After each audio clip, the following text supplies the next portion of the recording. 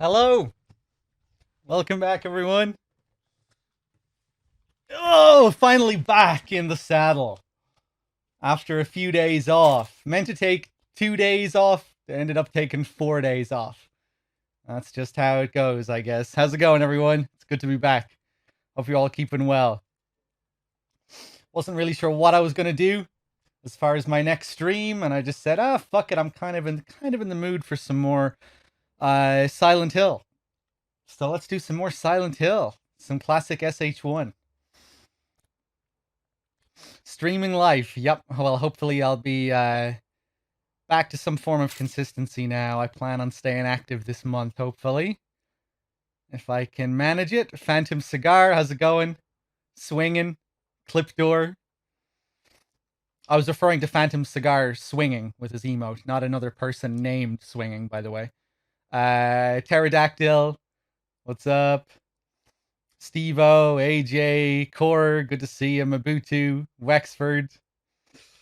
Second Not Glad with the tier 2 and the 56. Thank you very much, man. Bubblefish, Jankal, all the people. Hope you're all keeping well. Roads of Silence, how's it going? Started playing this one for the first time this week, having a hard time with tank controls. Yeah, it can be hard to go back to those control schemes if you never, especially if you never played them growing up, you know?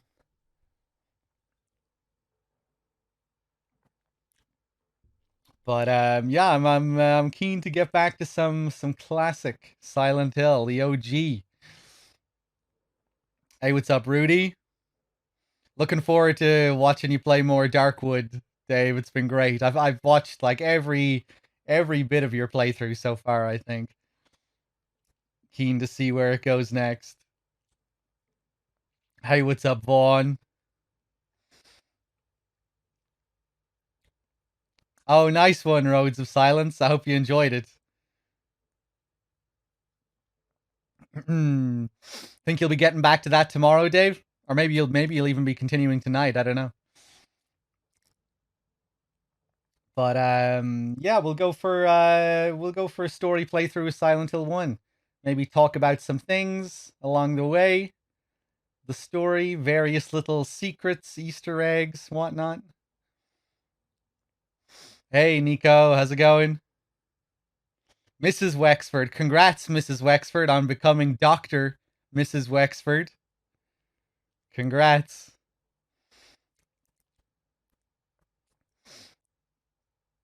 Squidgy Business, how's it going? PhD. Mrs. Wexford, PhD. Give me a second here, guys, and we'll get this show on the road. Hold on.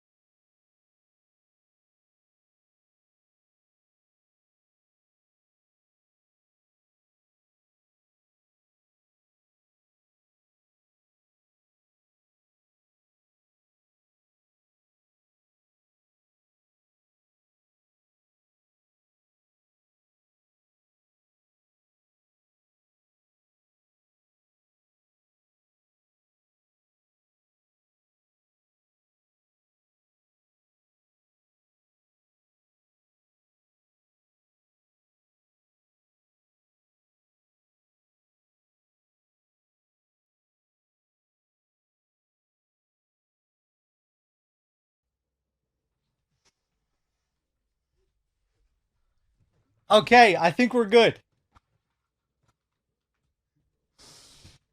I hope you like my PS3 wallpaper.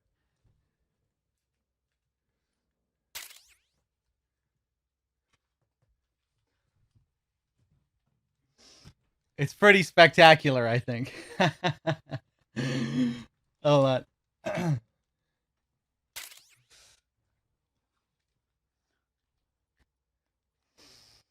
Okay, I don't know what the hell happened there. Let's actually do it this time.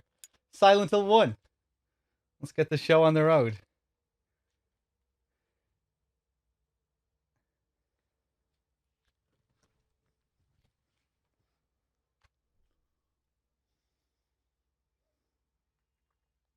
Ho!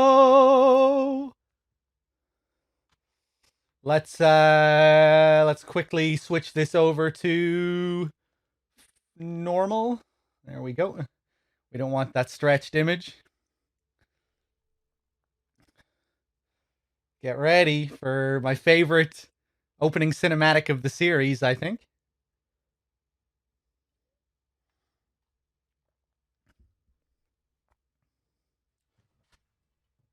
What the fuck is going on? Why is it a black screen again? It seems to switch over to a black screen as soon as I go into the game. What the fuck?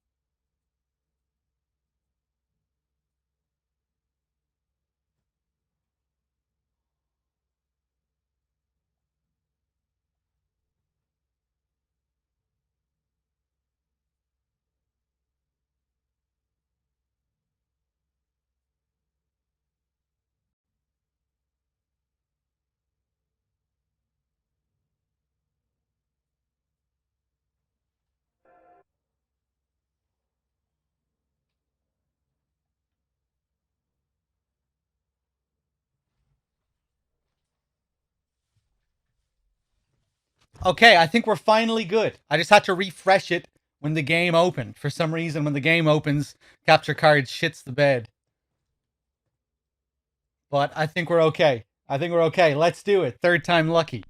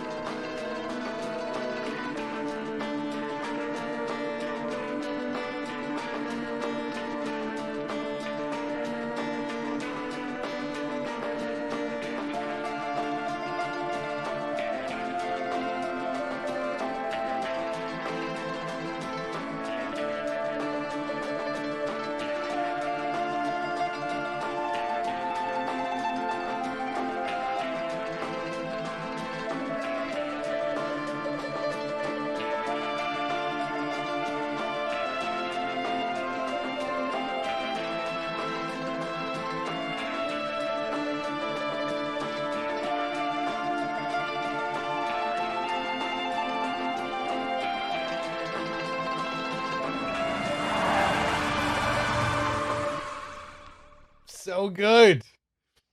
So good. Hey, I thought I had a save. No, no save. Internal memory card. Maybe we can switch over and I don't think I'm bothered to restart the game because I'll have to restart the capture card and oh, it reads it straight away. High tech. Right, I forgot how high tech the PS1 was. Nice. Okay, hold on. So where am I? Next fear. Okay, yeah, I think I might go for NG+. It's been a while since I've done an NG+ playthrough where we can get all those other items and whatnot. I think I've played New Game for the last few years. So maybe we'll go for Next Fear this time. But yeah, I love that intro. I love how it's not just a compilation of things that you'll see in the game. Which is kind of how all the other games are with their intros. You know, it just kind of spoils scenes and stuff from the game. But Silent Hill 1 is different because it shows you it also serves as the intro to the game. It shows certain snippets and things that you'll see later on, but it also gives you a backstory which we never see in the game. Harry's drive into town and the car crash that starts the game off.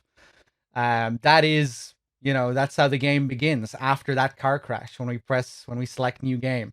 So it's not just a montage of spoilers. It's the intro. It's the actual intro to the game. And there are a few other scenes and little snippets that we never see in the game as well. Certain FMVs, like just the Gillespie home.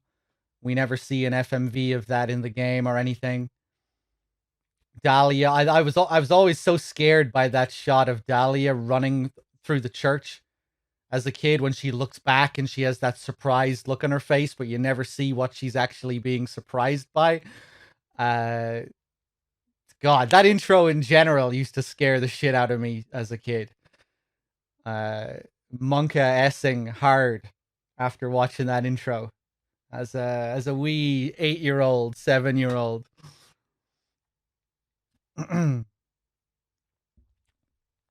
Amazing work again by Sato on those FMVs. So expressive, those faces. Even the way just Harry turns to look out the window at Sybil's bike. You know, he sees Sybil driving past him and then later on he sees her bike on the road. Just that look of worry and concern. Let's do it. Oh, does Next Fear skip the intro?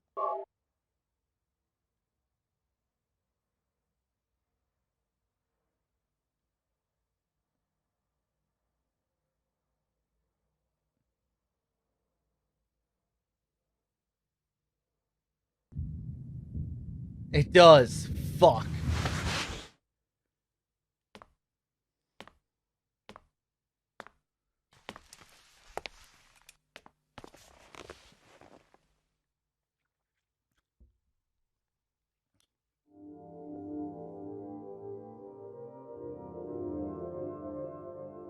Kind of cool, but I wanted to see the intro. Dreaming?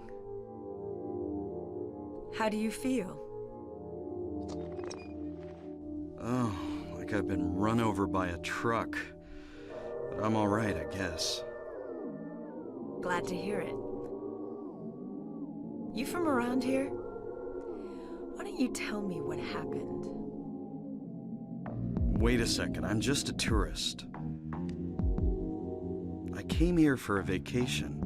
I just got here. I don't know what happened. This track is so good. I'd like to find out myself. Uh-huh. Have you seen a little girl? Just turned 7 last month. Short, black hair. My daughter. Sorry. The only person I've seen in this town is you.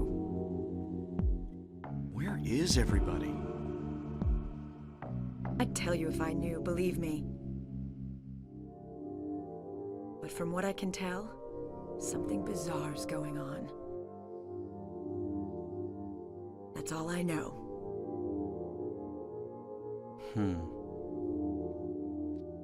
What's your name? Harry. Harry Mason. Sybil Bennett. I'm a police officer from Brams, the next town over. The phones are all dead, and the radio too. I'm going back to call in some reinforcements.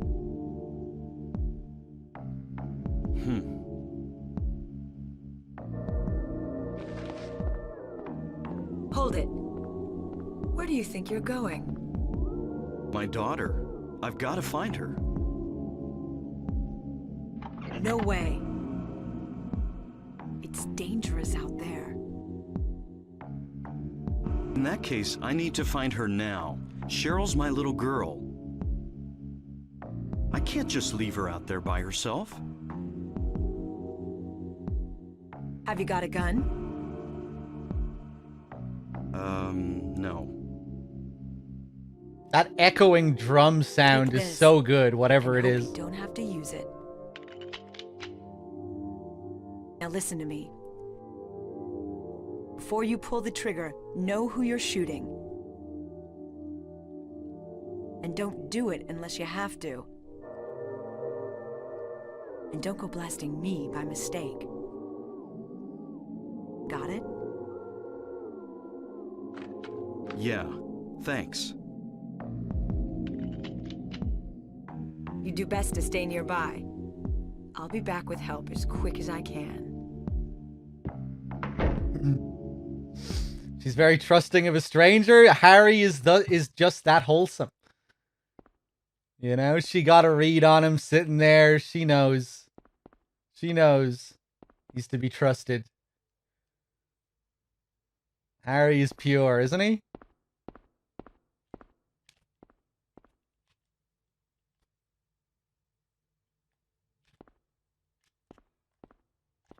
Getting my bearings.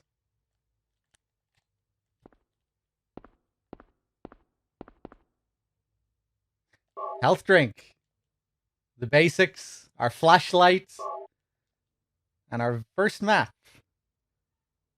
Residential area map. I'll take it. Love that shot. The winged creature flying past and then they immediately cut after they show it. I think that might be my favorite track in the game, that cafe theme that we just heard there. So good, such a vibe. That bass, that Twin Peaks bass. And whatever that drum sound is that just echoes out. So atmospheric.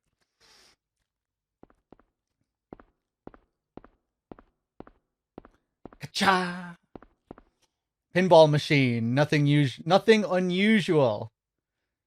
And like a lot of things in this game, there are a lot of movie references. And I think this pinball machine is even a movie reference to, I think it's Children of the Corn, a pinball machine that was in the first Children of the Corn film. Medieval Madness, I think it's called. And our very first Stephen King reference of the game, this poster here, which was something that Stephen King had done for his college newspaper or something like that. If you read the text there, it says "Study, damn it," with a guy holding a shotgun. I think it's supposed to be what's his name? Name is escaping me. Manson. I thought I could do the close-up look.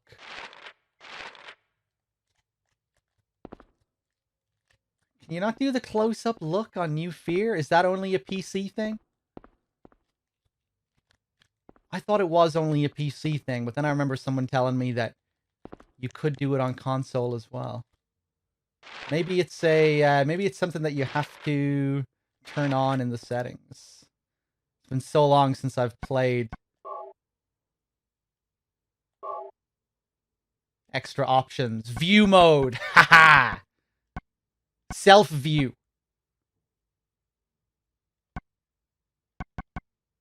View control, normal.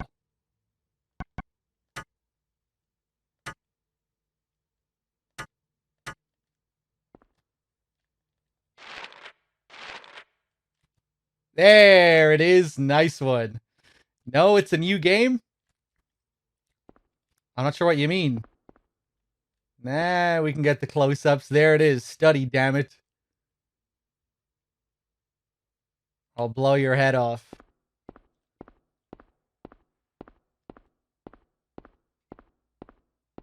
Portishead reference here as well. One of Akira Yamaoka's influences. Nice. I really like this feature. Especially for a game like this, you know, where there are lots of little details in the environment that you might want to look at up close. Creepy looking Virgin Mary up there on the wall as well. With bleeding eyes, I think.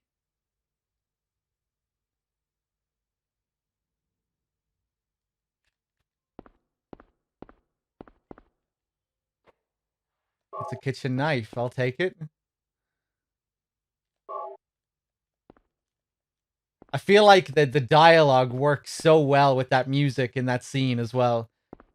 Just in terms of how the scene is framed, it's definitely one of the best scenes in the game. The long pauses, but it just works perfectly with that music. Let's take a look at this radio. What's going on with this radio? A radio seems broken. Can't hear anything. We skip the intro. On New Game Plus, Harry just wakes up. Yeah. The start of the game is usually a dream. And then when you die, Harry wakes up and the real game begins right here. But on NG Plus, it just begins with Harry waking up, which almost makes the whole game feel like a dream. And we're just waking up into another loop of some kind of recurring dream. That's kind of the impression it gives to me anyway. But I guess it would make sense that they skipped the dream sequence either way on NG Plus, where we just wake up after the crash. You know, it makes sense that this is where the game would begin as well. Hey, Storm, baby Silent Hill on Bonfire Nights, exactly. Let's get prepared for the next encounter. Let's equip this weapon.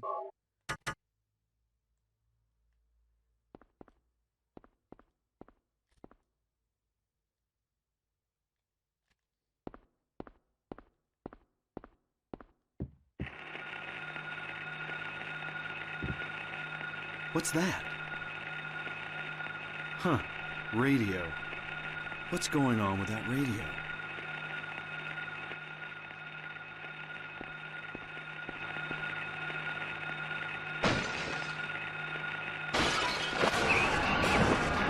Oh my god! Shoot it!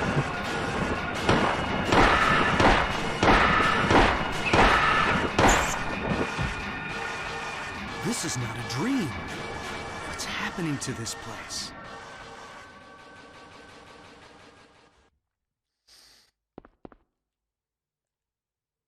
There's a pocket radio. Take it? Yes.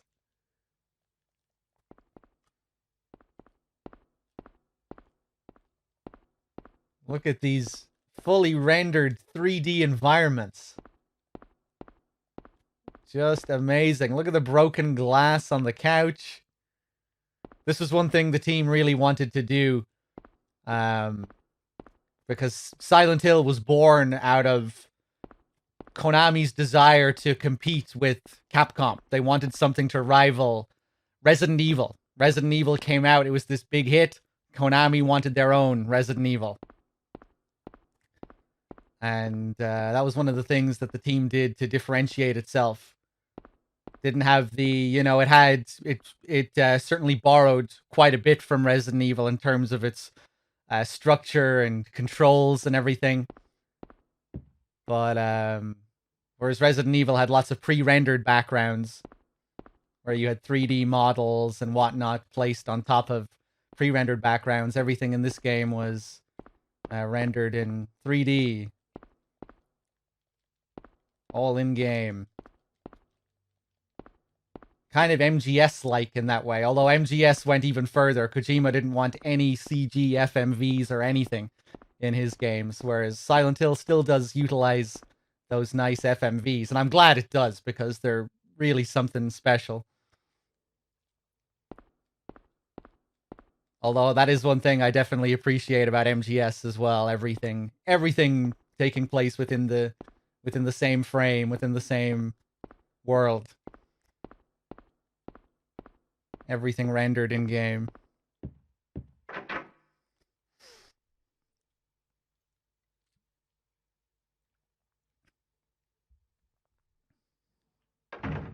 That was a long loading screen. Where could Cheryl have gone? I love how banged up that cafe sign is. Look at that. Everything torn to shreds. Cool how we can see the smashed window from the other side. I guess I'll check that alley again. And this is the alley that we saw in the dream, which you would have seen on your first playthrough. Hey, Wispy, thank you. I'm glad you liked the Silent Hill streams.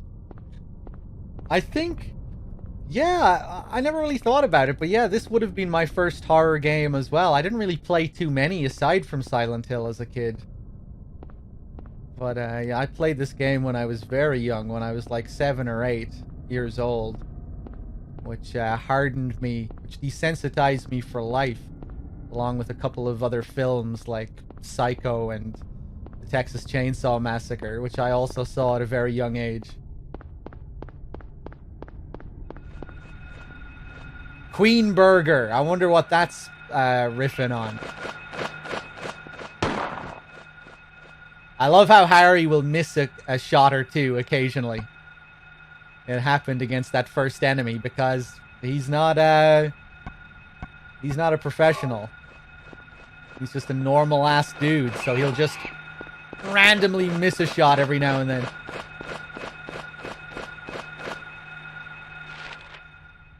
Alone in the Dark. I really would like to play Alone in the Dark. I saw some clips of it, and certain things which seem to inspire Resident Evil. Alone in the Dark had tank controls, didn't it?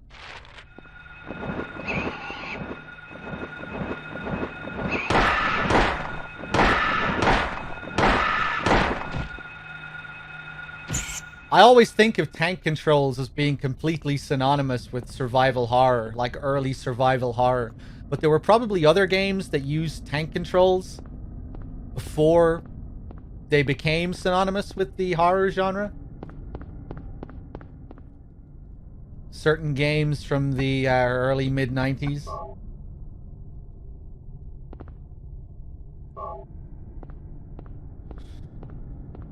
Sweet Home was a big influence on Resident Evil, yeah. I think a lot of people say that Sweet Home was like the first... a lot of people cite it as the very first survival horror game. No parking anytime.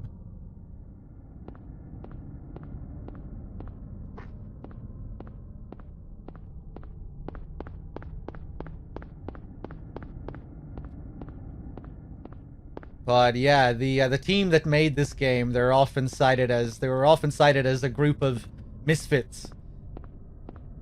That they were working on a lot of them were working on other Konami projects that didn't pan out too well, and they all got bundled up together to work on this Resident Evil competitor.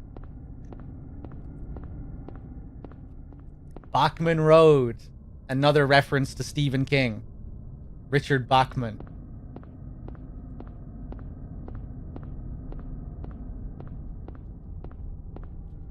In fact, a lot of the street names are references to various horror authors And maybe a director or two. Hey, what's up, S2? I have played the original Resident Evil on stream, yeah. It is snow, not ash. You've been watching too much of that Silent Hill movie.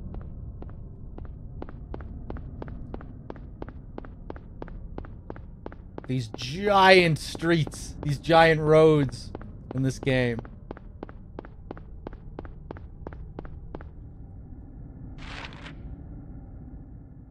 Alright, we're gonna go all the way up to the top of Bachman Road before we do anything else.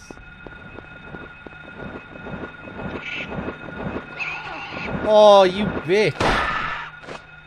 Maybe I'll just let him go. Oh, wow.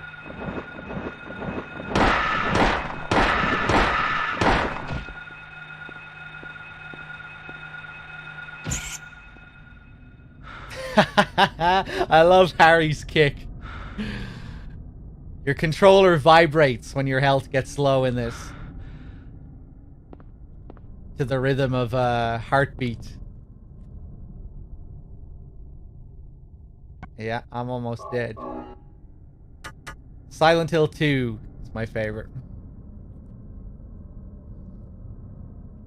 I haven't watched the Silent Hill movie in over 10 years. I don't remember enjoying it all that much. My car, too smashed up to drive. Where's Cheryl? I pray she's safe. I don't think this is an intentional typo. Maybe it is. It makes Harry feel kind of sinister. I don't think Harry is supposed to feel sinister. So that's probably a typo, but maybe not. Maybe Blaustein did that just to be creepy or something. I don't know.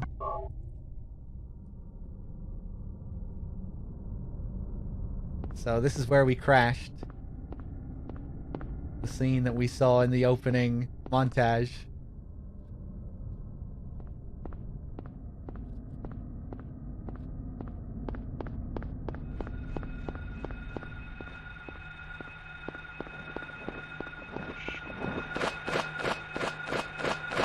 Zigzag, zigzag.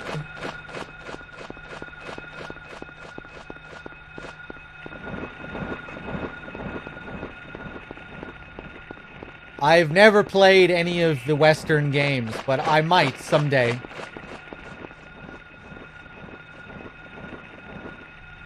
Eight. Silent Hill's version of 7-Eleven. 8. This place completely banged up. Just love all the detail in the environments. Again, I don't think this team really got to shine until the PS2 era. But it's still amazing what they were able to accomplish with this game.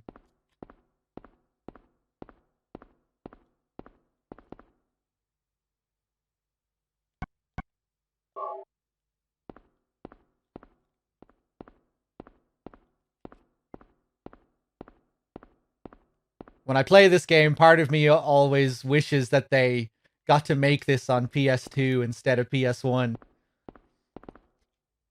Just because of how amazing the environments look in Silent Hill 2 and 3. Especially in 3 when you go back to some of the locations from this game and they're just stunning.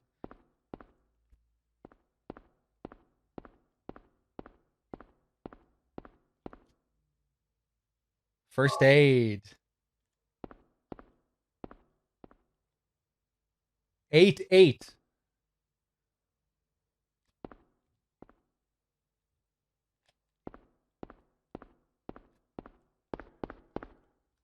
I think I can pick that up, whatever that is. Oh, it's the fucking channeling stone. I completely forgot.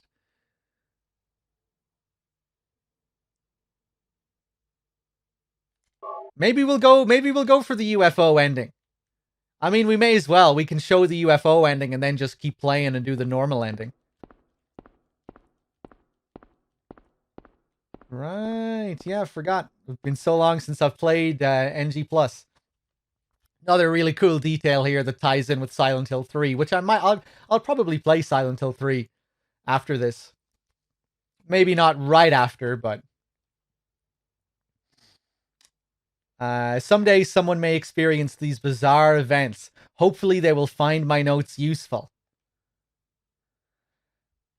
So when we save, Harry is taking a note of what's happening. He's writing a diary, essentially. And the cool thing about Silent Hill 3 is that in Silent Hill 3, we get to read what Harry was writing in these notes. We get to read his save point notes, which fleshes out his character and what he was thinking. Not much character is really given to Harry in this game. He's lost his daughter and he needs to get her back. He's a concerned, loving father who's very confused about what's happening.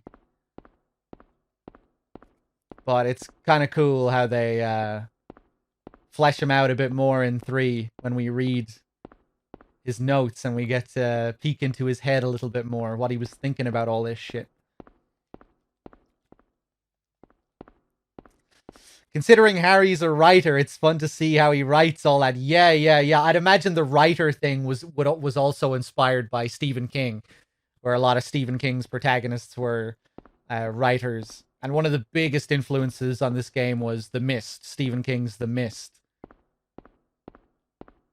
About a small town that gets shrouded in this mysterious fog. And there's an air raid siren that goes off once the fog covers the town. Big influence. I think Carrie was probably another pretty big influence on this game, with Alessa Gillespie, the daughter of the religious lunatic who has magical powers.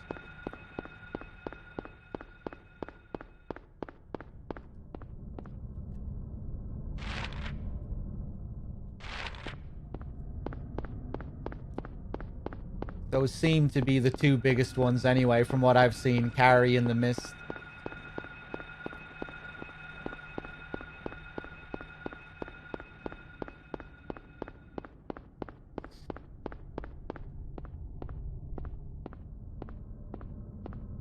The novel of The Mist has a much different ending. Yeah, we were watching the film version for movie nights a while back.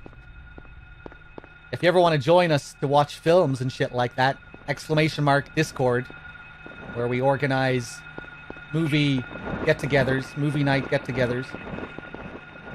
I really wasn't that crazy about the film, I have to say.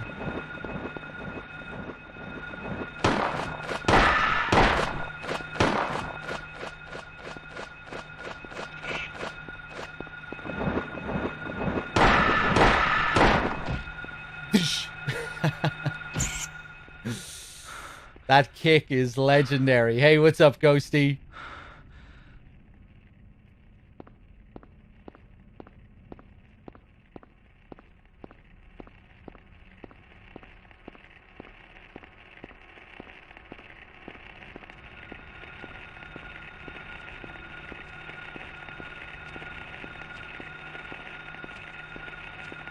Can you, like, walk past the dogs in this game?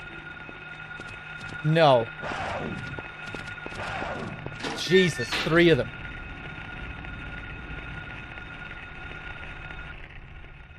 I didn't think you could do that. Just after playing Silent Hill 4, I thought I'd give it a try. I thought it might make a difference.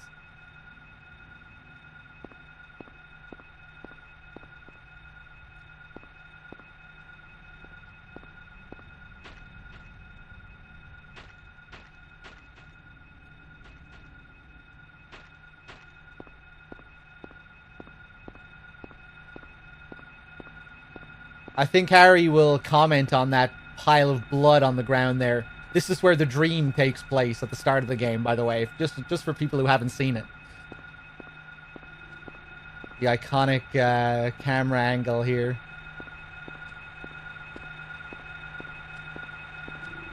Uncle Lander with the raid. Thank you. I think I need to thank some people.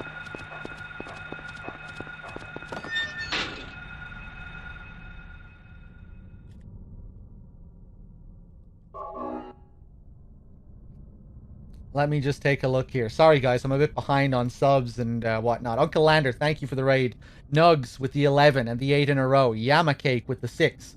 Lord Moldy Butts, the classic name, with the 5 months. Yuki with the 4 fucking years. Yuki, I hope you're still there. Thank you. Resurrection with the 6 as well.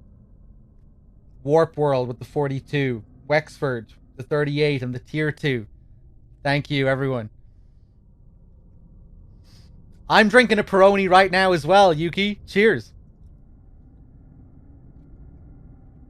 Happy Friday.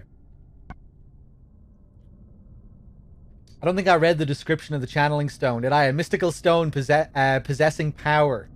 If used somewhere, the result will be... You know, I actually forget all of the locations for the channeling stone. I know one of them is in the school courtyard.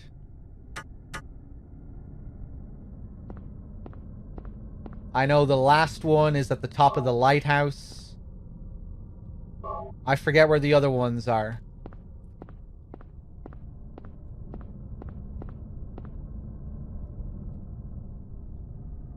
To school. Isn't this Cheryl's sketchbook? She's at the school.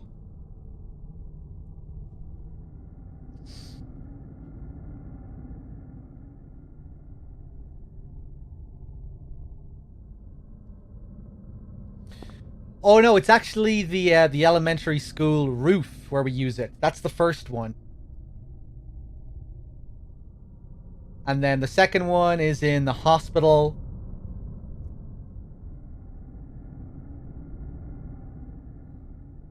Or at the hospital gates before the big moth boss. The third one is in the motel parking lot. The fourth one is before the lighthouse, and then the second one is at the top of the lighthouse. The last one.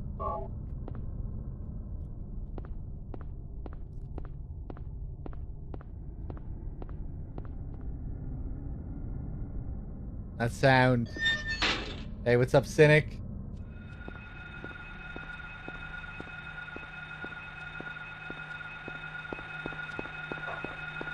Oh!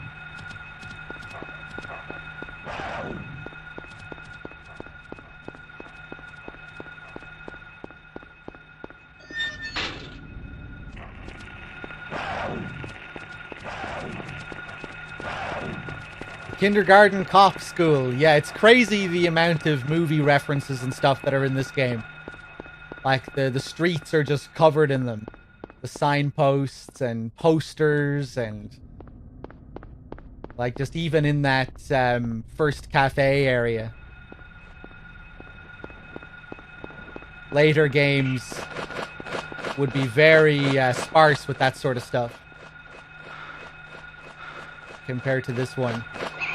Oh, you bitch. Yeah. Need to get my strafe action on again. Look at those moves. I love Harry's animations. Oh, don't even think about it.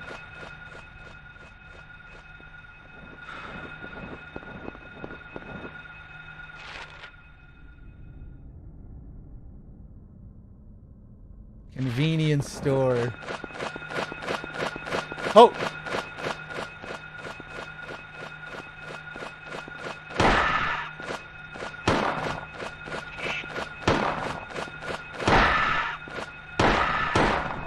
Oh! Harry Mason. What a shot.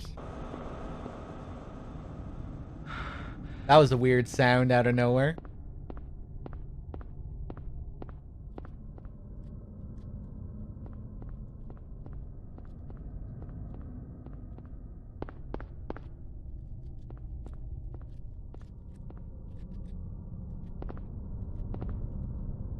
There it is! Do the river dance, Harry.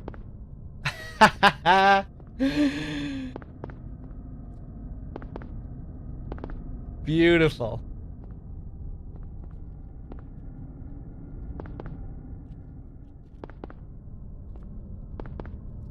Alright, I'm satisfied.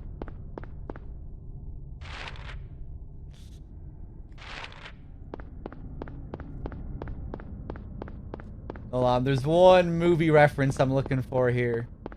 These streets. Here it is. Some of you horror fans might recognize this. Metropole. This is a reference to a cult Italian horror movie called Demons. Not directed by Dario Argento, but the script was written by him, I think.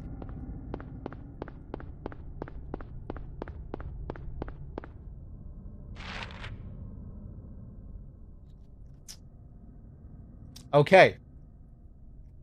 So we have to get to Midwich Elementary School.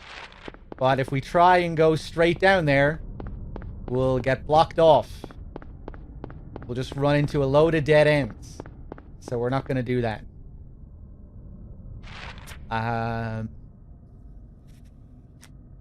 Let's go all the way over here. I don't think it is directed by Mario Bava. It's directed by Lamberto Bava, isn't it? Mario's son.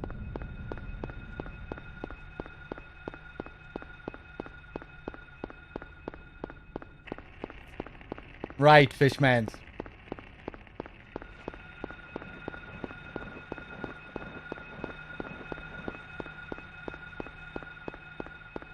That was a fun film. We did that for movie nights sometime last year, I think.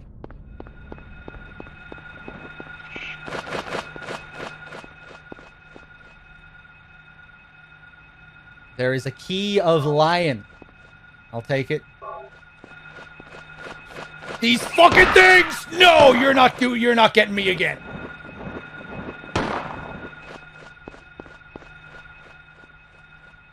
I'm not used to using this view, but I really like it.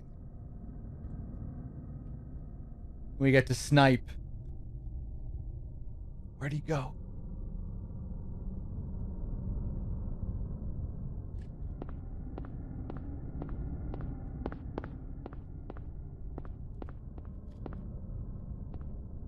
Love the detail here, the blood smear.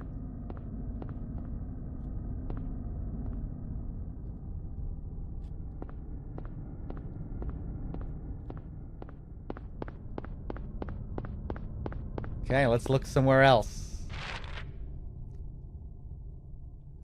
Nah, that alleyway.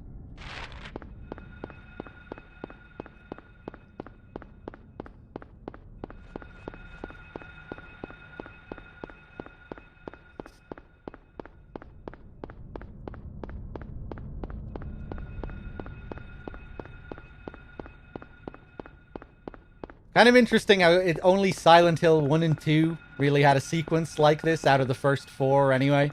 Where you're just left lost in the town at the start of the game. In Silent Hill 3, when you get to the town, you don't really have too many options, you know?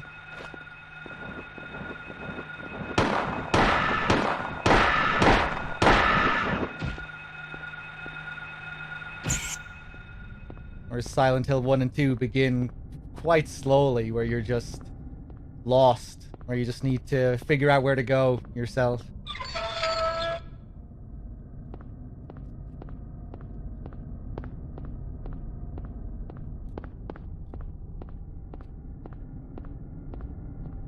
Lovely. A dog's head. Someone playing basketball with a dog's head. And what key do we get? Key of Woodman.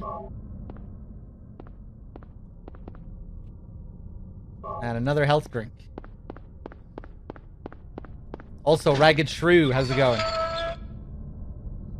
And my chat completely fucked up on me, and now it only just caught up. Sorry, I've missed the last few minutes of chat. It's still kind of fucking up on me here. Hold on. Oh, no.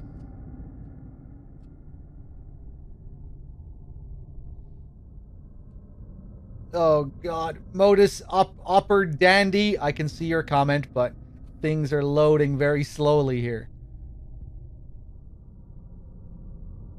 Oh my god. Okay. I'll put up with it for the next couple of minutes.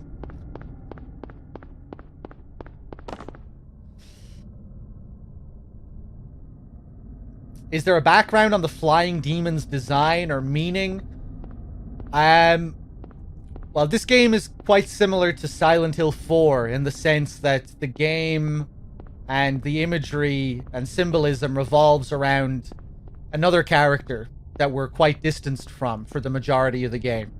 Whereas Silent Hill 4 was very much Walter's story, and everything in the game revolved around him as a character rather than Henry.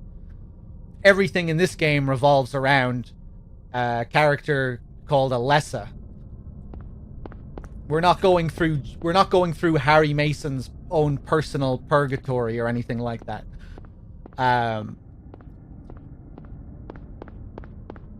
We're seeing a little girl's nightmare come to life.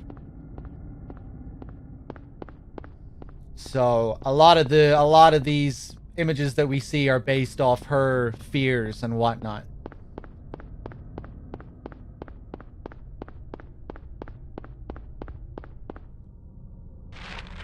I think that's why we'll see quite a few references to children's books and fairy tales and things like that.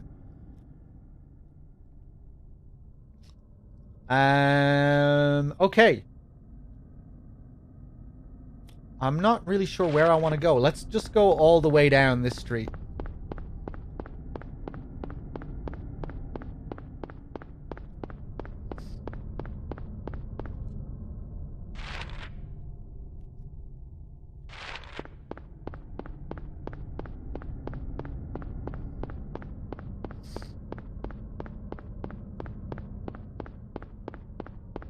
Okay, hold on. I have to close my fucking browser and reopen this shit. 1 second, guys. Sorry about this, but this is frustrating.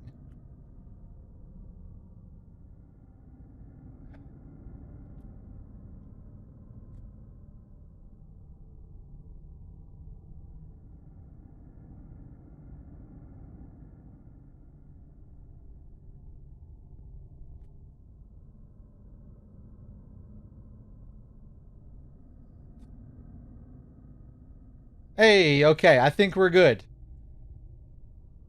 Simple close of the browser seems to have fixed everything, and my chat is back to normal speed.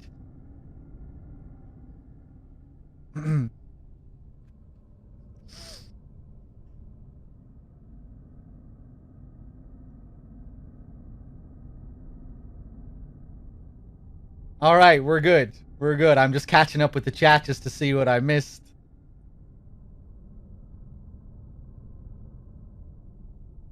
Is Threedogg a human centipede reference? That's actually original. I've never seen that one before. Hold on.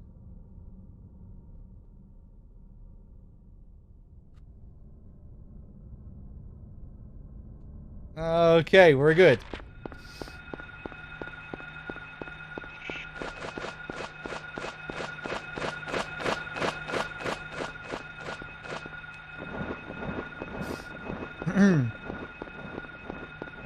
It's not a reference to the human centipede, no. If you really want to know.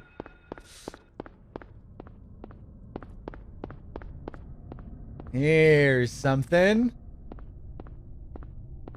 Bunch of random pages on the ground. Why not? Doghouse, 11th Street.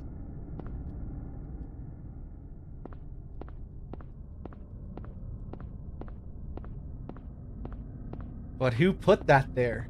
Who's giving me hints? Where's 11th Street? We're right beside 11th Street.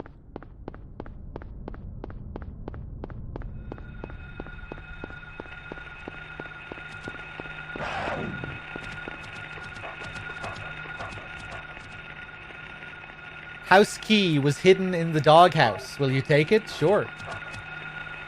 Nothing unusual.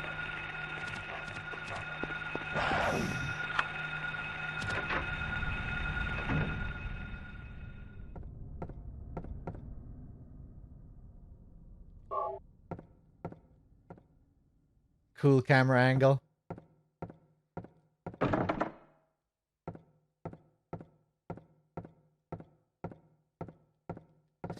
Can't we open that door? Isn't there a hidden item in there on Next Fear?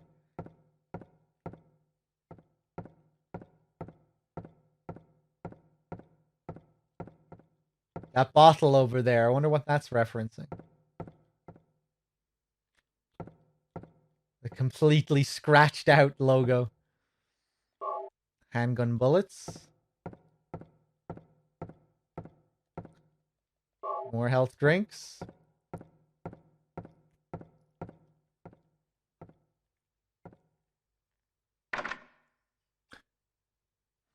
Use the key of Lion. And the key of Woodman. But there's one lock left. Something is written on the map hanging on the wall. Copied it to the map. Keys for Eclipse.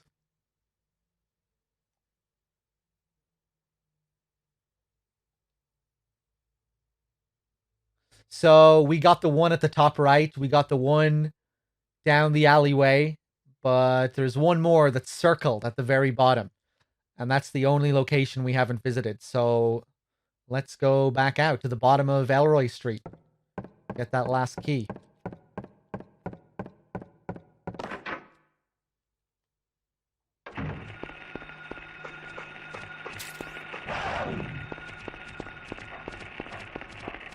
Wicked guy with the 5 months. Thank you.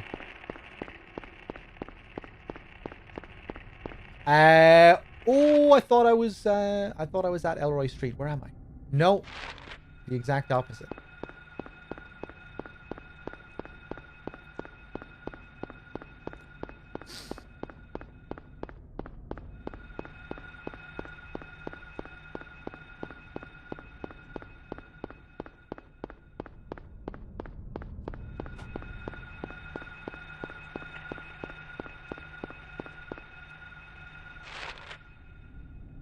Keep going.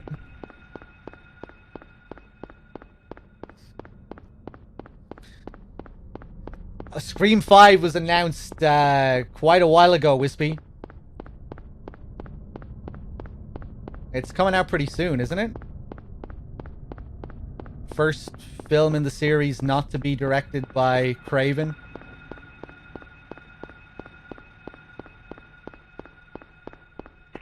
Yeah, it's been, it was announced quite a while ago.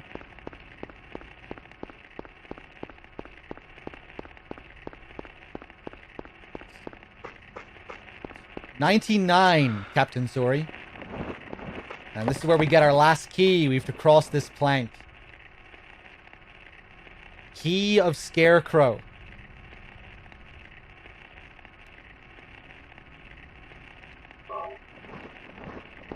So the keys all seem to tie into some kind of Wizard of Oz reference.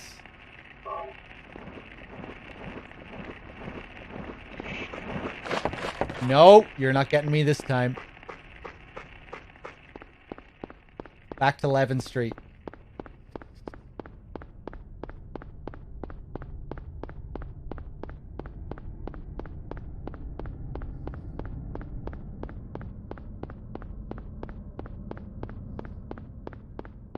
Saw the trailer for it, and you sound like you had a good time watching Dune the other day, Salami.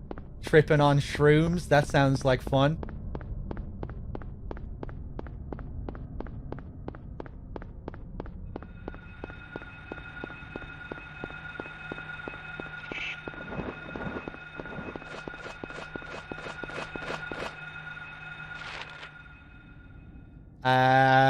Where am I? Right beside 11th Street. Oh!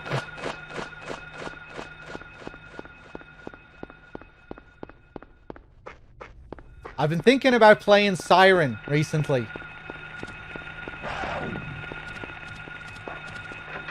The very first Siren. Just as I was thinking about playing this game today. Siren is, of course, another game created by Keiichiro Toyama, the guy who created Silent Hill. And the guy who also left after creating and directing this game. Kind of interesting, the circumstances under which he left as well. He felt like he kind of you know, even though this game was really well received, I think in general anyway, in Japan and in the West, you know, it was a big success. He felt like he wasn't really ready for the job, and he stepped down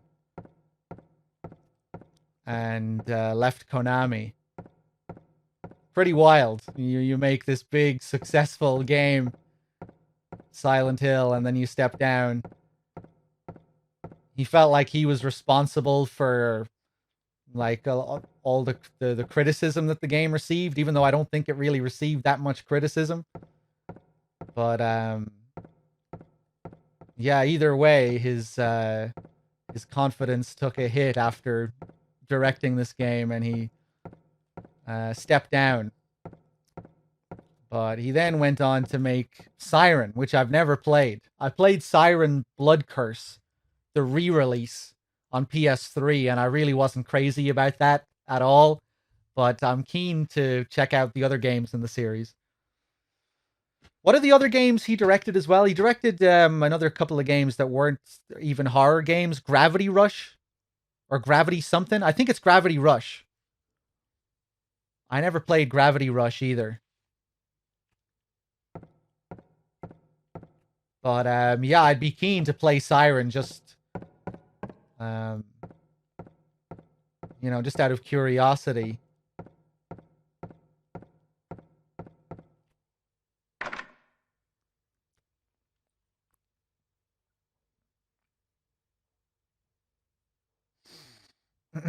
If you revisit Resident Evil 1, the graphics are really barren in contrast to this. Yeah, I was talking about that a bit earlier. I really like the original Resident Evil. But yeah, I guess well, for starters, the backgrounds in those classic Resident Evil games, they were pre-rendered. Whereas this game didn't use pre-rendered backgrounds at all. The only things that were pre-rendered were the FMVs, the cinematics that we get every now and then.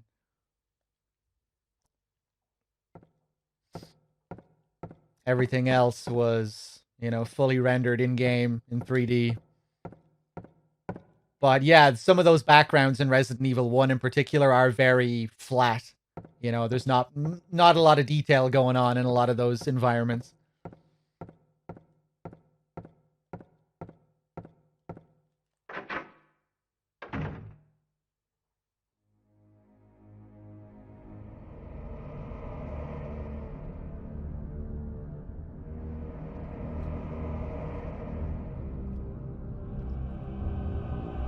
It's getting dark again. What's going on? Keys to the Eclipse.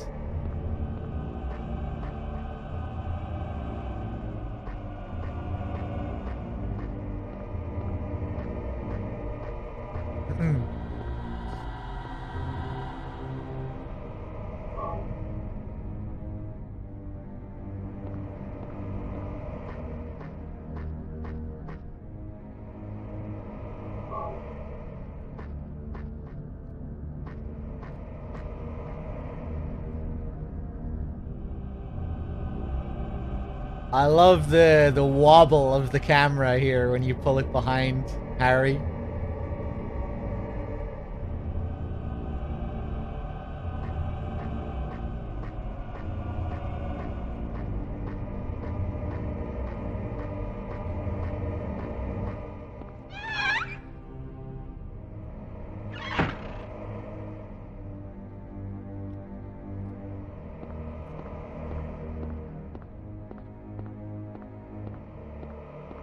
Was Siren called Forbidden Siren in EU and Australia? I think it might have been. I'm not sure.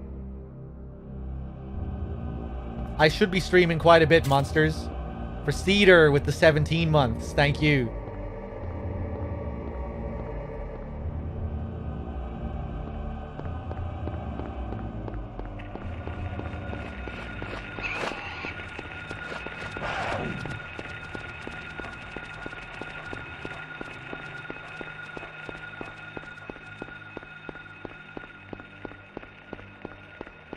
I don't think we should be seeing this shadow clipping on the ground. I think that might be an issue with the PS3's emulation. I don't think you even see that normally playing it on PS3, honestly. I think this might be an NG Plus issue or something. Because of the camera switch? I don't know. I feel like you don't usually see that, but okay.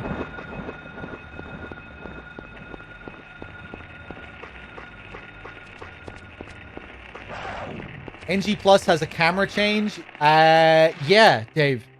It's optional. On NG Plus, you unlock a secret menu. If you select options and then press R1, look at this. You get cheat codes if you like. You can adjust the amount of bullets that you get. So you get 2 times the amount when you pick up bullets. But this is what you see me use quite a bit. Self-view. This is how I get this over-the-shoulder camera view. You can't do that in New Game, where you get that view right up behind Harry's head. Where you can look up, where you can look at things up close. Auto-aiming. I mean, the game has a form of auto-aiming as it is. But I guess this is an even better auto-aim. You can change the color of blood.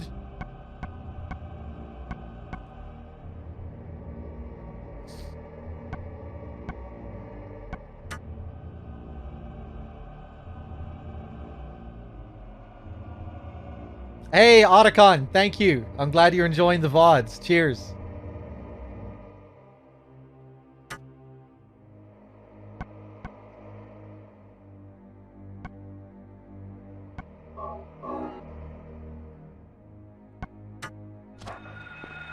Oh, hello.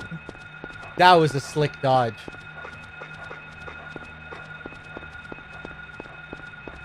So we are currently on our way to the school.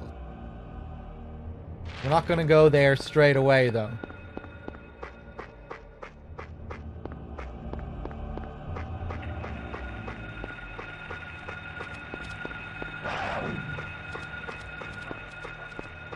Oh, what the fuck? Hey, how did I not see this? What the hell?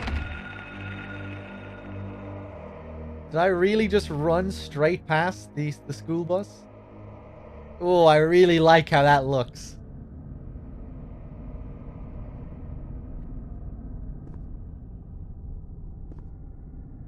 Just the light and the colors there with the cracked glass and the pitch black outside, the snow falling down. That just looks really nice. The frames seem to struggle quite a bit in this bus.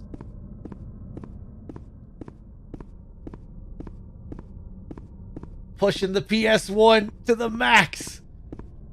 Let's save here. Didn't know about this bus? There are quite a few hidden areas, or areas that you might not have seen on a first playthrough. The convenience store that we went to, seeing Harry's crashed car.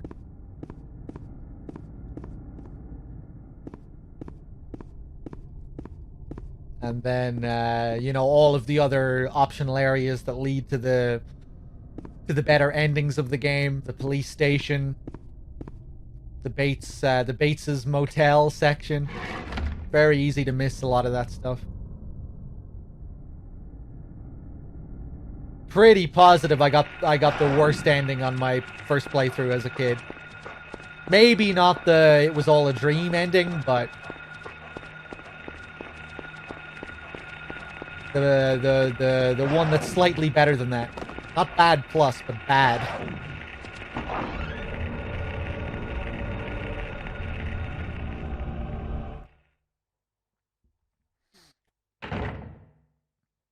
The bus reminds me more of Resident Evil 2, if anything. That iconic bus that you pass through at the start of RE2 on the streets. And now, pure silence for the first time.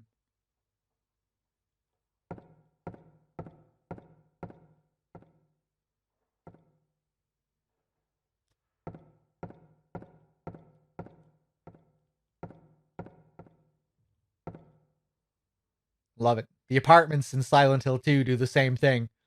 Very similar setup at the start of Silent Hill 2. You're lost in the town, need to figure out where to go, and then you end up in the first main area, the apartments. The first dungeon. And then when you go through the front doors, complete silence.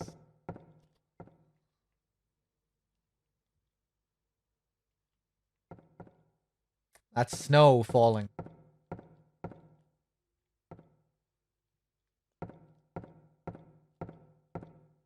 I really love using this camera.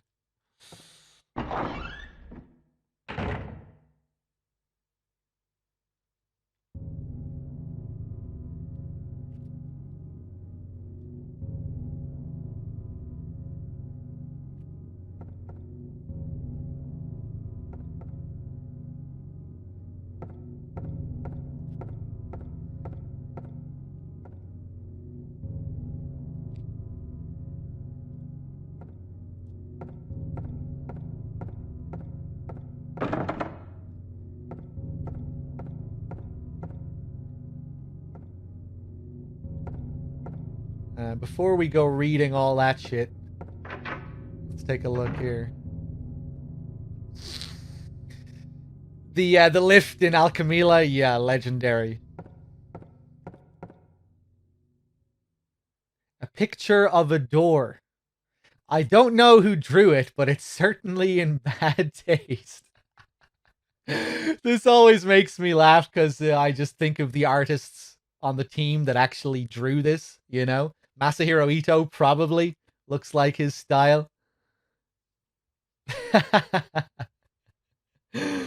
Fucking Harry shit talking the devs here. This is just awful work. This is just terrible. Okay. Get some handgun bullets.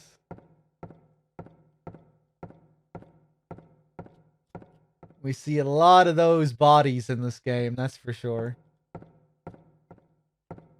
Some landscape. Ooh, group photograph. That reminds me of the group photograph that the black and white group photograph we see in the Historical Society in Silent Hill 2, which looks like it's a picture of the developers. I wonder if that's what that's supposed to be too. No way we're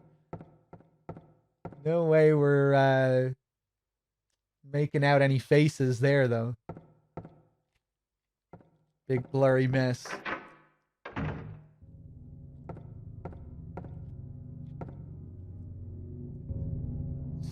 It's written in blood.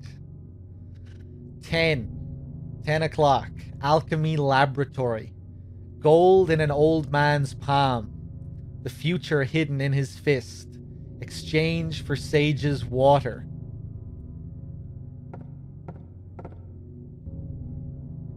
It's written in blood.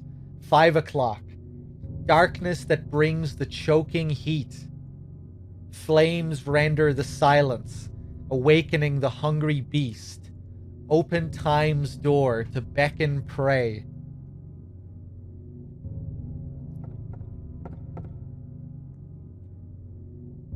It's written in blood. 12 o'clock. A place with songs and sound. A silver guidepost is untapped in lost tongues, awakening at the ordained order.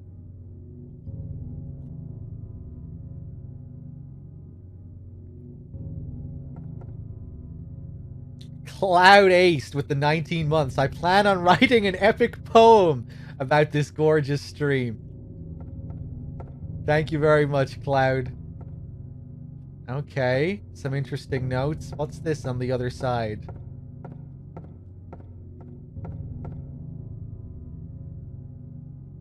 Moore, Ronaldo, Gordon. This must be the list of teachers. Or the members of the band Sonic Youth. Could be that.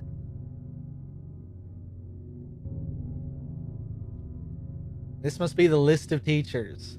We never hear much about Moore or Ronaldo, but Gordon will crop up.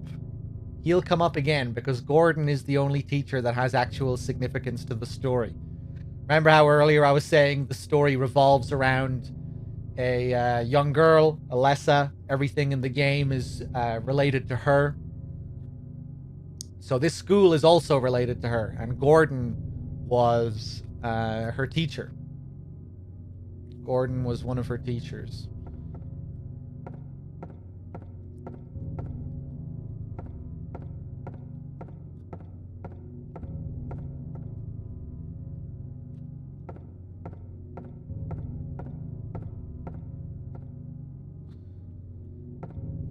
Kim Gordon was a female bass player in Sonic Youth. Yes, the other names are references to the other band members in Sonic Youth, correct?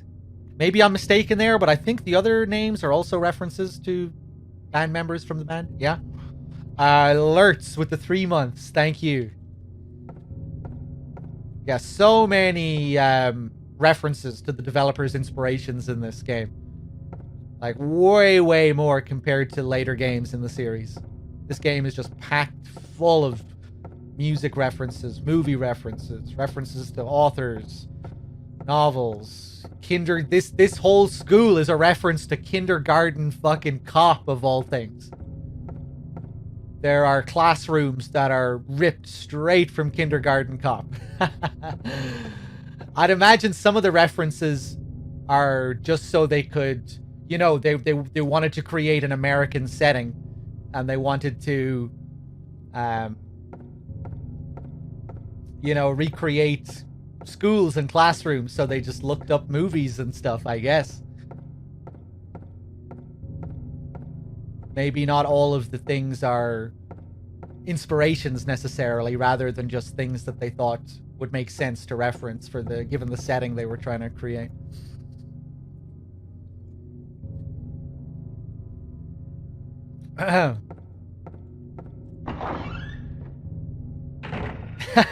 Dill Gaming. I don't know, man. And now we have censored children. Everyone's favorite.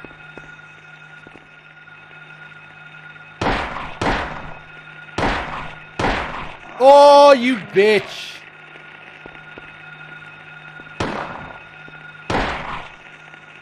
Ah, you're gonna grab me again. Ah! The fucking step screwed me over there.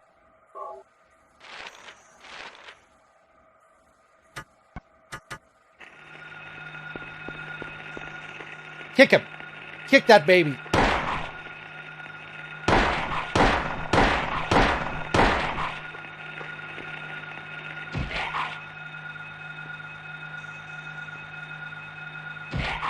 All right, so unfortunately, I'm playing the European version of the game, which was censored.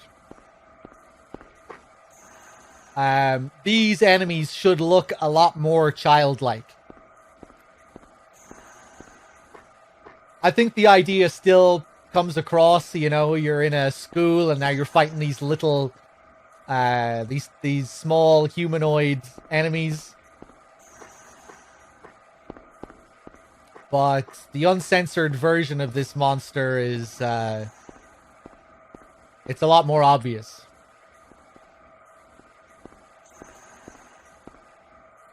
And again, this ties into Alessa's story. We find out that Alessa was bullied in this school. And these monsters represent those children.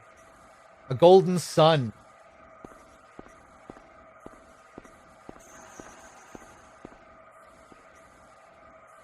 I guess another thing that feels Carrie inspired. A silver moon.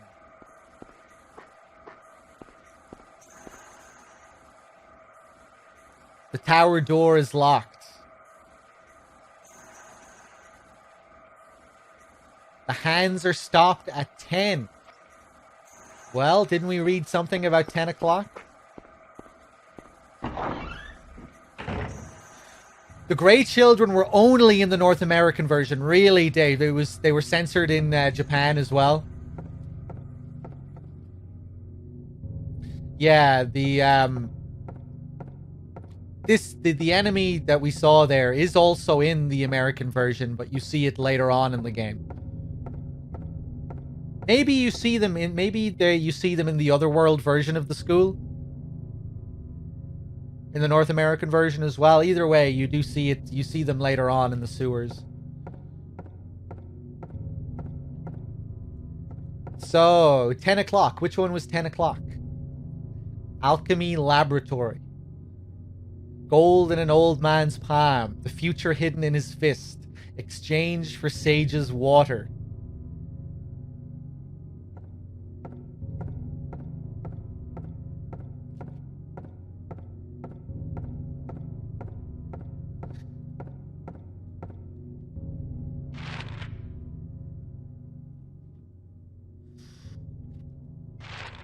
Let's take a look at these classrooms. Well, we have a chemistry lab and a lab equipment room up on the second floor. Seems like that might make sense with regards to what we just read. Let's see if we can head up there. I'll probably split this playthrough into 2 sessions, by the way, guys. I don't think I can go for all that long this evening. Although we should still get a good bit of the game done. We'll go for a few hours. But yeah, I'll come back to finish this tomorrow. And I am going to do Maria's sub-scenario in Silent Hill 2 as well.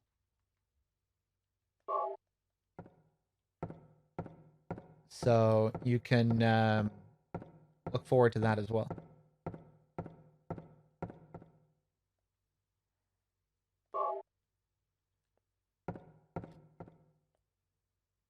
Silent Hill Hospital, 911. Some blurred out poster there, which is probably some kind of movie reference or music reference.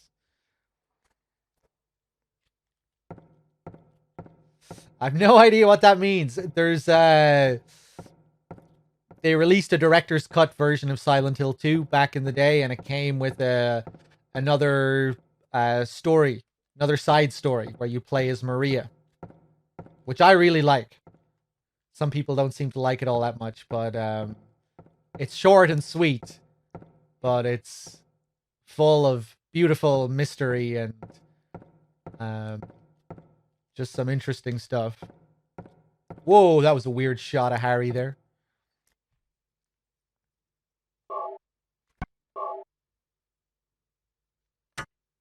We get more insight into Maria's character, which is interesting because Maria isn't a real person.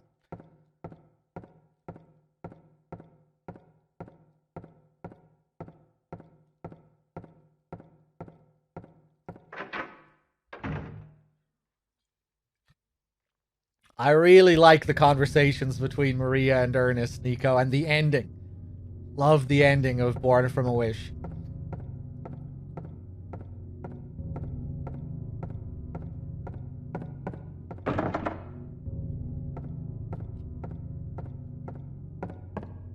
But yeah, I don't know. It really makes me so intrigued just about the spiritual side of Silent Hill, you know, and the spiritual hierarchy, just how things function, how these spirits get created and how they're influenced and things like that.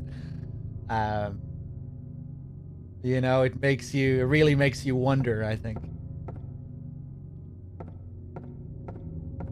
Without ever explaining too much. I think it's really well done.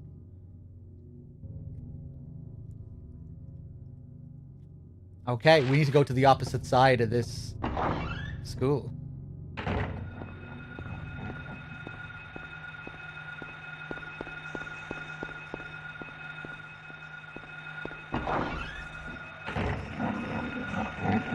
Oh, yeah, that's such a nasty encounter. I'm turning off this light. Like Silent Hill 2, the enemies are attracted to the light. Keep the light off to keep them away.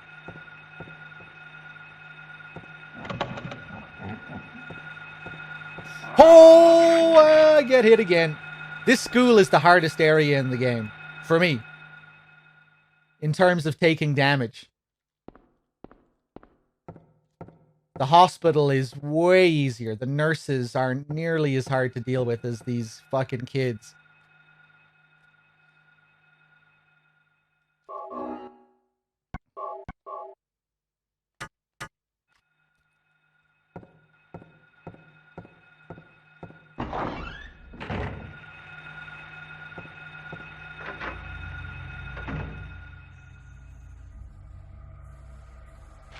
I think we're in the right place. The lab equipment room.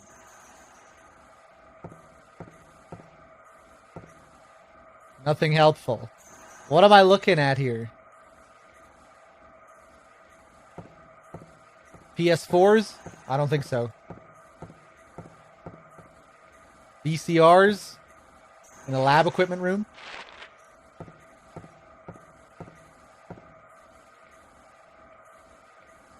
Nothing useful on the shelf.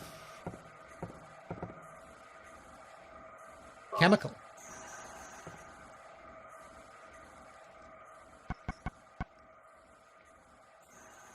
The label reads concentrated hydrochloric acid found in the lab equipment room.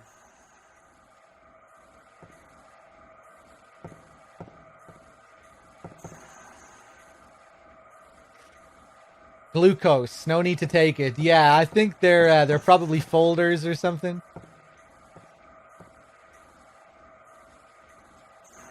I don't know.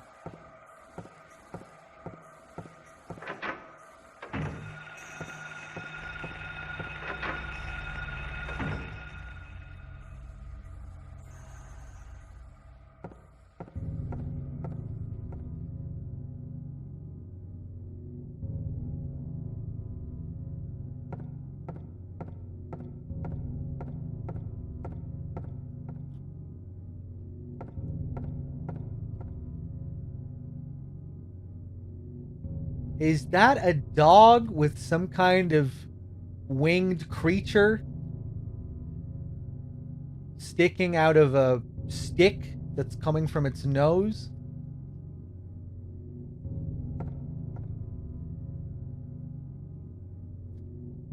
There's a pole sticking out of that dog's nose with a hideous winged creature attached to it.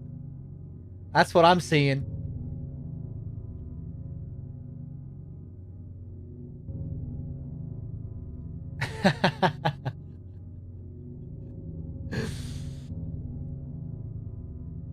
Maybe it's supposed to be a dog in front of a tree, or a dog in front of a signpost or something.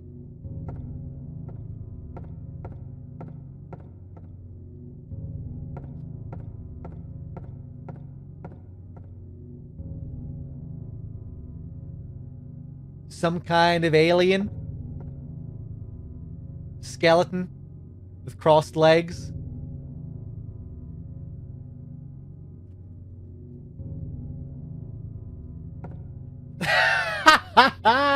Wait, what? What's a frog? Wait. Oh, right. I thought you were saying the dog was a frog. This is a frog.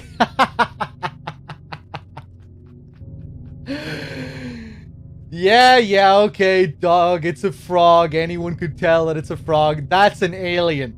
That's the real life skeleton of an alien.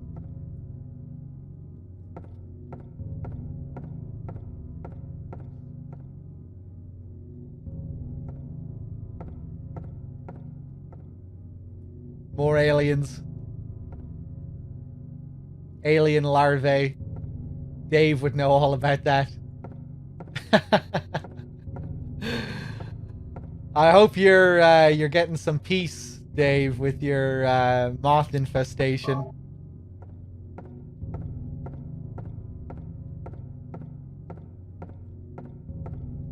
Oh shit, look at that.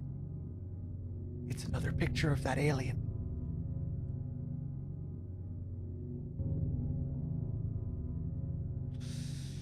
You've further spread death powder, and so far so good. You've become a real master at getting rid of those moths.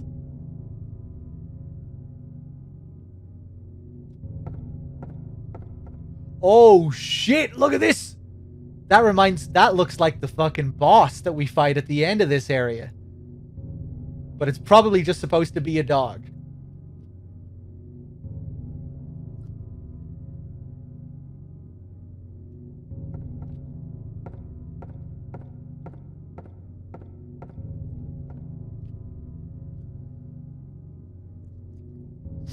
Statue of an old man's hand. The fist shut tight as if never to let go.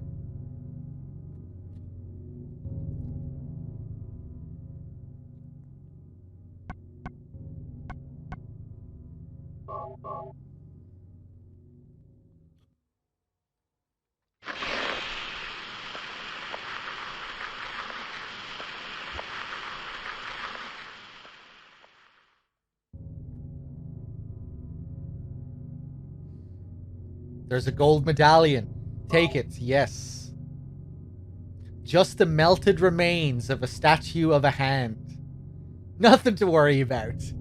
What a badass. Nothing to see here. My work here is done. What's next?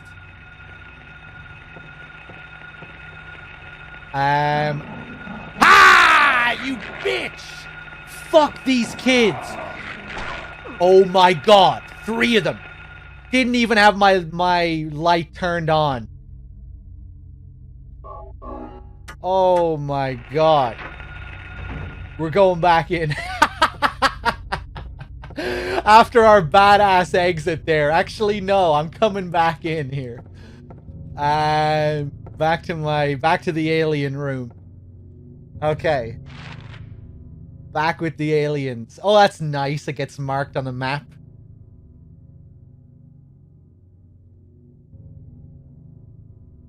That's pretty slick. I want to check out the music room just to show what the music room is like before we're supposed to go there.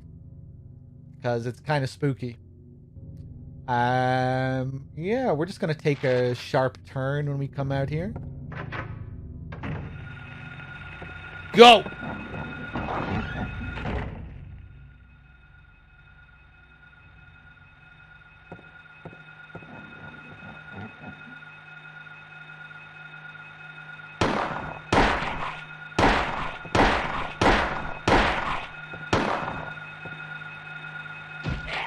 Fuck you.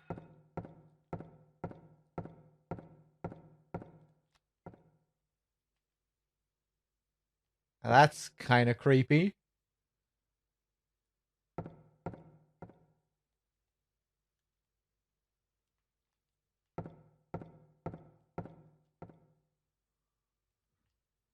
I'm not sure what that's supposed to be. Some kind of bear?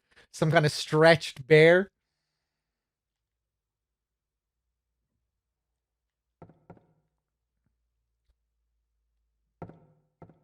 Hail something.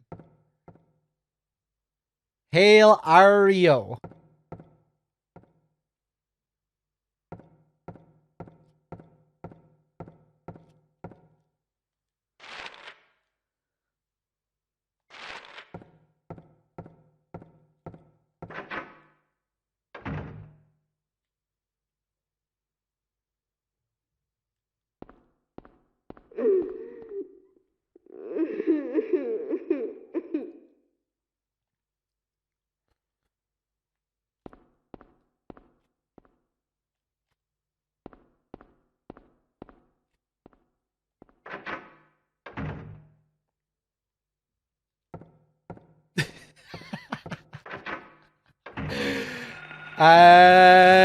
No. Harry doesn't like these bathrooms.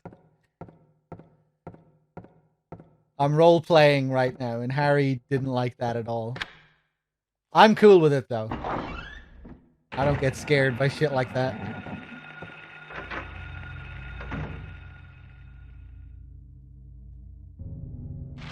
So here we have the music room. We can actually see the item that we need right there above the sheet music. It won't open. Odd. Doesn't look locked, though. I forgot that this appeared here. At this point. It's written in blood. A tale of birds without a voice. First flew the greedy pelican, eager for the reward, white wings flailing.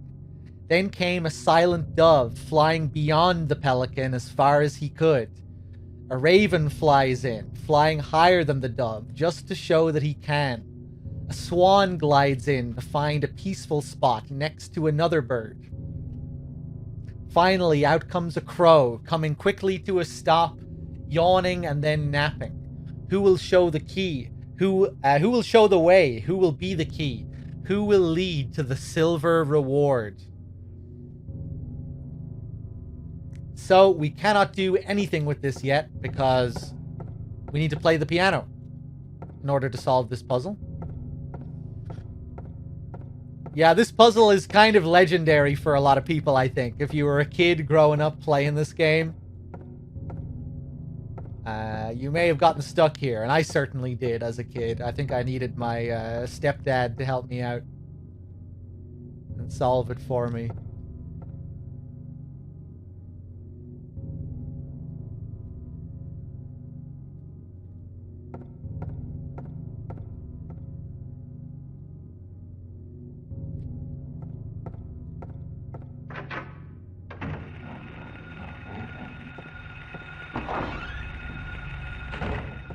Okay. So what we do now is we go all the way back down with our gold medallion and slot it in. If you're paying attention to the notes, you might realize that the time needs to be correct in order to solve these puzzles. It was 10 o'clock, so that's why we went up to the chemical lab.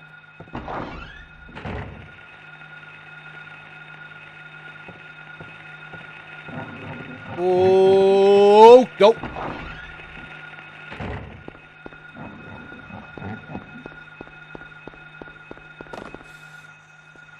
Ah, shit. Go, go, go, go, go.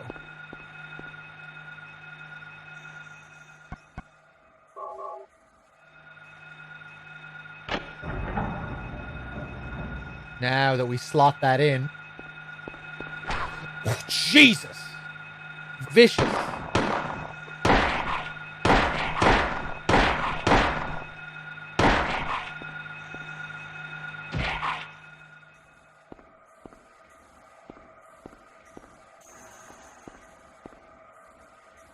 The tower door is locked. So now when we check the time after slotting that in, it's 12 o'clock.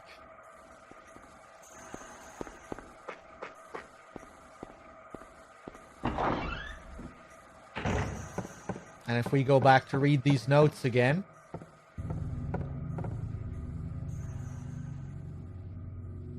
$5 o'clock, so it's not that one.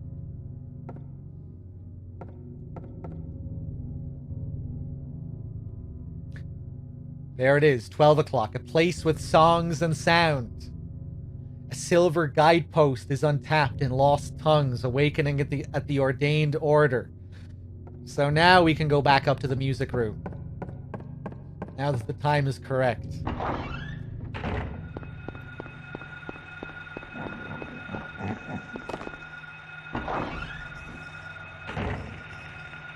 Go.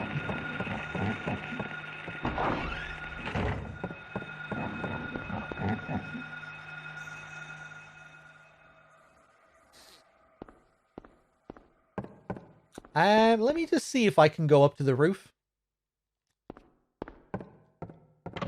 No.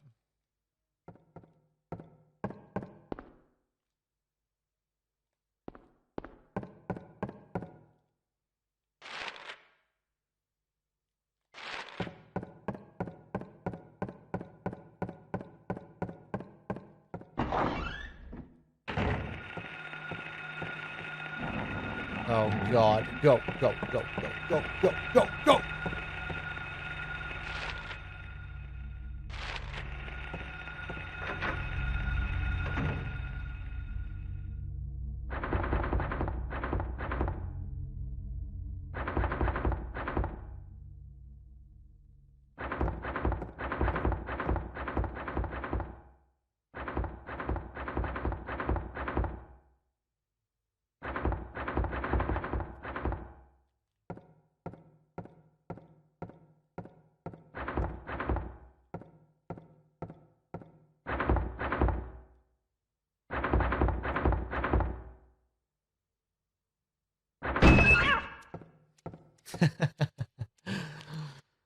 That was an impressive looking cat.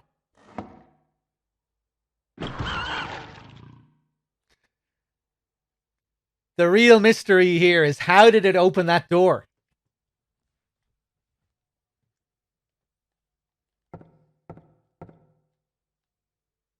Nothing inside. Oh, you can actually read the sign here.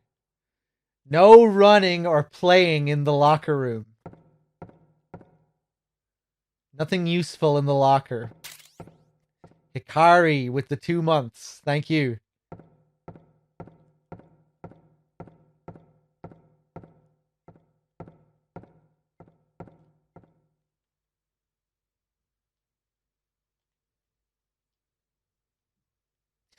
I'm not sure what that says, but that second word kind of looks like kill, doesn't it?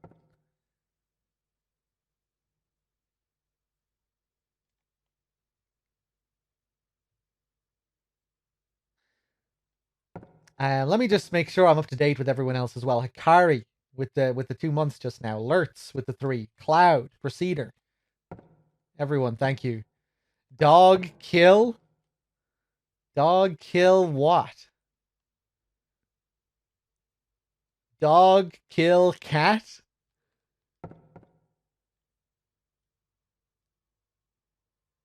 I wonder if that's it. Kind of interesting, given the cat in the locker here.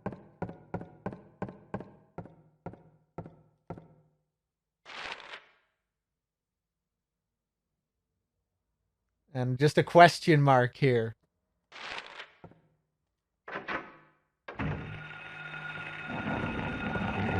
Oh my god. That's going to be on red, I think. No.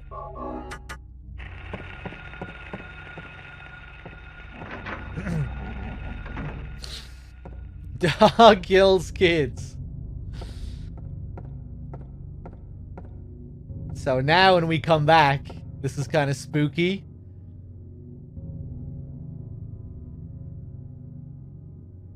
The piano has been opened. And there's blood on some of the keys.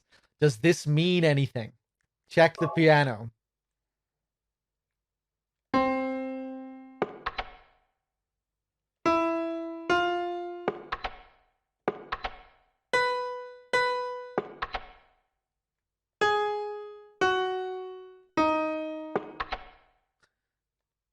Okay, so some of the keys are working as you would expect. Some of them appear to be broken. Or they're making some other strange percussive sound. Let's take a look at the note again. So, the key to understanding this riddle is in the title. A Tale of Birds Without a Voice. Keys without a voice. Keys without a tone, without a note. So we only have to press the broken keys. That's the key. This is a tale of birds without a voice. First flew the greedy pelican, eager for the reward, white wings flailing. Then came a silent dove, flying beyond the pelican as far as he could. So the greedy pelican here, I think, is just the first white note we can find that doesn't make a sound. That doesn't have a that doesn't play a note. Then comes a silent dove, which is to the opposite end of the pelican, as far away as possible, but also without a voice. Now a raven flies in, and a raven is black, not white, so it's one of the black keys. A raven flies in, flying higher than the dove, just to show that he can. So a black note that's right above the dove. A swan glides in to find a peaceful spot next to another bird. So this is another white key, and it must be right next to one of the other birds. Either probably the dove or the pelican. Finally, out comes a crow, coming quickly to a stop, yawning and then napping. Who will show the way? Who will be the key? Who will lead to the silver reward?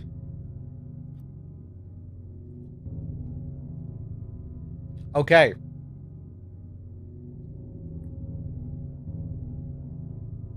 So, the last one is a crow. The last one is a black key. So let's see if I can do this in one shot while remembering what I'm supposed to do. The first one is a pelican, which is just one of these white keys. Has to be one of the first, I think. This one. There's our pelican. The next one is the dove, flying as far away from the pelican just to show that he can, so he must be on the opposite side here. That one.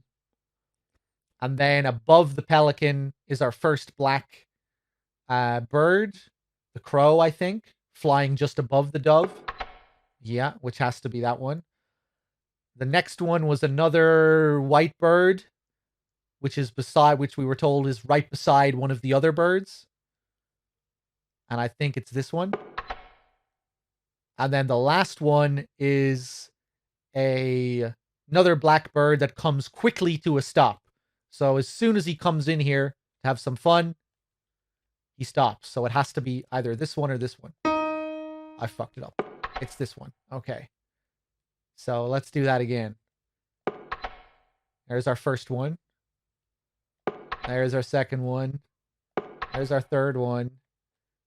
There's our fourth one. There's our fifth one.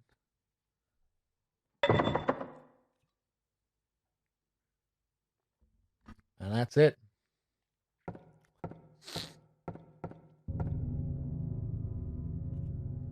Our silver medallion.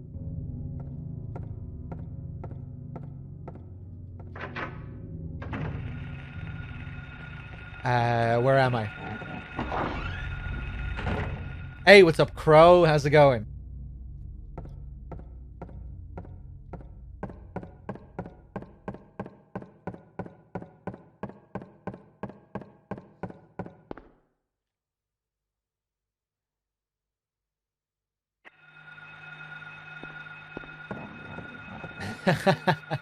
I really love that cat kissing the camera GIF. It doesn't get used as often as it should, I don't think. It's so adorable. Look at it. Who wouldn't want to be greeted like that? You know, it just makes you feel all warm and fuzzy. Oh! These enemies are ferocious.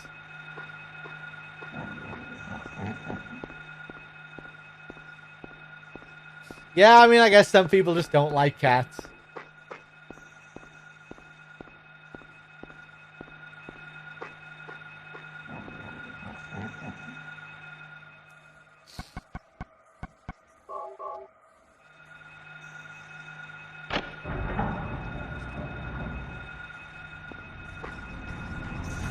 All you see are people typing cat kiss, download BTTV, so you get to see way more emotes.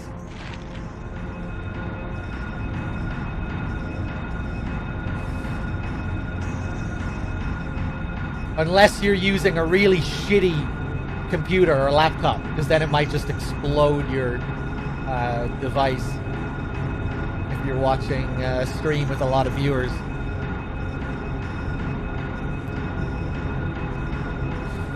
The hands are stopped at 5.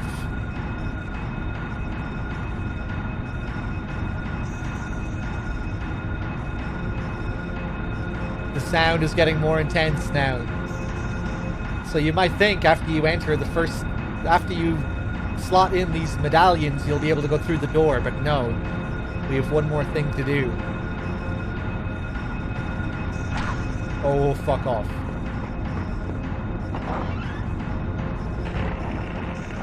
Ha! You're not allowed in here. That's nasty. That's a nasty trick that they pull. So the final thing here. 5 o'clock. Darkness that brings the choking heat. Flames render the silence, awakening the hungry beast. Open time's door to beckon prey. So this is a hint that it's the boiler room that we need to go to next.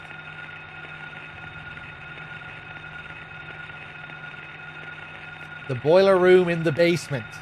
In the deep, dark basement. Where the choking heat is. It's also foreshadowing the boss that we encounter here later on. Which we access from the boiler room. Which is a hungry beast that can eat us.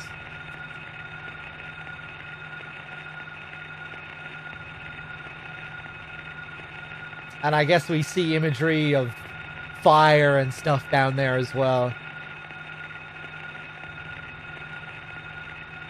Okay.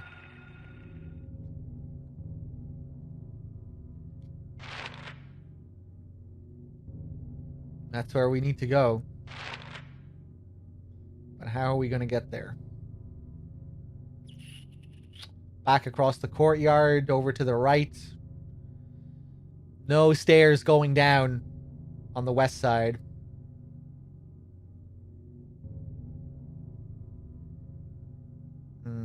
Okay.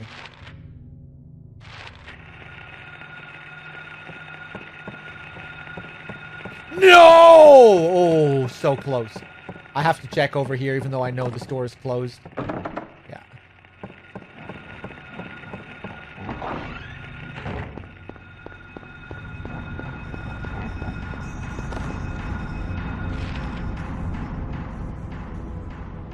Love how the sound gets more intense out here as you slot in more items into the clock tower. Way more oppressive now that we've inserted the silver key.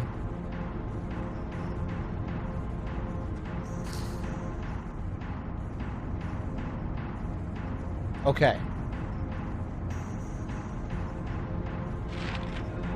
I'm probably gonna take some hits here.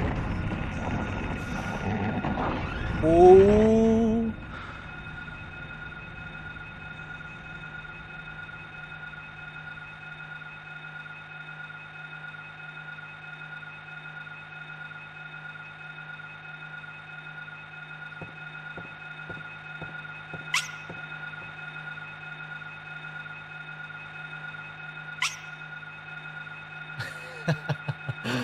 I love these things. That's a really creepy shot that you get as you enter the room. Then he just disappears. Just a friendly ghost.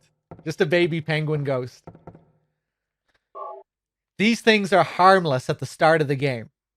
That all changes drastically at the end of the game. They put a twist on that enemy in the very last area of the game. Those things can attack you and they deal insane amounts of damage. But they're cool here. I don't think they can hurt us at all.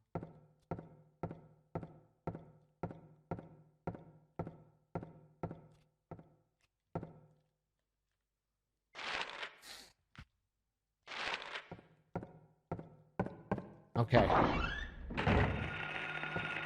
Ha! I don't know why I turned the light on. They're going to be coming for me. Oh!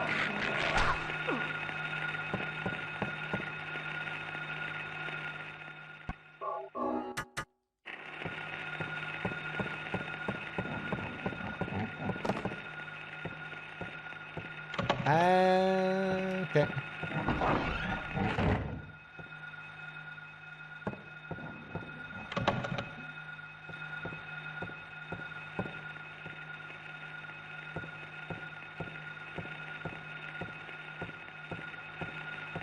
Easy does it. Ha! Ha! Didn't see him till it was too late.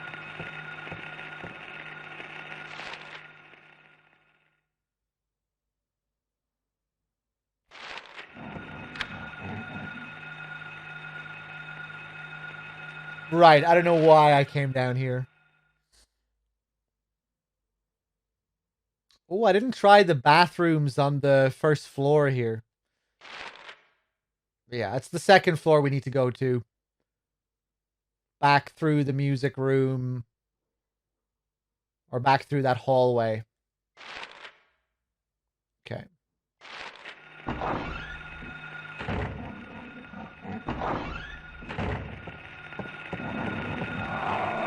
Oh, I hate them so much.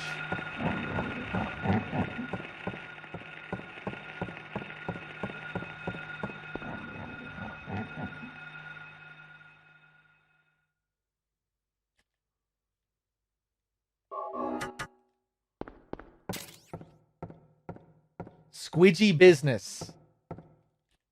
I like the name. Thank you for the Prime sub. Cheers.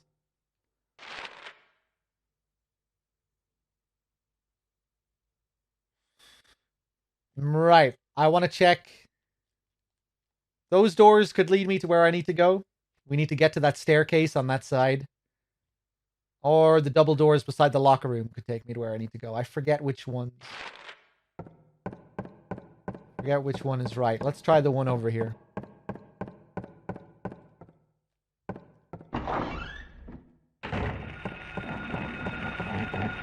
Oh, of course, one of them caught me.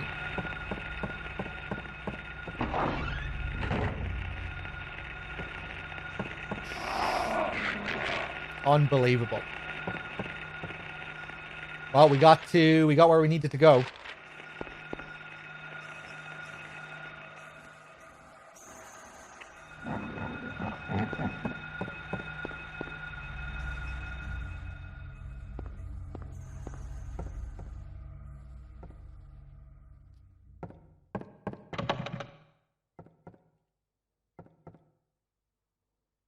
A friend in need.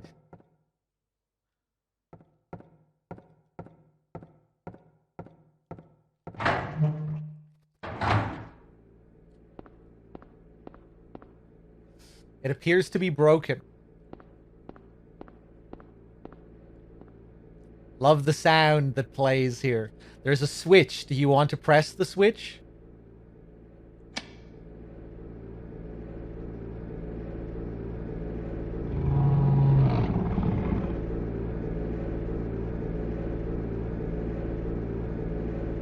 The boiler is working.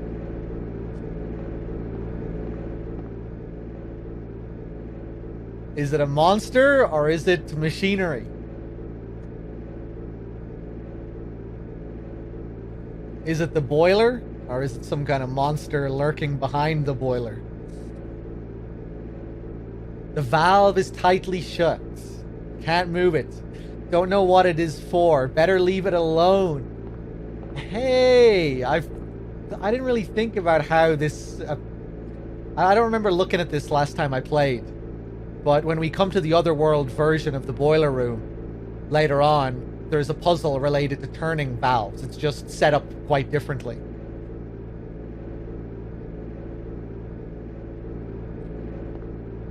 That's cool. I forgot that they kind of foreshadowed it here with these valves. Can't read the notice though.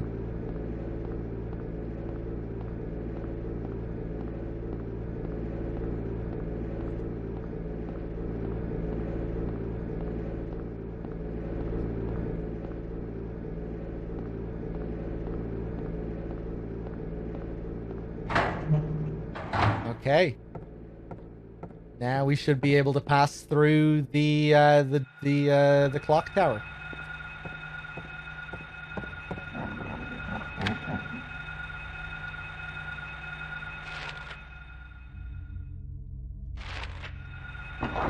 Oh, so close.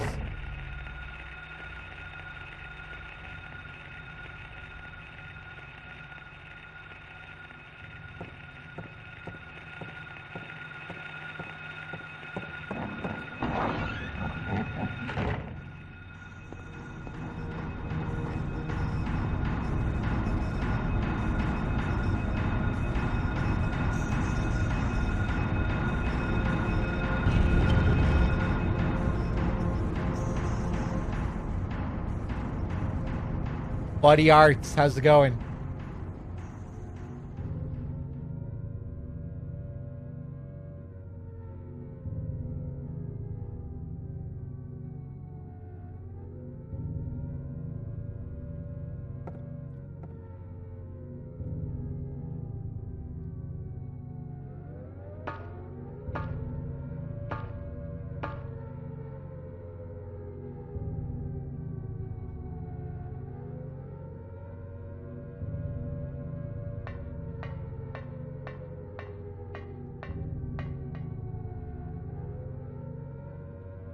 So oppressive.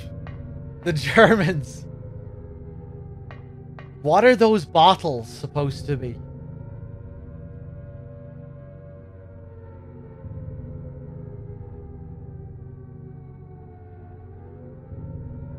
I've always found this detail to be memorable for some reason. Medicine bottles, I don't know. It's always been such a weird detail. Loads of these bottles all over the ground here. Health drinks. I don't know. They don't look like our health bottles.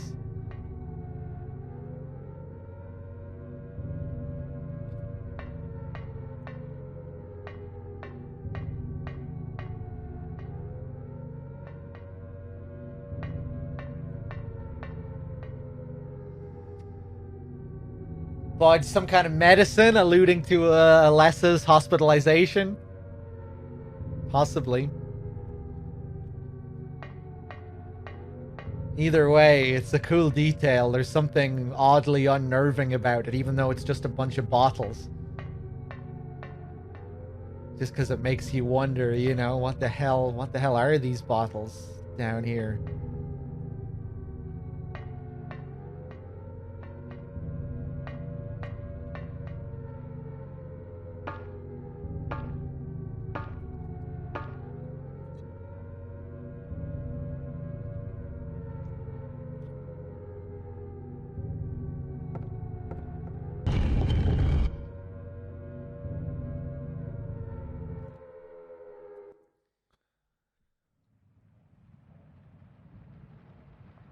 Where am I?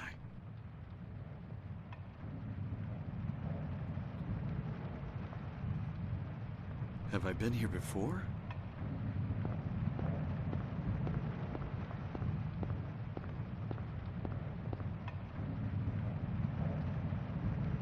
I don't remember this being here before.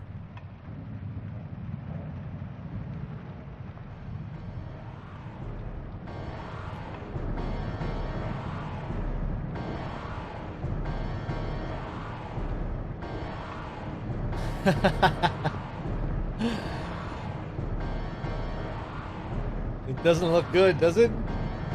Something slightly ominous about all this.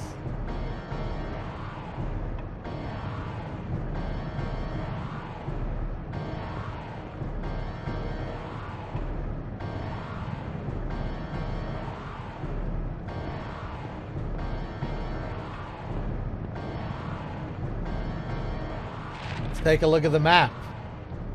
Oh my god. It's been wiped clean.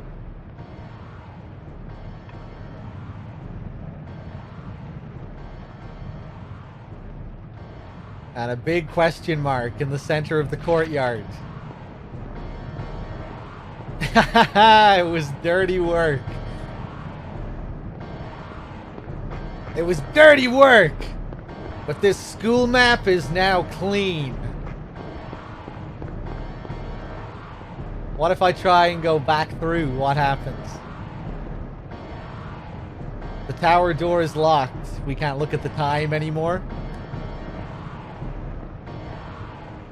We can get a close-up on the medallions again. Alright, let's take a look. Locked from that side.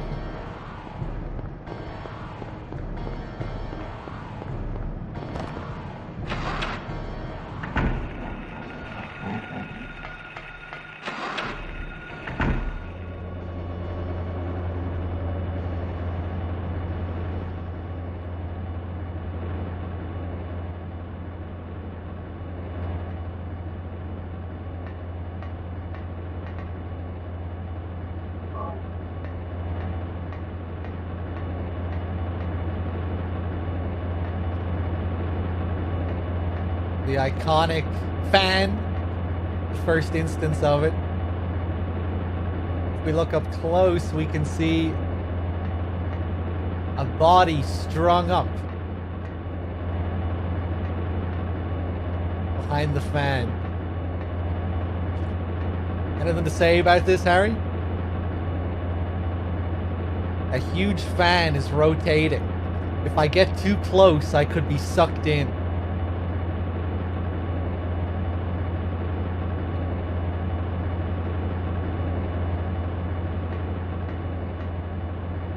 The bloody chains hanging from the ceiling. More of these bottles. More of these bottles.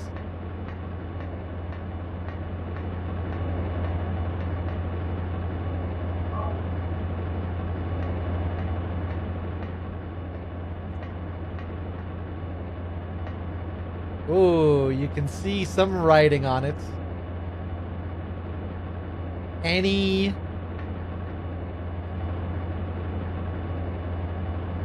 somethinger?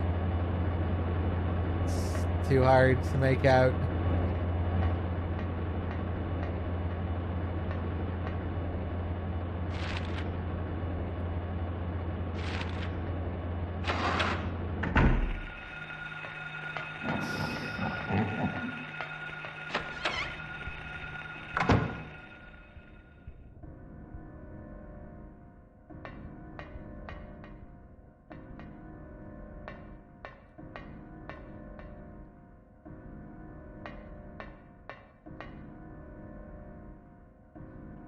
There's a rubber ball. Take it? Yes.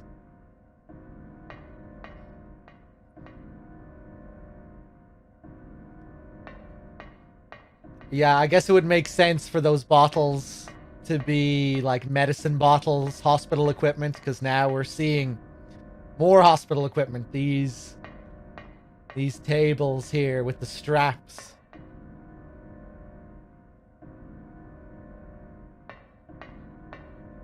We're not just seeing school-related stuff now that we've shifted over to the otherworld version of the school.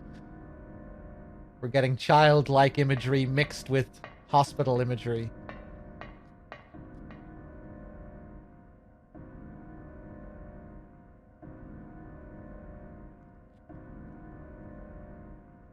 Nice headless doll.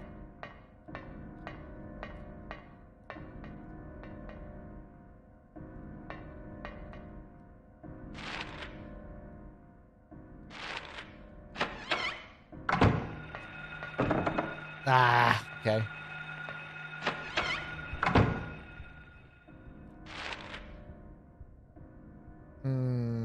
Okay, straight across to the other side.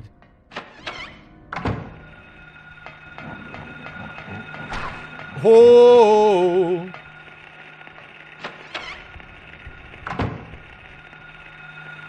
Cockroaches.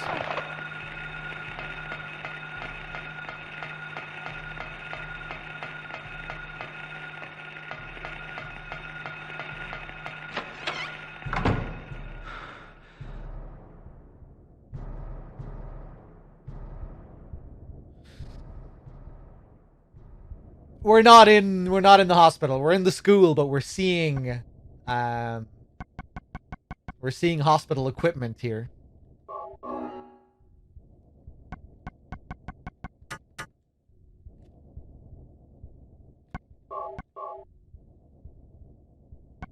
Again, we're seeing things from Alessa's psyche blend together. All her memories meshing together. Memories of her time in school, her time hospitalized. All of these negative emotions and things from her past are all merging together. So we're seeing these hospital beds mixed in with school blocks and toys and whatnot.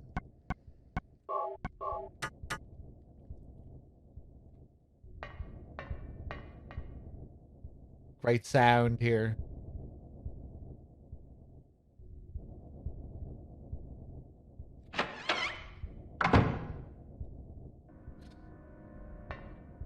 I came for the profile pic. Now what? Now you get on your knees and get ready to suck my balls. Don't worry though, it's the initiation ritual. Everyone has to go through it.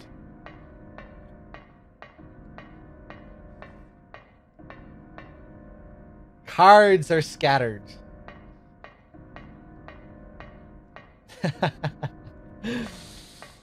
What's this one? This one looks a little bit different, doesn't it?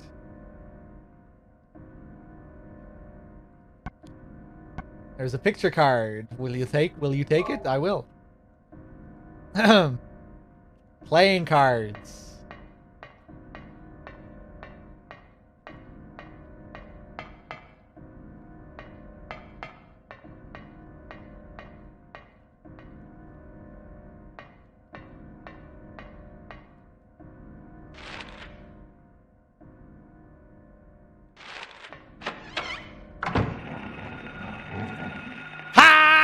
Go!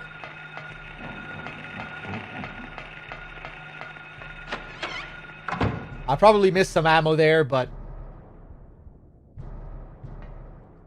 we can afford to leave it, I think.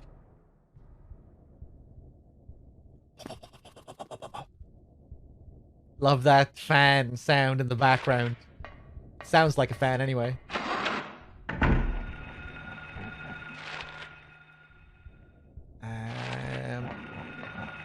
Please tell me I can go in here. Nice.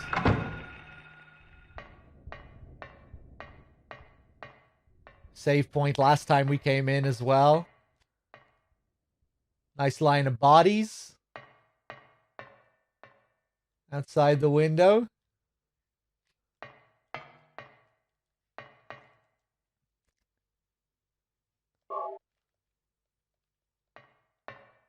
I love how we see a lot of the same posters and stuff, but everything's just dirtier, more decayed. 6 hell. Yeah, that notice definitely didn't say hell the first time we came in the first time we entered the infirmary on our first visit here.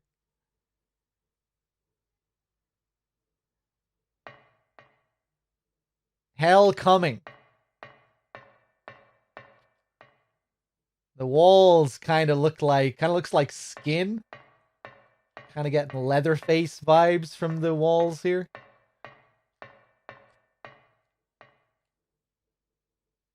That's what it said, I think, Dave.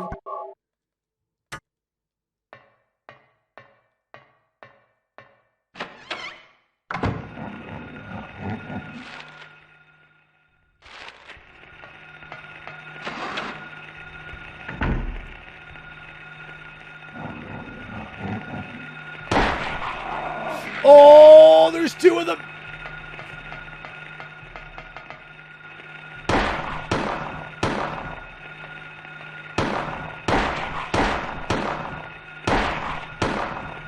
Oh, Harry, you're a terrible shot. Beautiful. Oh, another one for good measure. Okay.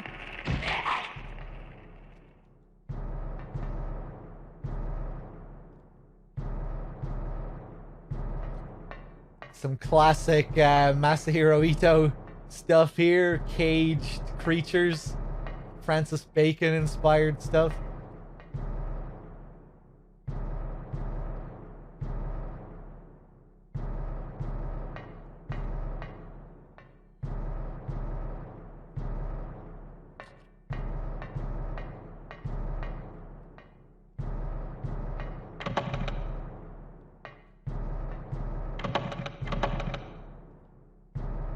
A wheelchair, more hospital equipment. Anything to say about this? A wheelchair. What is it doing here? Heather has some similar things to say about the equipment in the shopping mall at the start of 3.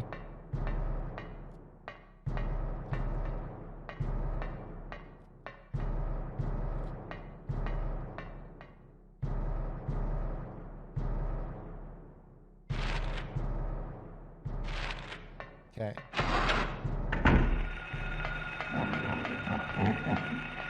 Oh, hello.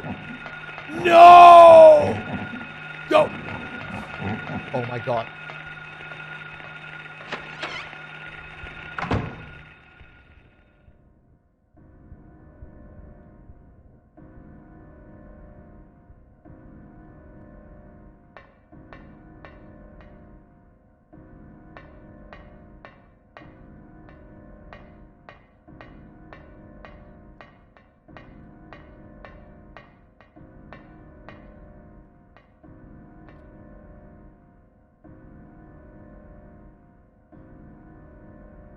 What? Is this a door? If it is, there's no keyhole or even a knob. If I push it, it moves a bit, but it certainly won't open. What's this? In the center of the door is a horizontal slot. What is it for?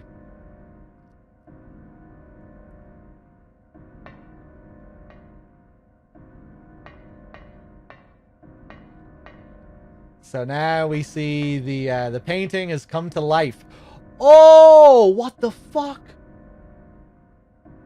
The barbed wire doesn't appear until you look at the door? I thought something was odd.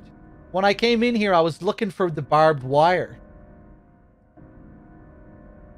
Did I just not see it? Or does it only appear after you look at the door?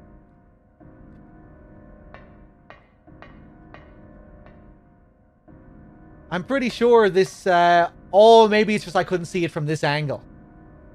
Yeah, easy to miss.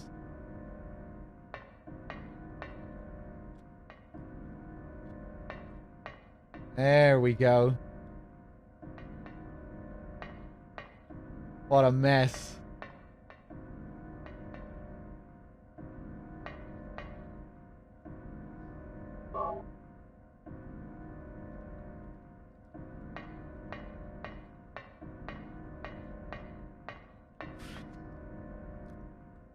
In terms of 3D modeling, cage models can be done easy. Every model basically is a collision cage modeled around it. Was that in response to me saying that it was challenging to model those things or something? Because I don't think I said anything like that. I was just talking about the style and the influences, not the technical difficulty. Although I think the level of detail in the Otherworld school is pretty impressive.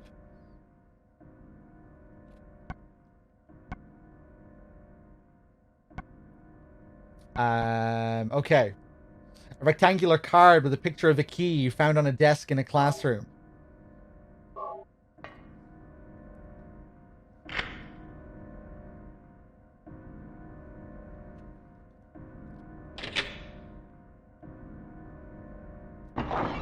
Let's pass through.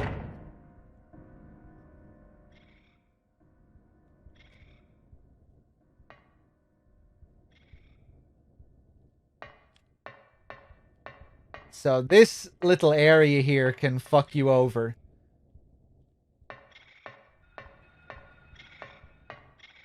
When we look down this hallway right now, it's just a regular ass hallway. However, these bathrooms are kind of strange. These bathrooms are like portals.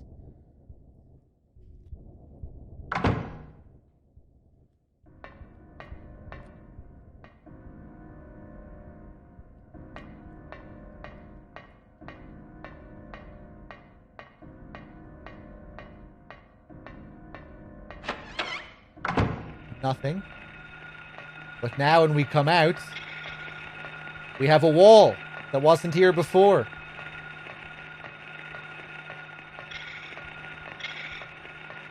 It's very easy not to realize this when you come through here.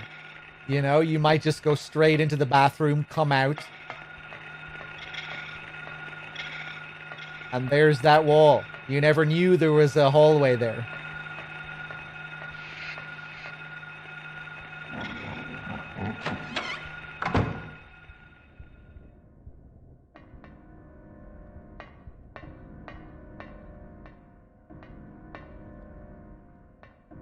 Bloody sink.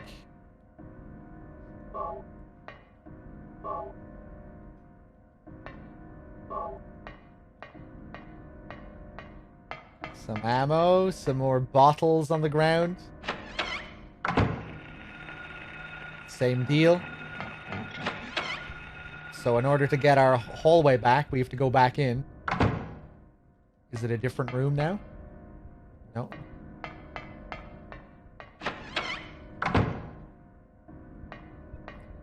So now we have our hallway back, but it should also change this room. Yeah. This is another thing that's pretty easy to miss. Not only does that bathroom remove the wall and put up the wall as you alternate, it also changes the design of this room as well.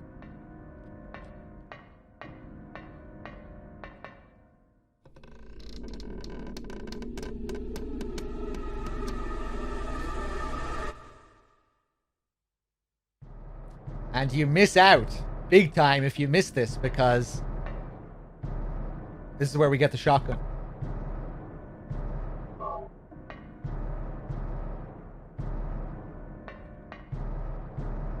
A hanging body. This is sick. I know, it's great, isn't it? I love this kind of stuff.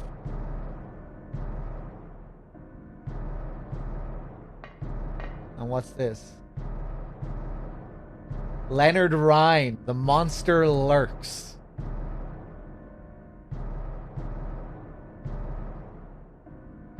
The monster lurks. What's that supposed to mean? I love this kind of stuff in Silent Hill.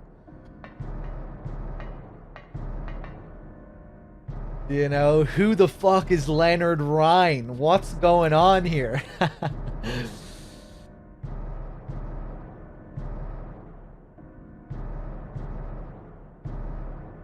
Love the random bits of lore and stuff in Silent Hill just scrawled on a random wall or, you know, in a bar. But I think I have an idea of who Leonard Rhine is. We'll see later on if we keep all of this in mind. Leonard Rhine, the monster lurks.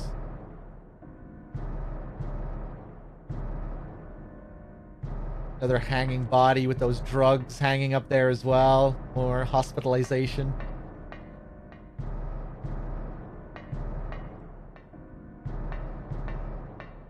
Leanne Rhymes. That's a name I haven't heard in a while.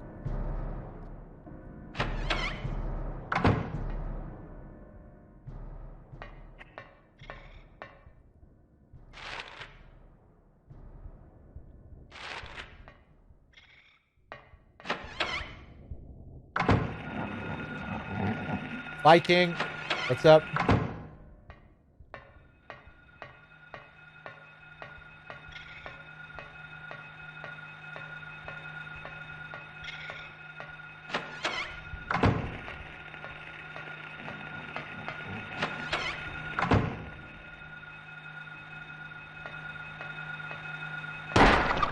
Fuck you.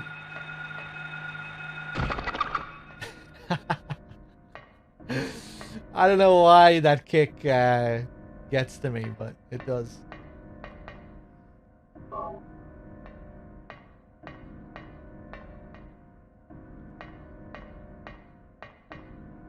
Can't use the phone.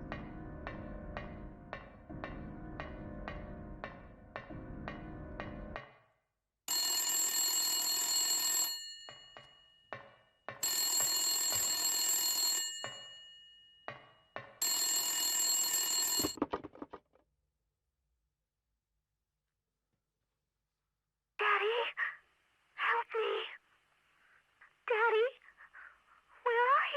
Cheryl!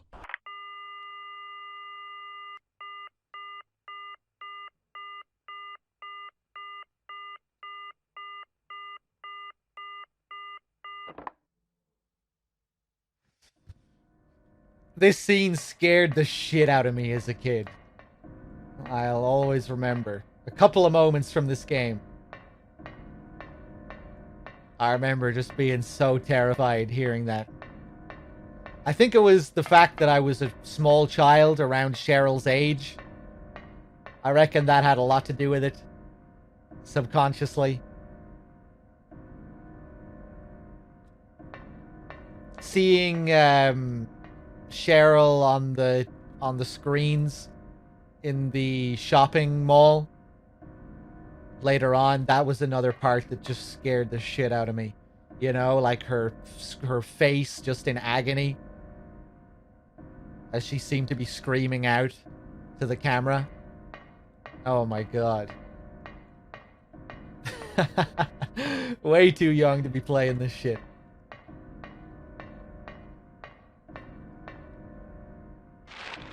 I would always play it at night as well. When my parents were in bed, I think. Just wrapped up in my chair with my blanket. Playing as much as I could before I had to stop. What would it be like to be playing Darkwood at age 7? Oh my god. I probably wouldn't have had the, well, no, I mean, I'm thinking of hard mode. If I played on normal, you know, I guess I would have had the skills, maybe, to make my way through it.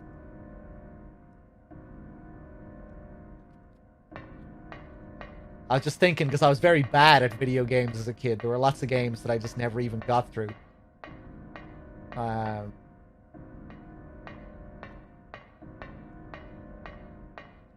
I wonder if there are any 7 or 8-year-olds out there playing Darkwood. Hopefully.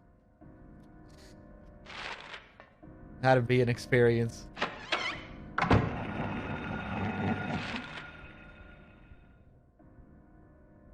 Okay.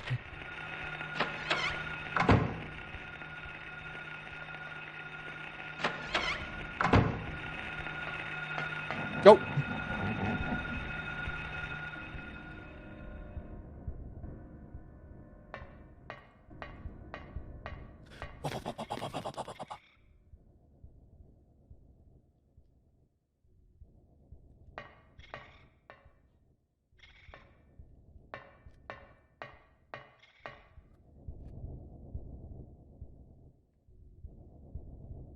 Oh, cool camera angle.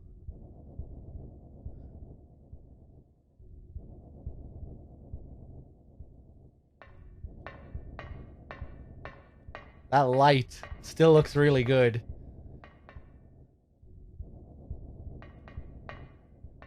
More wheelchairs behind the cage.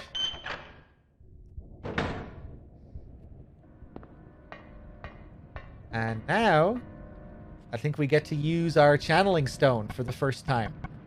The mystical stone possessing power. If used somewhere, the result will be... Well, we're on the roof of the school right now. What?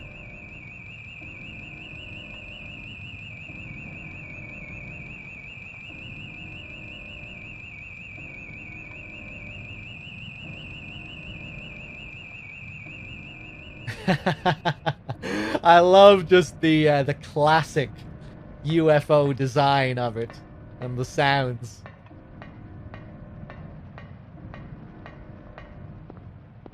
So this is a something that you can only do in NG+. For those of you that aren't all that familiar with Silent Hill, the games are known for their secret UFO endings, which you can only get on a second playthrough.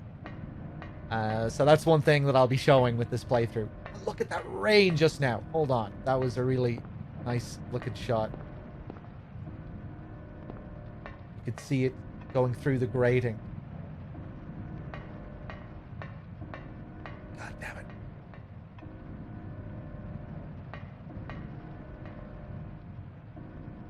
At least I think you can. You can later on in the game.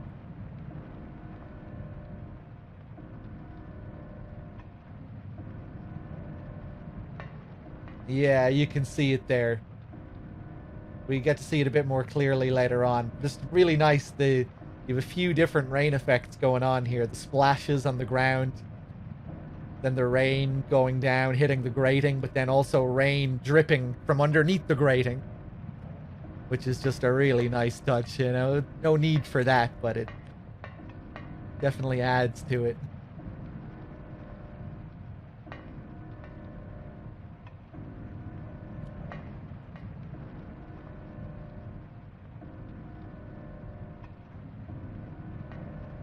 Kind of reminds me of the MGS1 snow, actually. The dripping rain, the dripping water.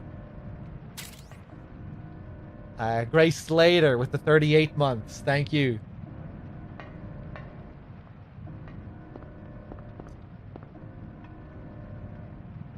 There's a hanging key. It's just out of reach.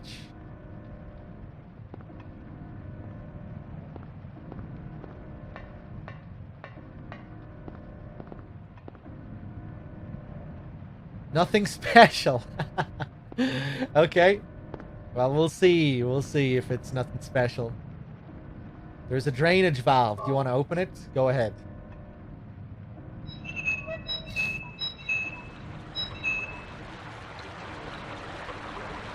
There's splashes in the background. It drains into the wrong hole. Maybe I could plug that up somehow.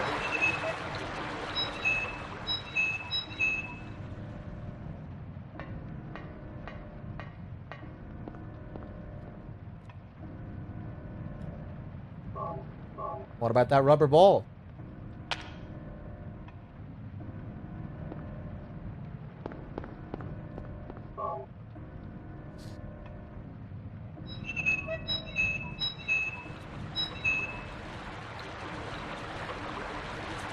I'm cracking open another beer.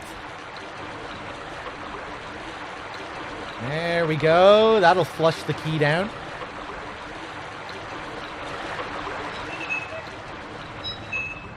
So now we need to go back outside to the bottom floor to the drainage ditch and see if we can get that key.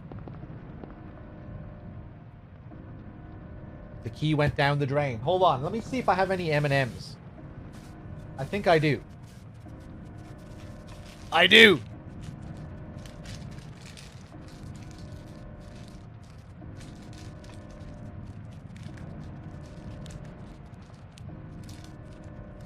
But I'm running low. Only 67 packets left. That's what the machine says, anyway. 67? Yeah, 67. Hold on.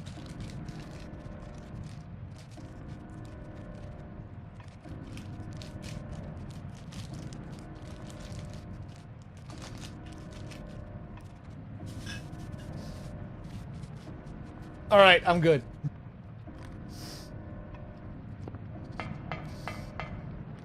Let me just check the requirements for this UFO ending.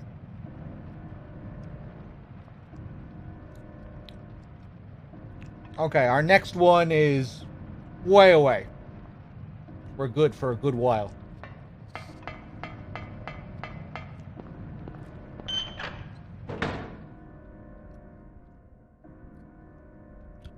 Hey, I'm glad, Choppers.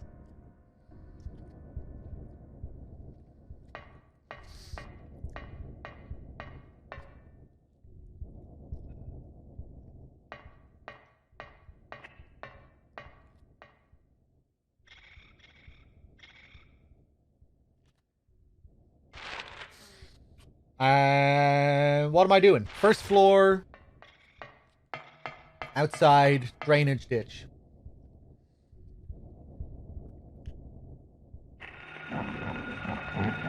Oh!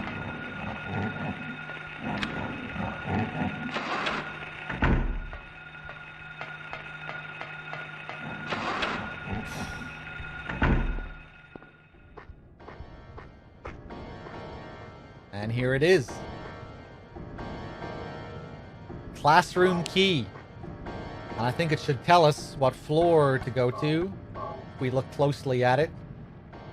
2, northwest.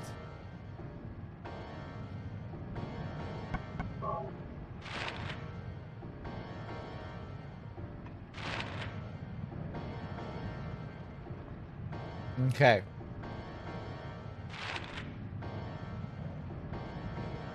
Back up those stairs.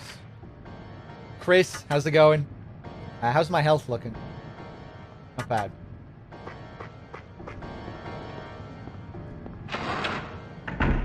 That rain looks good, man. Just how the splashes look. That's a lot of splashes.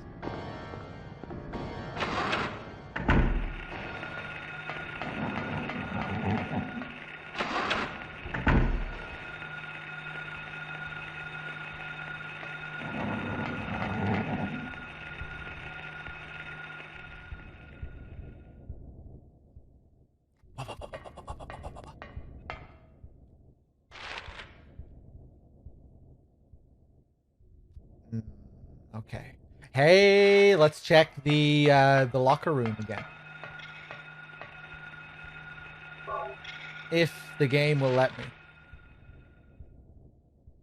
I think we'll have to go back over through the other side.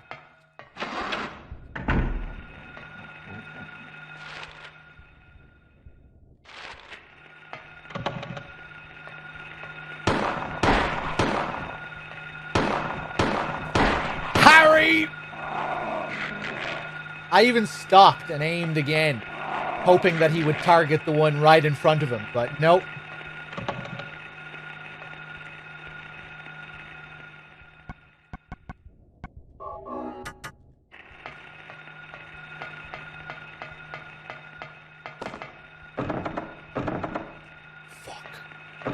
Oh God!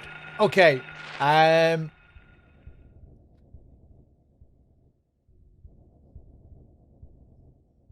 Okay. Back through the classrooms on the other side. Go.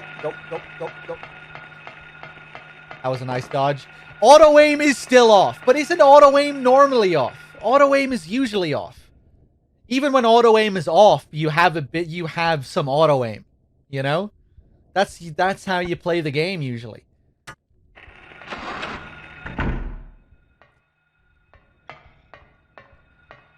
Unless I'm mistaken. But I don't think so. Unbelievable. I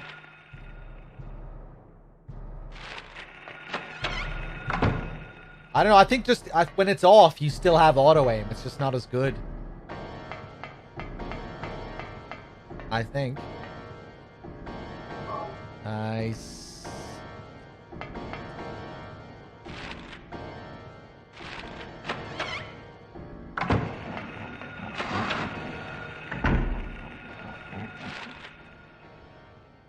Can I go back to the music room? No.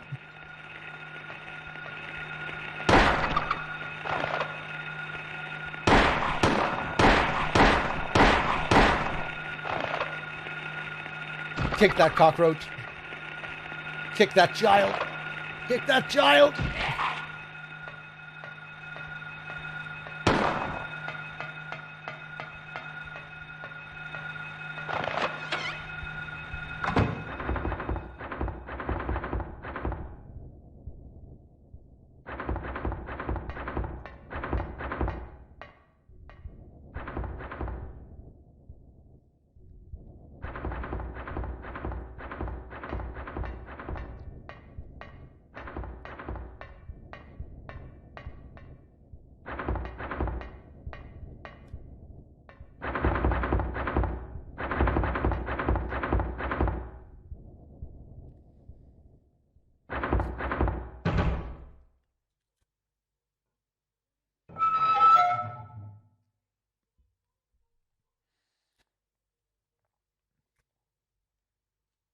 Nothing inside. Looks like the remains of something there, though.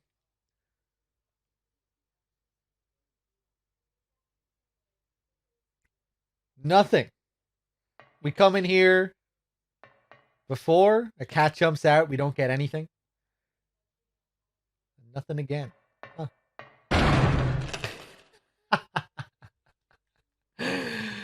There it is. Now, we do get something this time. We got a library reserve key.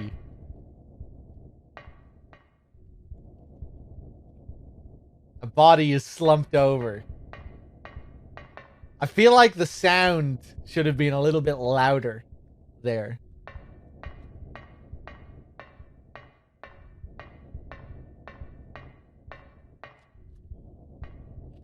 So, what did I get? Library reserve key.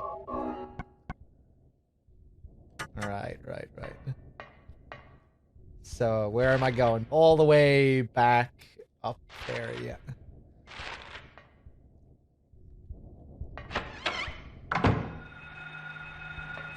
Is the locker a Schrodinger's cat reference? Possibly.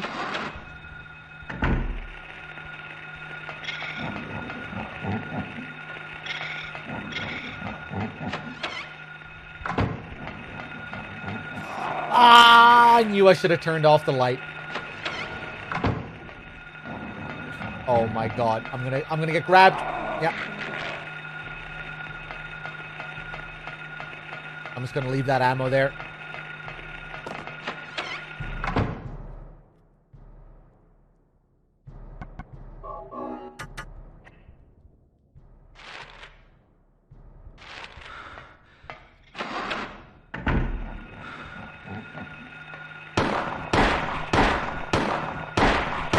Yeah, see, look at this auto aim.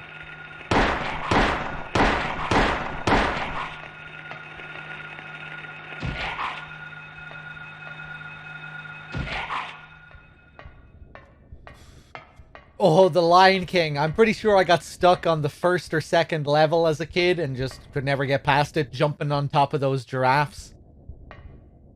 Platforming on those giraffe heads. I don't think I ever got past that.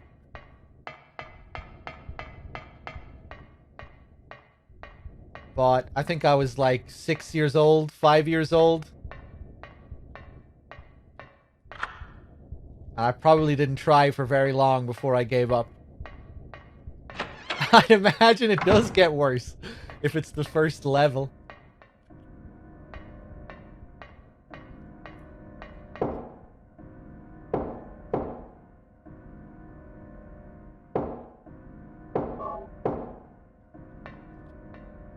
What do we have here? Bibles?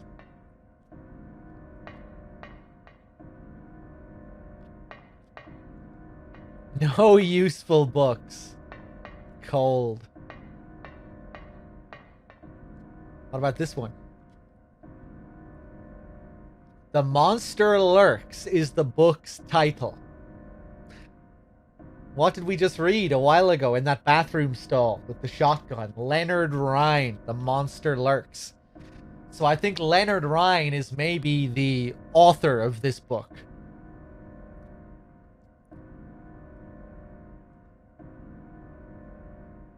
Chapter 3, Manifestation of Delusions. Poltergeists are among these. Negative emotions like fear, worry, or stress manifest into external energy with physical effects. Nightmares have, in some cases, been shown to trigger them. However, such phenomena do not appear to happen to just anyone. Although it's not clear why, adolescents, especially girls, are prone to such occurrences. So, big implications here. A big reveal about what's going on in the story of this game. And it's quite easy to miss this on a first playthrough. The story of this game is a big puzzle that you have to figure out through all these little bits and pieces of information that you pick up. And I might be mistaken, but I think you might have to read the note in the bathroom stall before this appears in the world. If you don't read the Leonard Rhine Monster Lurks thing, I'm not sure if this book even appears. I could be wrong, but there are certain things in the game that are like that, where certain objects and items will only appear if you've seen something beforehand. You know, you'll need to read something else in order for something else to trigger. I'm not sure if this is one of those things. The book is still there, but you won't be able to read the book. Thank you, Silence Crab. I had a feeling there was something like that. So yeah, the story of this game is heavily obscured.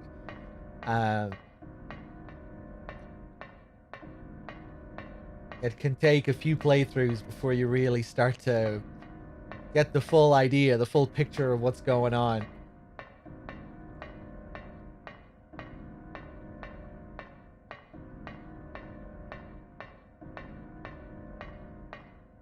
I'd say out of the first 4 games, it probably has the least clear story. You know, in Silent Hill 2, 3, and 4, the game, even if you don't figure out a lot of the symbolism or you don't find optional memos, the game will still have a fairly clear narrative within the cutscenes that are presented to you. You know? Even if you don't pick up on everything in Silent Hill 2, you'll get the whole gist about James and his wife, and you know, Angela's story will probably make a good bit of sense to you, even if you don't pick up on all the details. Same with Eddie. You know, a lot of it is spelled out for you. In Silent Hill 3, you might not pick up on what certain images mean or whatever, but you'll still kind of get the gist of it. In Silent Hill 1, you could get to the end and be like, what the fuck was that? What was that all about? With the girl in the wheelchair and, you know, and then, like, the endings can change things dramatically.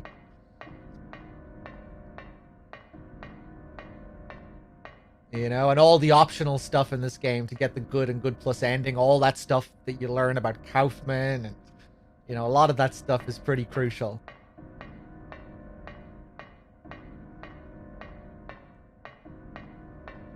Although, I don't know, maybe I'm forgetting certain parts that are a bit clearer towards the end. You know, some of those scenes with Dahlia when they're talking about Alessa and stuff like that. Anyway, either way, I've always felt like this game was probably the least clear about its story. That there's, you know, that you need to figure out a lot of the main points.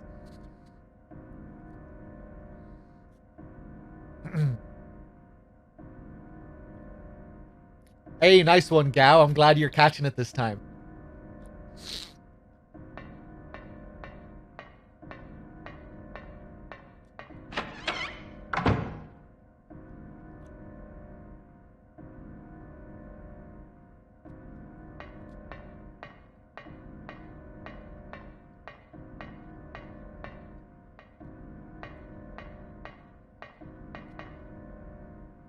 We have something else.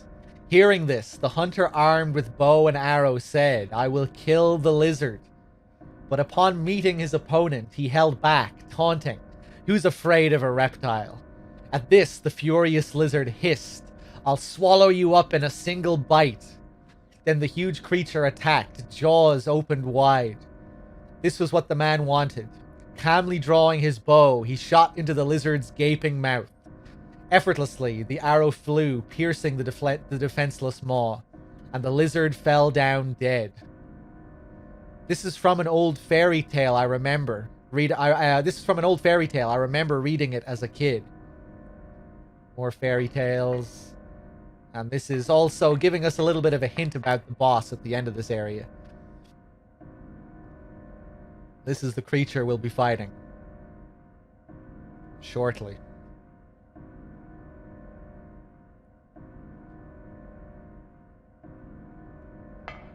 But, yeah, just going, even though I kind of explained earlier, but just going back to this note, if we can read it again. Manifestation of delusions. Literally what we're seeing in the game. Someone's nightmarish delusions brought to life.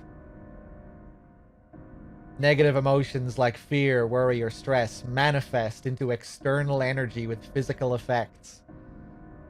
What we see happen to the environment, the monsters we see, all comes from the pain of this small girl and the trauma that she had to endure. Nightmares have in some cases been shown to trigger them. However, such phenomena do not appear to happen to just anyone. Although it's not clear why adolescents, especially girls, are prone to such occurrences. And I guess at this point you'd be wondering about Cheryl, you know? Is this all related to Cheryl somehow? And it is, but it's a bit more confusing than that.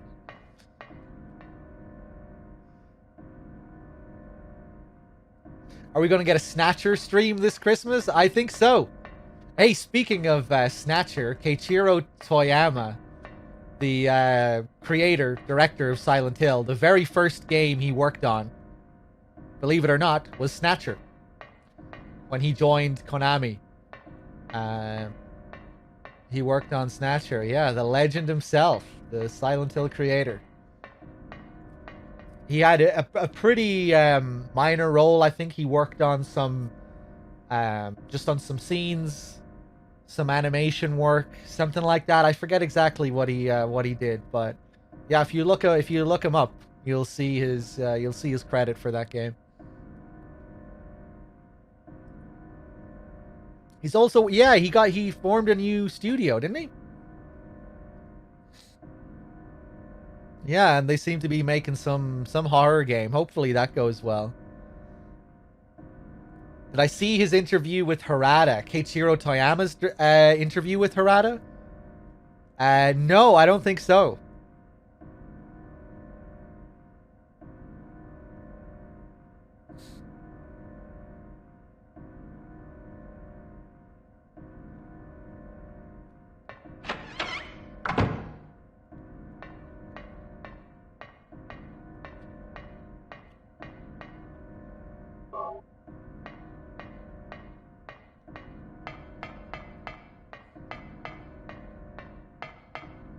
Yeah, I'll be very intrigued to see whatever that game is. I still need to play Siren. I've only played Blood Curse, that Americanized remake or whatever it was that they released on PS3 with, you know, that was episodic and had, yeah, I wasn't all that keen on that. Although maybe I'll give it another try one of these days. I am more keen to play the original games. I hear the very first Siren can be kind of rough with how obscure everything is, how hard it is to figure out what to do with the puzzles and everything. But yeah, I would be keen to play it, just being a big Silent Hill fan. I feel like I have to play it. And just being a big horror game fan in general, I guess. I might enjoy the roughness of Siren, you know? Sometimes I really like sadistically challenging older games that might be a bit of a pain, you know? And sometimes they can be kind of funny to stream as well, you know? Watching me suffer through all this shit. And I enjoy suffering through the shit as well a lot of the time. Siren is hardcore. I'm kind of intrigued.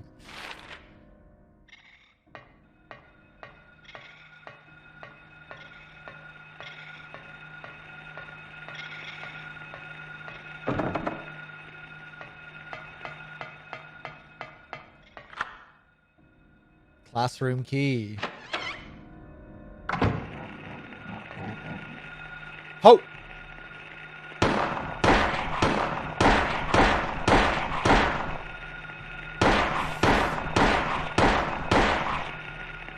No! Oh my god, Harry Mason. Cleaning up. Fuck you, kid.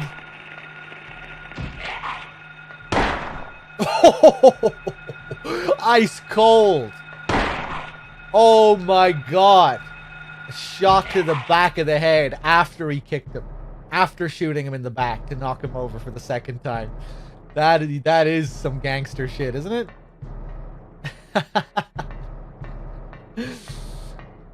I'm usually not this amused by Harry and his animations, but it's getting to me with this playthrough for some reason.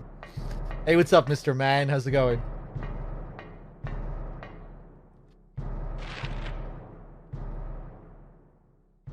It's the Peroni? I don't think so. I'm not drunk. Or even tipsy.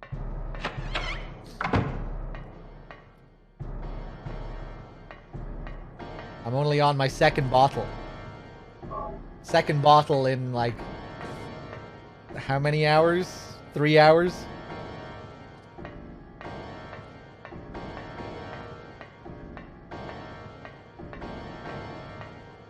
Alright, hold on 1 second, guys.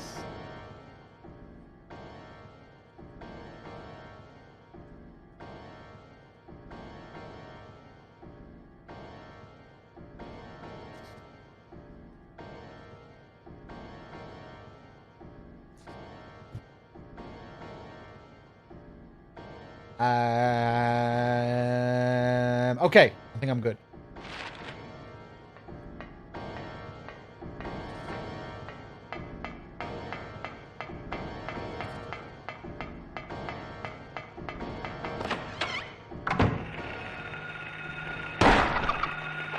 Oh, man, swarmed. Go, go, go, go. Okay, okay, I wanted to look inside that cage.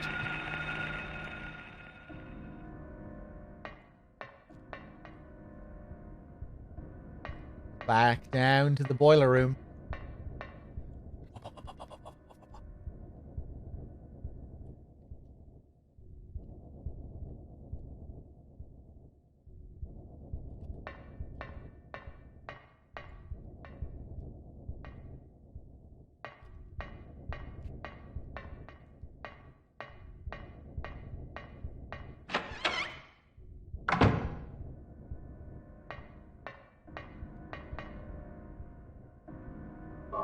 Nice.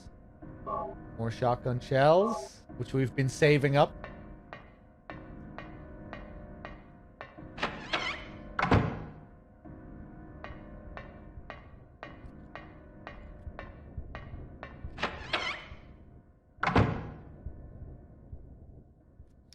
And now the valve puzzle.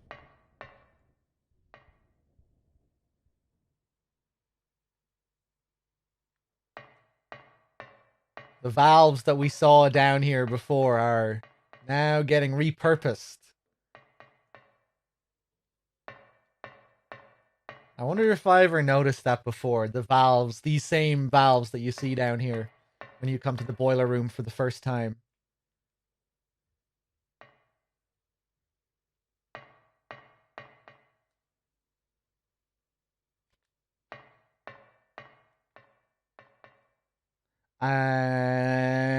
Can I remember how to do this in one shot? Right valve left first, I think.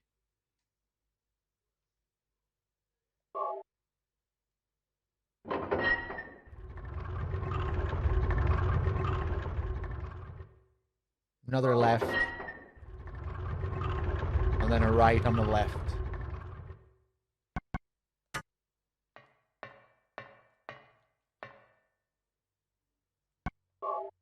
And that should do it.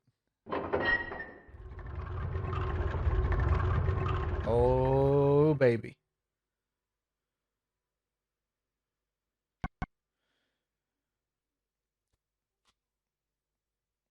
Bad Humans. I think Keiichiro Toyama's work as a Konami trainee was for the PlayStation port of Snatcher. Ah, okay. Interesting.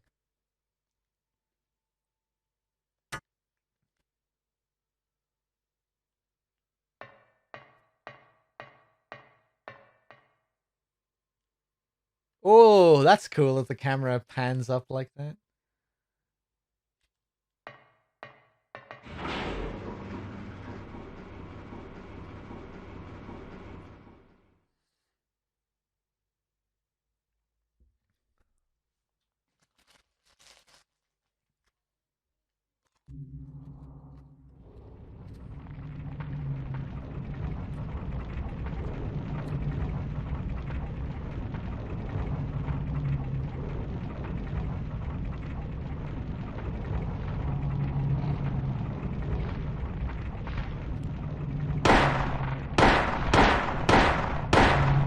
do it.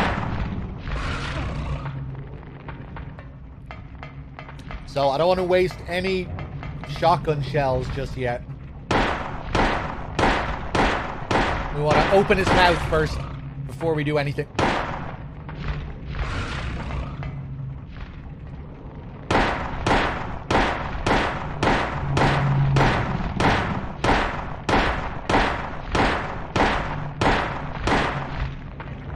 There we go. There we go. Now we need to be careful.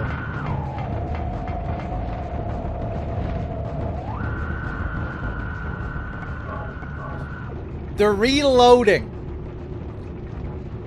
I'm not sure what the deal is with the weird fucked up reloading in this game. Is this an issue with the emulated version of it? There are a few emulator issues. Or I'm playing on PS3, which emulates the game. And we'll run into some weird audio bugs later on because of that. But maybe the reloading thing is tied to that, or maybe in the proper PS1 version, he still doesn't need to reload.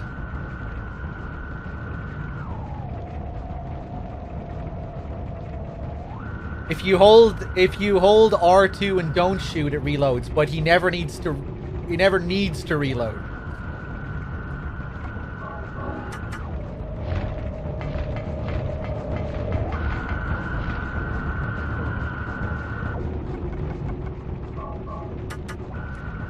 I'm gonna get eaten. I'm gonna get eaten. Ah! Got a shot in.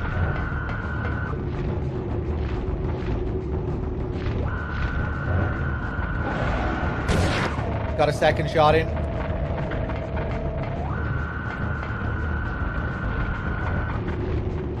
I don't know why I'm going for the full zoom here, but yeah, let's take it easy a bit with the camera. There we go. Oh, I think that caught him. Just gonna back off.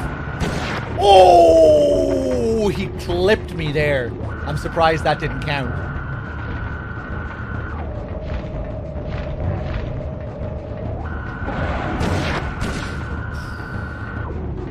Went for a second one.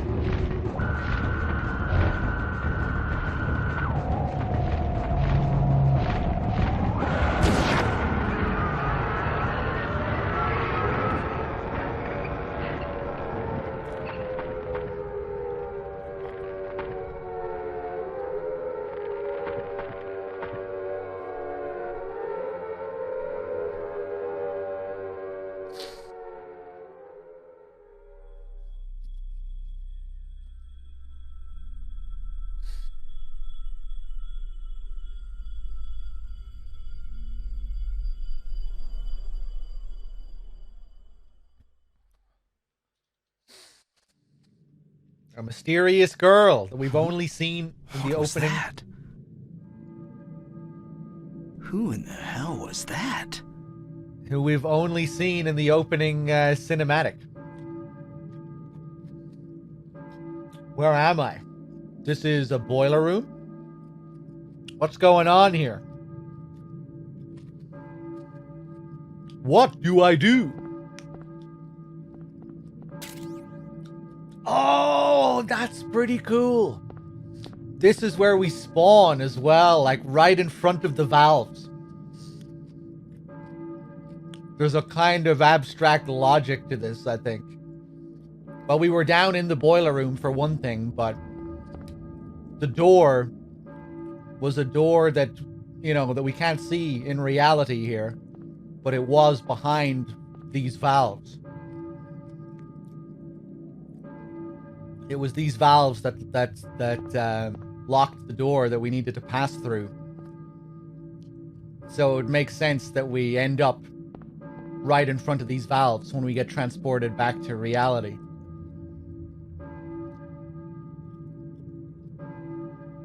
That's pretty cool. If that's the idea.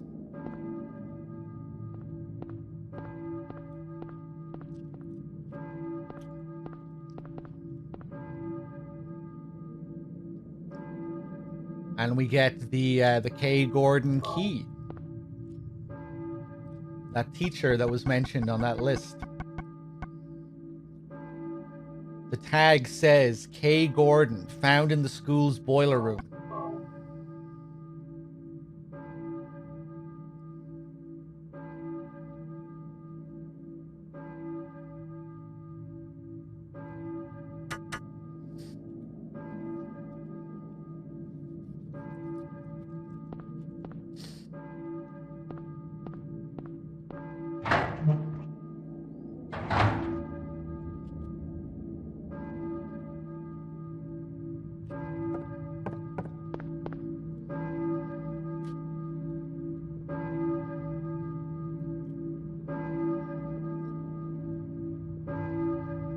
I hear a church bell, I think, but who's ringing it?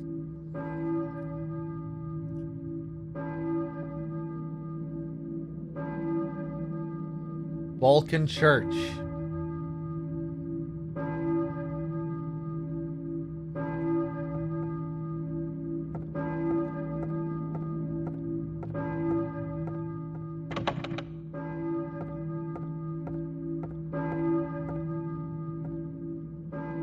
Just want to take a look at the posters, see if there's anything new.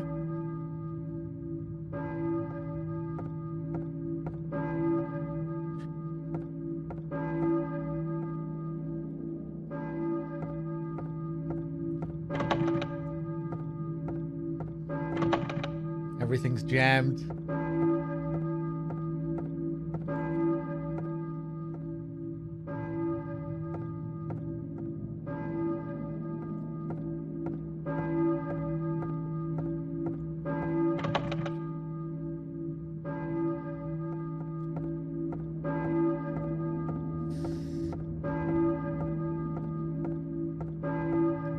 Love all the Kindergarten Cop references in Silent Hill 1. Well, I don't think it's the whole game that's covered in Kindergarten Cop references. Just the school and certain rooms that they modeled.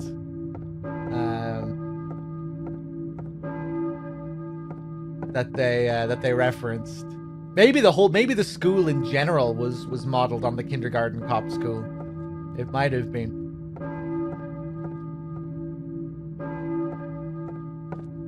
Just the school aesthetic in general was probably their main point of reference. I don't think there are any Kindergarten Cop references in Silent Hill 2, are there? Unless I'm mistaken. The school bus.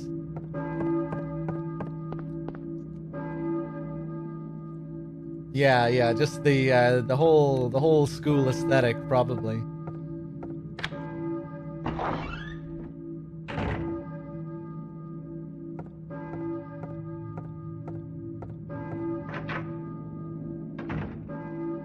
Oh, I forgot I could go back in here.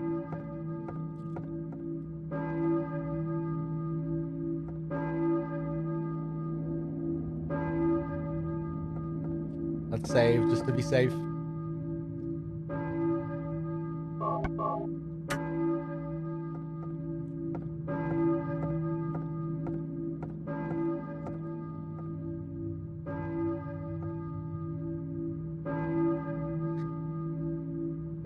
Mary's dress is a Kindergarten Cop reference?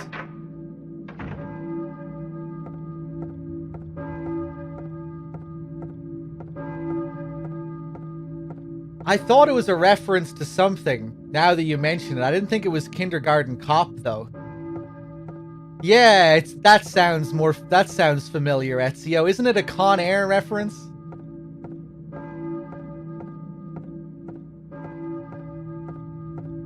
No waiting. You don't think it's Con Air. You think it's Kindergarten Cop, and now you shall be punished for your crimes.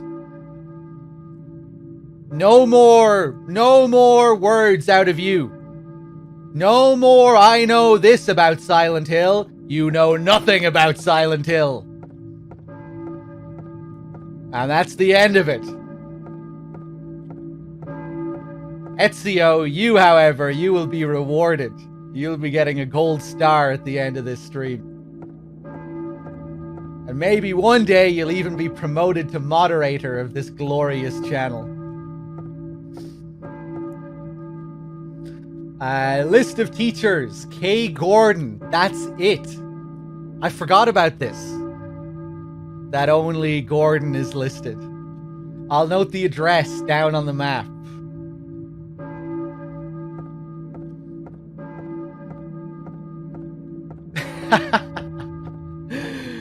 Oh, is this... Hold on. Was the thing in the laboratory actually a VCR?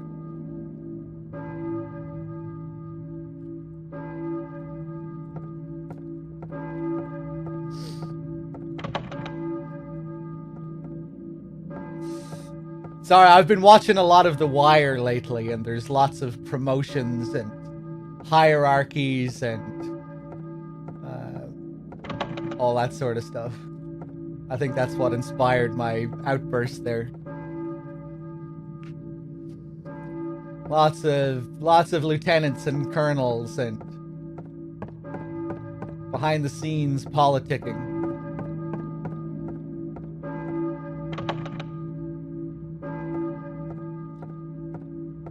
I really like this camera as well, Rhombus. It's been a while since I played on NG Plus as well. I feel like they almost should have just given people this on New Game. Why not? It's a really cool feature. Just for in terms of control, you know, it's nice in terms of letting you see, giving you more control, but it also lets you examine the environment as well, which is nice because there's a lot going on in the environment.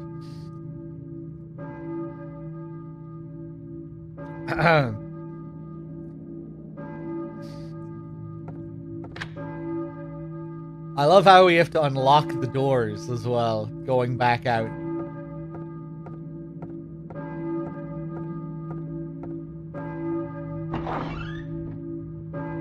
It always feels, I don't know, there's something kind of unnerving about it, like we're in a whole other reality.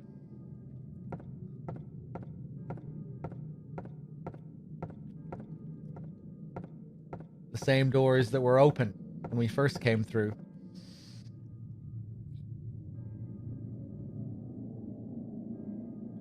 Apparently the CGI director of this game had no 3D experience. I was mainly familiar with, and was a 2D artist. Are you talking about the guy who created the FMVs, Takeyoshi Sato? I'm not sure if I knew that, but I knew he was just an art student in college, I think, wasn't he? Before he was recruited by Konami. Sato and Ito were both in the same art college. From what I understand. Unless I'm misremembering something slightly. I don't think so, though. I think Ito and Sato were both in the same college and they were recruited by Konami.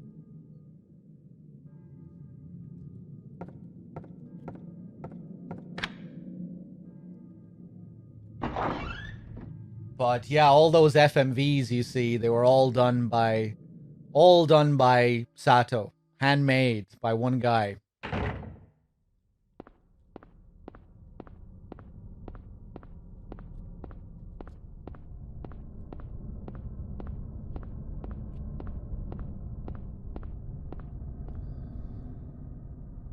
Said it took 400 hours to render 1 hour back then. Yeah, I remember reading stories about that. He said that he had to stay late after work to use like all the processing power of the computers to do his to work on those FMVs. Like he couldn't do a lot of his work during the day when everyone was at the office because he needed like all the power. He basically lived at the studio. Yeah, I remember him talking about like working 15-hour days every day, which doesn't sound like a whole lot of fun, but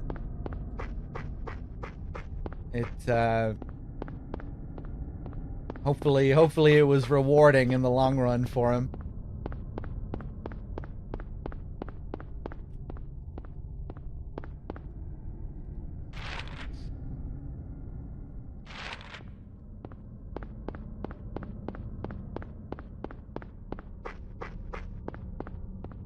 Beautiful cinematics, though, especially in Silent Hill 2.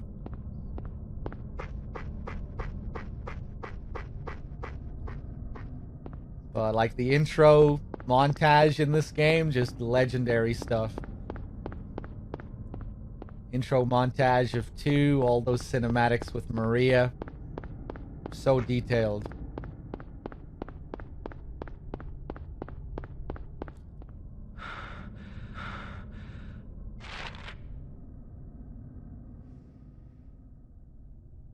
Let me just take a look up this street.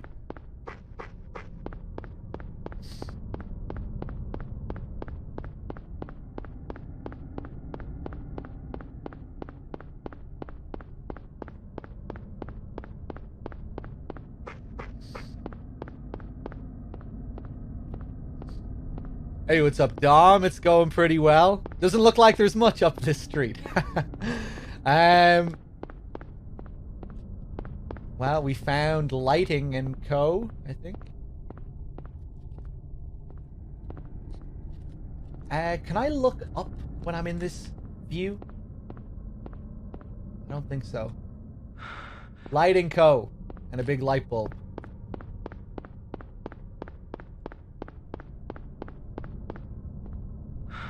Roger's Pastry. This place looks nice and detailed.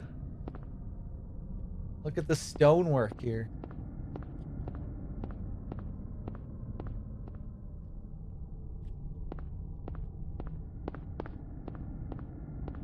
Souvenirs. Just can't remember the last time I walked up these streets. Worth a look. Oh, hold up. Where am I? Wow, okay, yeah, you can go all the way up here. Oh, let me just take another look around here, actually. So I can't remember the last time I looked around these streets.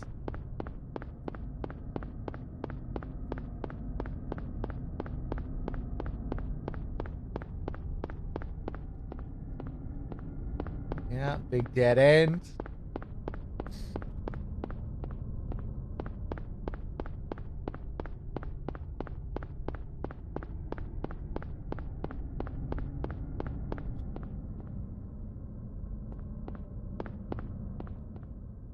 Oh, what the hell?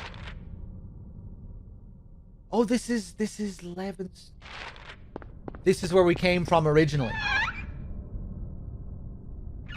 Does the game let me go back through this way as well? I guess it does, but I still won't be able to get to Balkan Street from here. Or maybe I am. Maybe I am able to get to Balkan Street from here.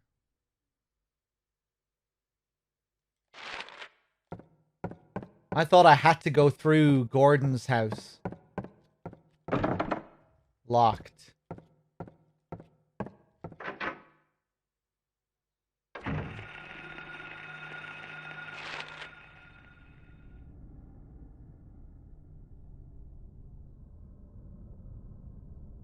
Okay, I have to see what happens here. I think I'm gonna have to take a long walk all the way back around, but...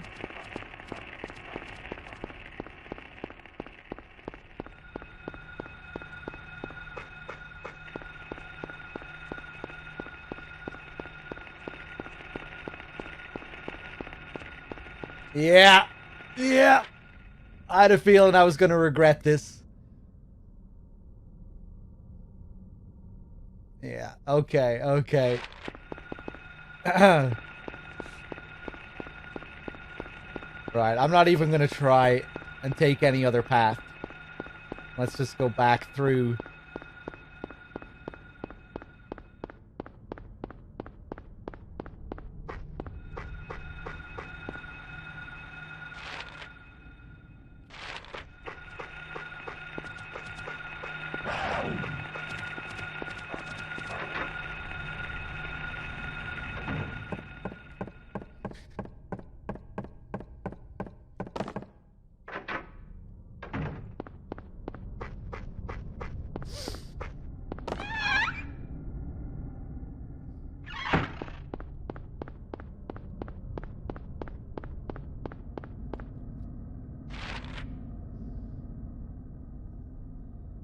Okay, I want to go back over to Midwich Street and just walk up. Just to browse. Again, just because I can't remember the last time I actually explored around this area during the day.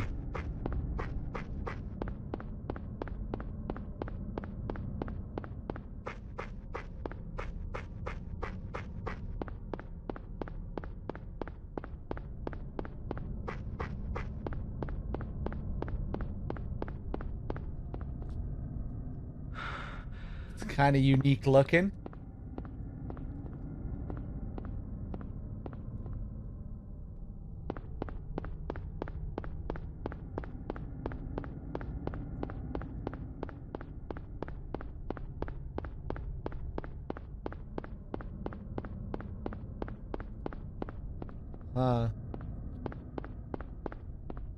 Oh, nice. At least they reward me with something for coming up here. Can't remember the last time I checked up here. Completely destroyed road.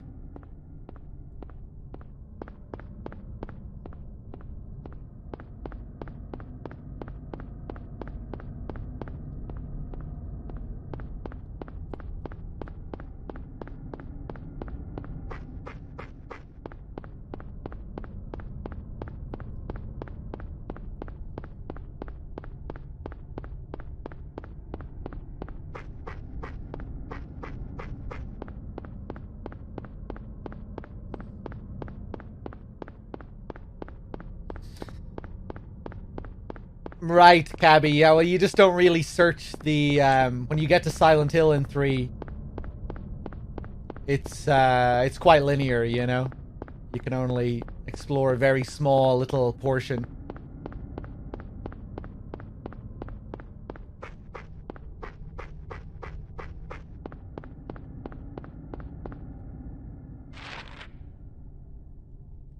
Okay.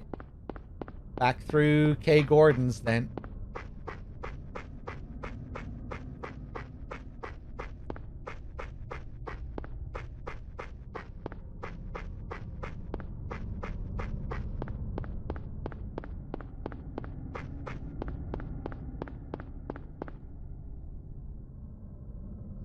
Silent Hill 2, Ornstein.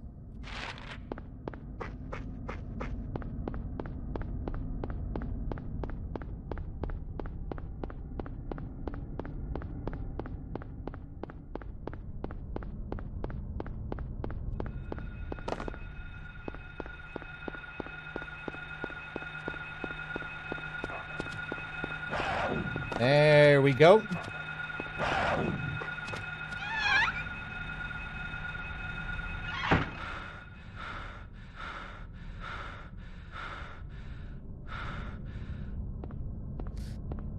I played quite a bit of Golden Axe as a kid, Wexford. Golden Axe, Streets of Rage, Sonic. I was a big Sega kid. Never owned a SNES or a N64, unfortunately. And Booger Man, that was one of my favorites. The game where you flicked your snot at people and burped on them and farted on them. And I think your power-ups were just upgraded flaming burps. And at the end of each level, you'd flush yourself down a toilet. Which felt kind of Mario-esque, but disgusting. The enemies in that game were like, composed of mucus and shit. They were like these big brown snot humanoid things. Humanoid snot creatures. The bosses in that game were like hygiene puns as well. There was a boss in the game called Deodor Ant, and he was an ant, and you fought him like down in the fucking sewers or something. It was really 90s, yeah. If you watch it as well, there's something so 90s about it aesthetically. You know, it would be like Bart Simpson's favorite video game or something. Kind of had that vibe about it.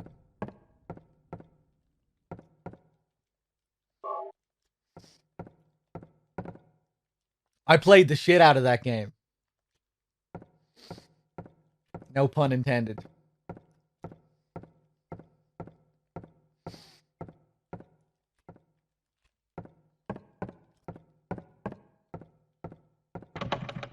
Okay. The locked door in the 11th Street place. I know you can go through there, but I think maybe you can only go through there after you've completed. I like how you can still see the snow in the background from here. Even though it's clipping through the wall. I think we have to complete the game. We have to get a good ending and a bad ending on the same file or something before we can go through that door.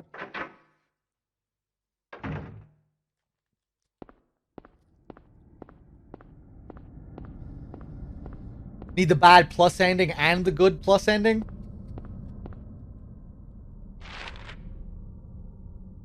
I don't think I want to go for the bad plus ending in this playthrough.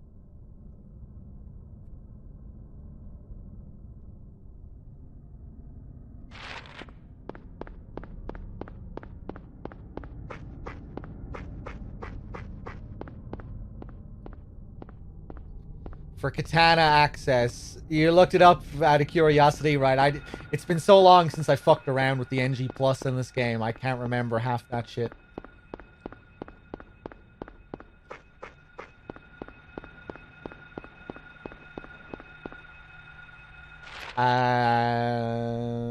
Okay.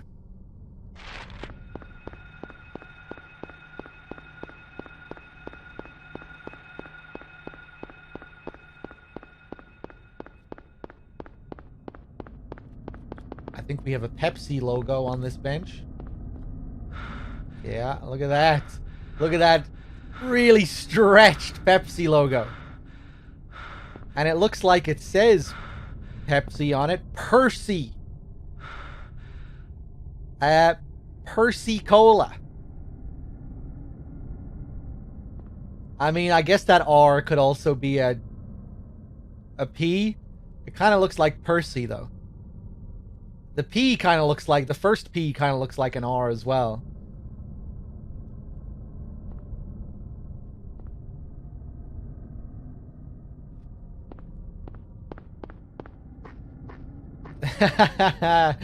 Beppis. Health drink. Anything else? Ooh, what's this? Who's that? Some kind of band being advertised here. That kind of reminds me of the Motorhead logo. With the two dots.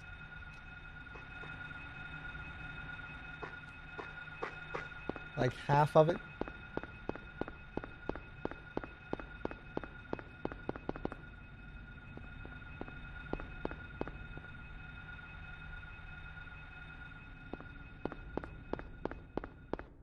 It's mirror backwards? Okay.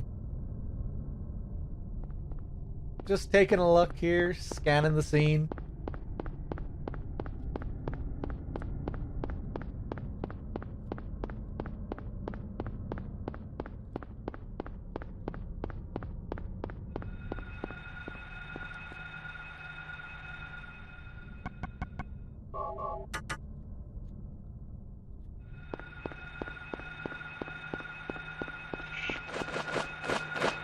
No. Oh, you bitch.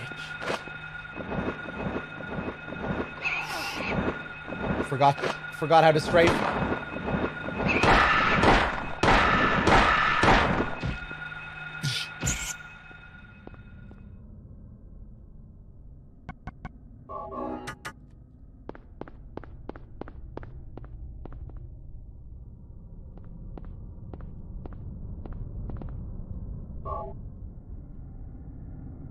Those bags look kind of realistic.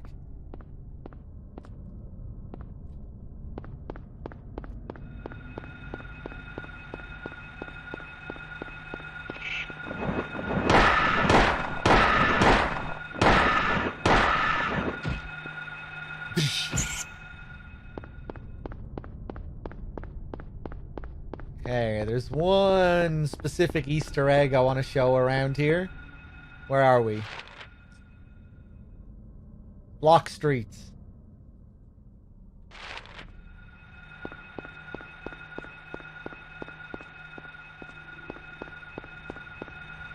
Oh, hello.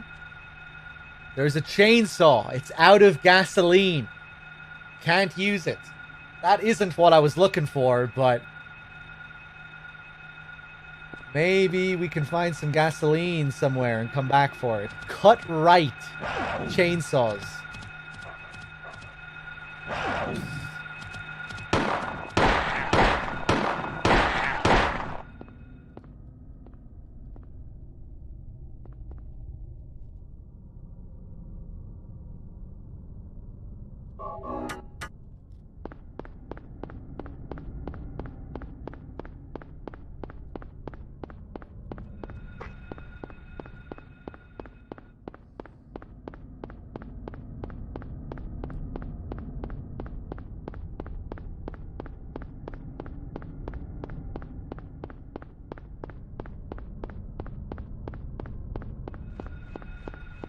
Okay, I'm not exactly sure where this thing is. I just know it's somewhere around here.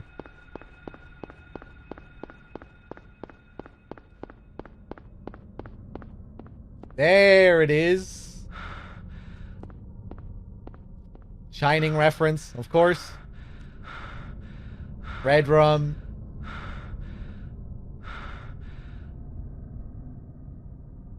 And it's next to some Jim Beam.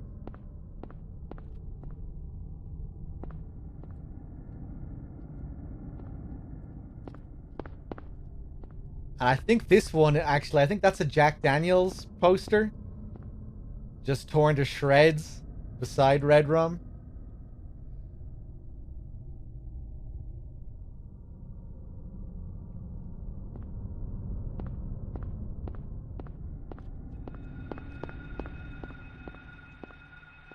Oh, yeah, forgot about this one.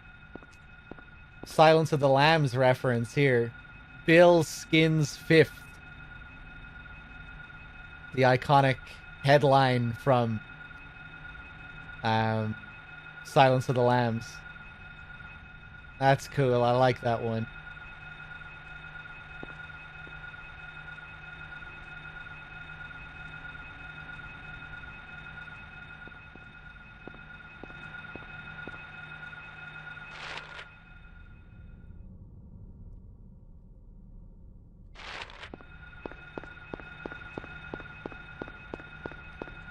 Okay, let's go visit Dahlia.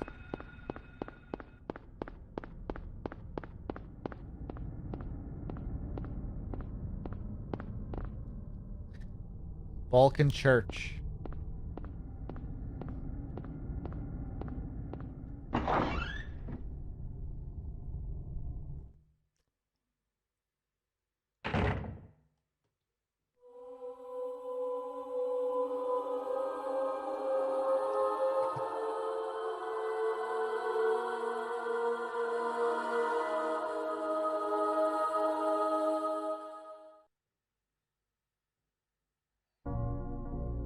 Were you ringing that bell?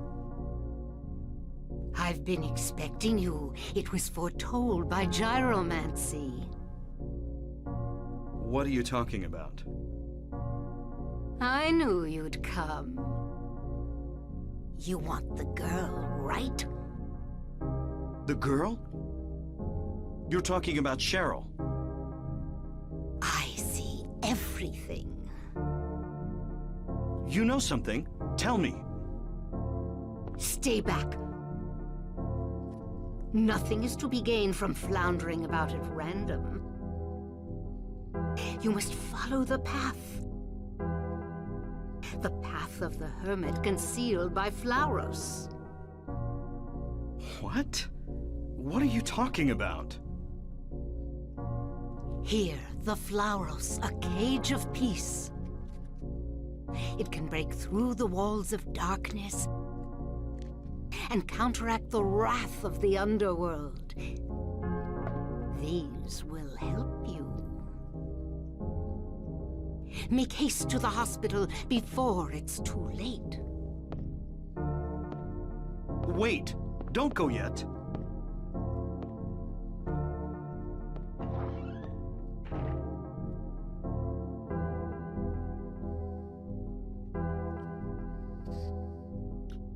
You need to try harder than that, Harry.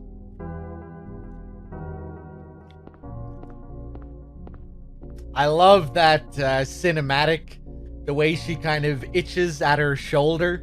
That weird animation. Looks like she's kind of chewing something as well. Looks like she's chewing gum or something.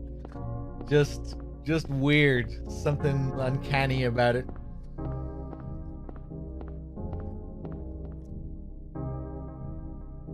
It's weird to introduce a character by just showing them, like, itch at themselves like that. Just a bit weird. A bit unusual. And she leaves the Flauros on top of the key. Because she knows this is a video game. And if she puts the Flauros on top of the key, we won't be able to leave the Flauros here. We have to pick it up. It is impossible to pick up this key if we don't pick up the Flauros first. That's Dahlia's true skill. Took years of gyromancy to perfect this. To perfect these strats. Before she became this self-aware. Before she realized she was a video game character. Yeah, we have to pick up the Flauros if we want to progress with the game. And then we get the drawbridge key.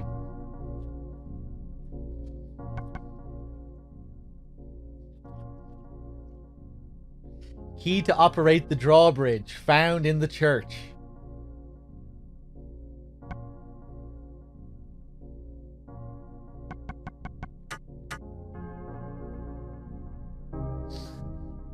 Hold on, I have to look up gyromancy again.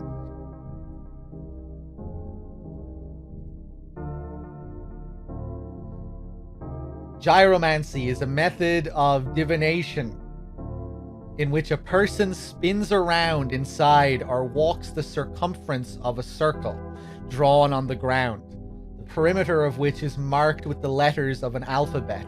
The divination is inferred from the letter at the position where the person either stumbles or falls across the circle's edge.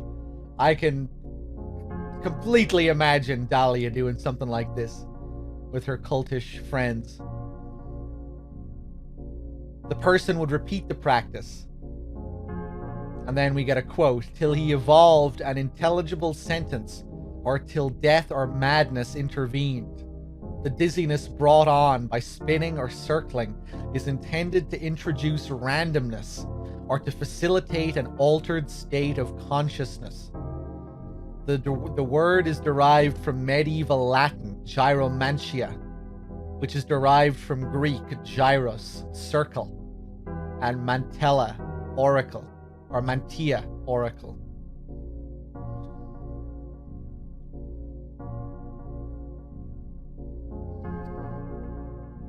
Sounds like something Storm would get up to on the weekends. Storm, have you ever engaged in acts of gyromancy?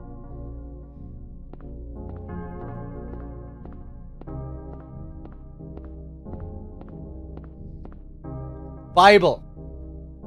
That's all we need to hear about that.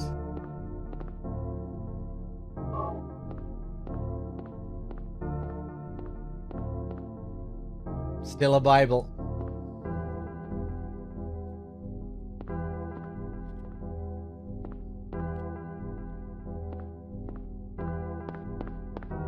Bible, nothing special. Harry drops the mic again. Here's Jesus. Jesus' lovely little pixel nipple. Pixel belly button. Pixel chest hair.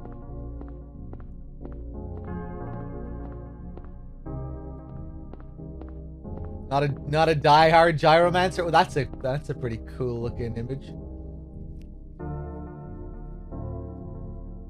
I like that we can't see the face at all.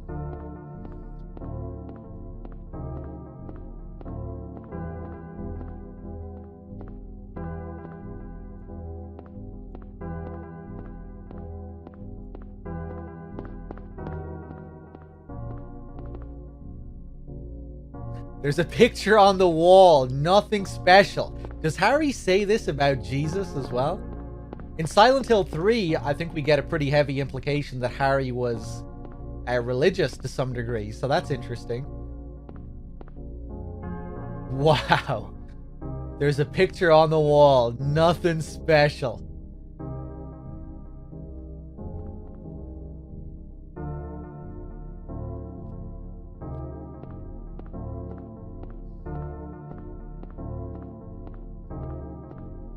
What a gangster.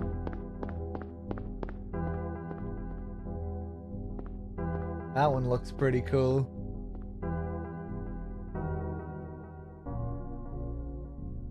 Power of the PS1, man. Not bad. Oh, that's a unique sound. It must be locked from the other side. I really love that about these classic Silent Hill games. Every now and then you'll come across a door that has this completely unique locked sound effect. Like that one when you're jumping through the abyss in Silent Hill 2. Just a random door that sounds completely different to all the rest. Yeah, that's the same.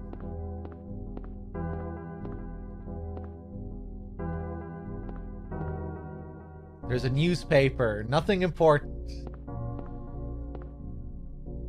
There's a collection box. I thought he was going to say nothing special or something. Nothing inside. Harry was going to rob that collection box. Make no mistake about it. There's a collection box. What a load of bullshit.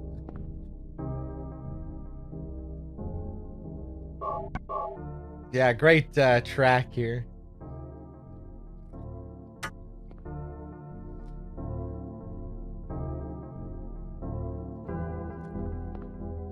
Okay, make haste to the hospital before it's too late. Well, I guess we should trust this woman. No reason not to. She seems to know what's going on. Seems like there's something that needs to be stopped, and we're the man for the job.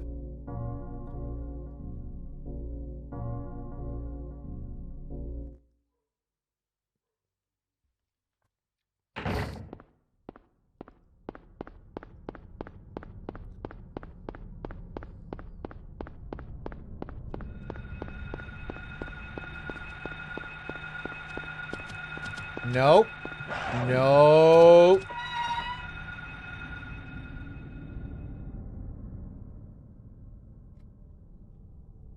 Another little area here that's easy to miss. Ooh. Gasoline tank for our chainsaw. Some oil cans are on the shelf. There's a TV set. It doesn't work.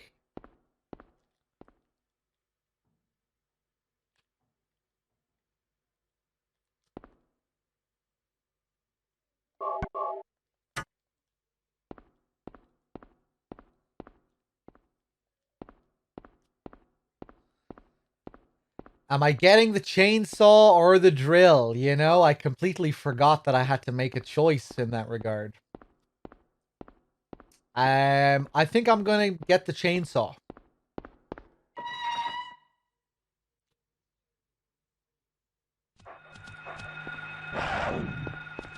The drill is... We can get the drill right beside this place, can't we? You know, I thought we got the drill in that area right where I came from. Right by the bridge. Right, fuck it. No, I'm gonna go back and get the chainsaw.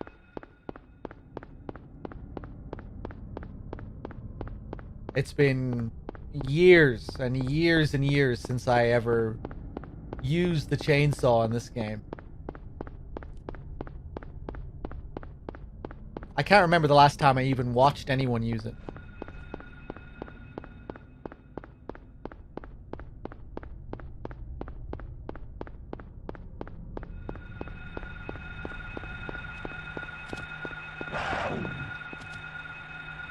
There's a chainsaw. It's out of gasoline. Can't use it.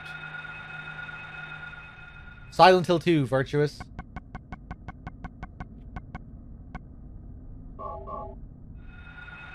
Use the gasoline. There's a chainsaw.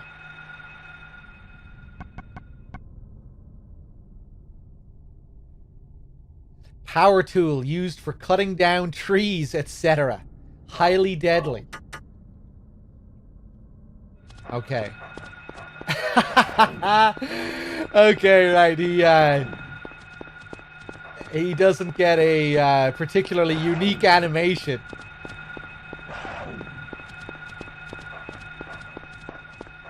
James is a little bit fancier with how he handles his one. Oh, fuck off.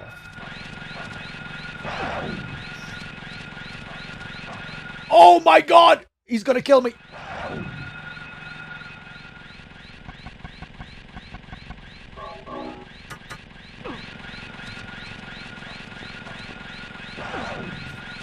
Fuck. Fuck you! Oh, that's how it's done! What are these sounds?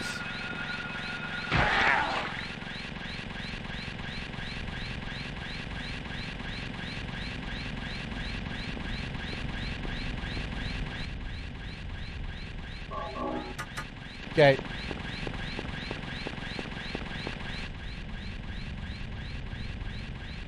It sounds like it's going to explode. Let's unequip it. All right, we'll fuck up some nurses in the hospital with it.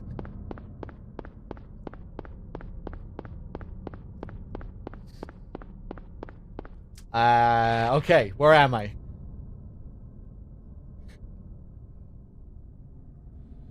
It is not the same across all models. No, Retro. There are 3 different kinds of PS3s. Oh, actually, no. If you're talking about PS1 emulation, then maybe, yeah. When it comes to PS2 games, that's where you'll get some big differences depending on the model. But with PS1, yeah, I'm not sure. I think it might be the same across all of the models.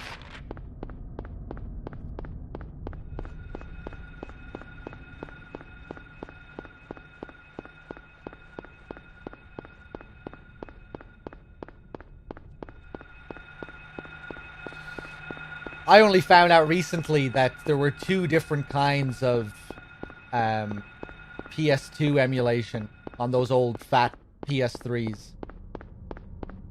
I had a backwards compatible PS3 way back in the day that played PS2 games, but it was the shitty version. DRK recently got a PS3, got the good version.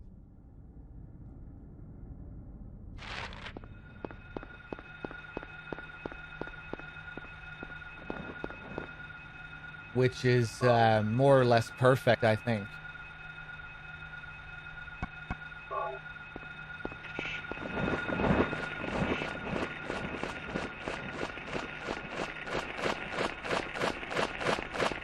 Yeah, the one I had was kind of fucked. It would play PS2 games, but some of them looked really bad. Like Silent Hill 2, for example.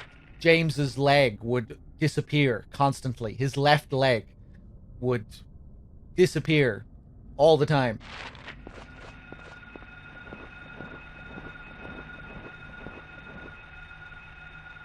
But I know the one DRK has like the actual chip, PS2 chip or whatever. Orange Bridge control room.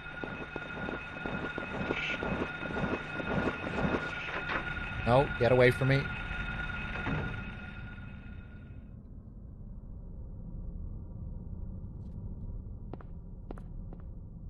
Love the detail in here. Look at this. Look at all this shit on the table.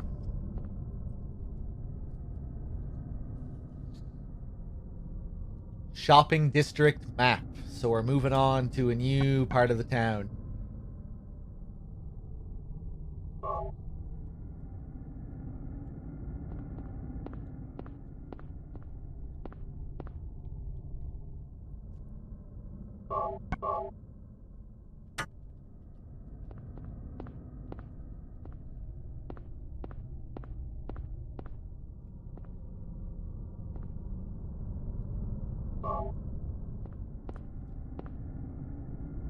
There's a keyhole on the control panel. Well, I think we have the key.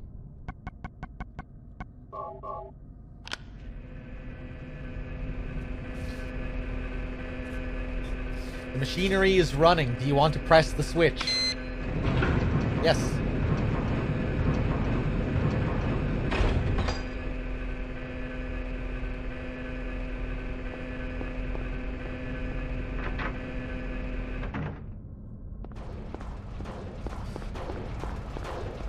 Yeah, I remember now. We got the drill in here, don't we? Ooh, dark.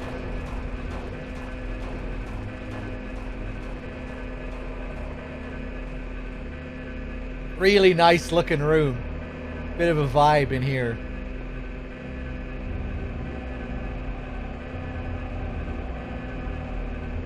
Silent Hill 1, man, it had a pretty nice aesthetic in certain areas.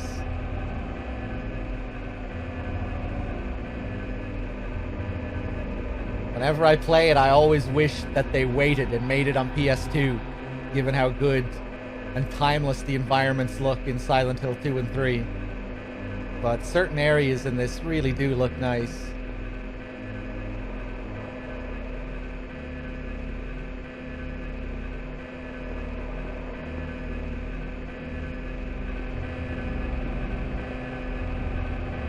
There's a rock drill, no gasoline. Yeah, so this is where we get it. Am I going for any ending in particular? I don't know. I'm not sure yet. Maybe probably good or good plus.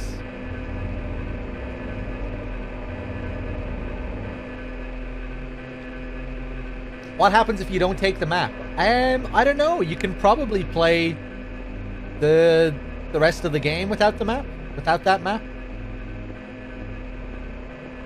Unless the map is covering the parts that you need to interact with.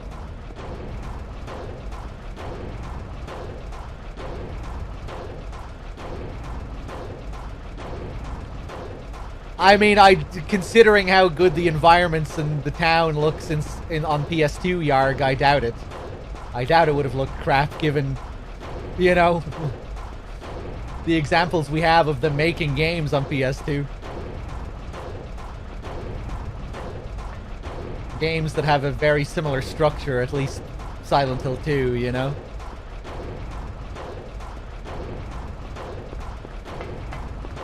I just feel personally that the artists couldn't truly shine until the PS2. I think this game looks great for its time. And I still really like some of the environments. But yeah, at the same time, I feel like they couldn't truly shine until Silent Hill 2 and 3. In terms of the environmental designs and whatnot.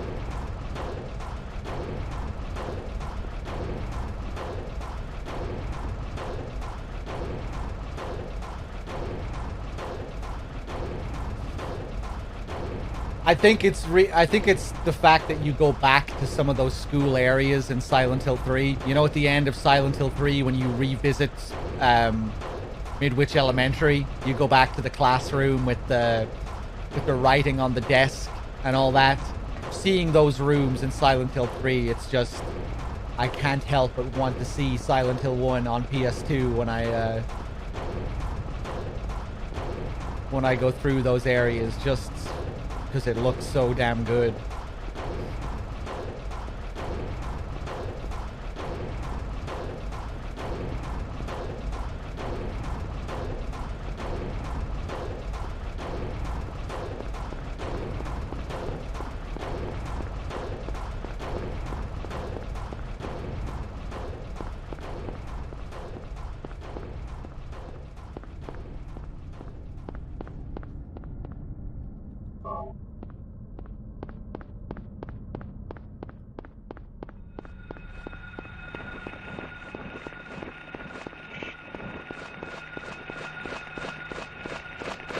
Oh, here they are, these new enemies.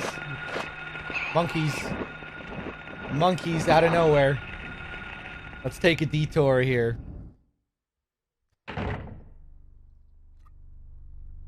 Yeah, Silent Hill 2 is just an amazing looking game. Has to be in the top 5 on PS2 surely, just in terms of the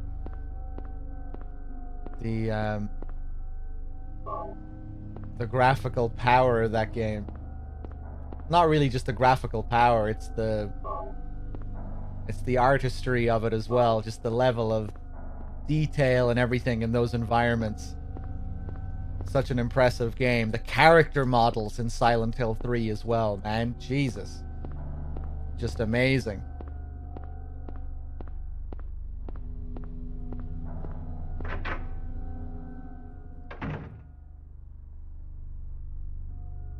Are there better main character models on PS2? I don't know. MGS3? I think Silent Hill 3's models might top MGS3's models in some ways.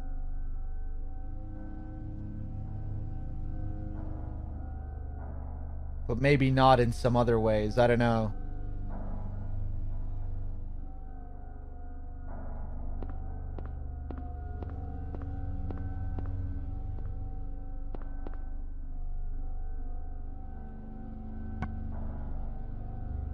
I feel like Heather's facial animations are a lot more nuanced than, say, Snake's animations in MGS3. Just the detail in her face. And the subtleties.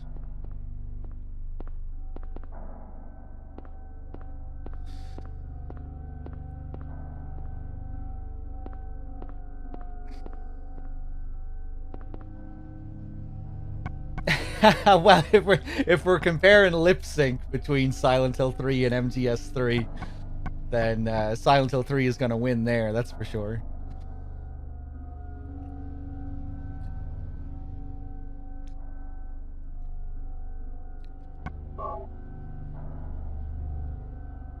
Oh, FF12 is a pretty impressive game, yeah.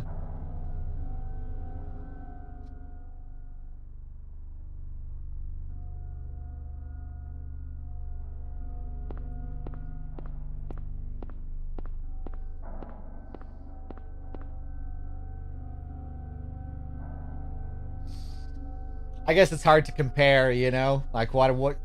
There's so many things to compare.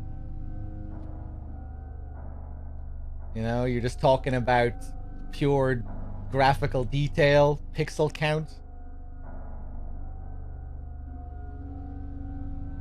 Then there's, like, just the subtleties of the animations and the amount of mocap and stuff like that. You know, it's kind of hard to compare. If you're trying to say better or worse, you know? There are a lot of games that were pretty top tier. They all had their own positives and negatives, I guess. Kind of hard to say which is better or worse, technically, or whatever. There's a memo on the desk. Coroner Seals called. Officer Gucci is unlikely to be murdered. He apparently died naturally. But medical records show Officer Gucci had no prior symptoms of heart disease. But what are we reading about now? How does this apply to anything we've seen so far? Another puzzle piece, another random puzzle piece. Officer Gucci is unlikely to be murdered. He apparently died naturally.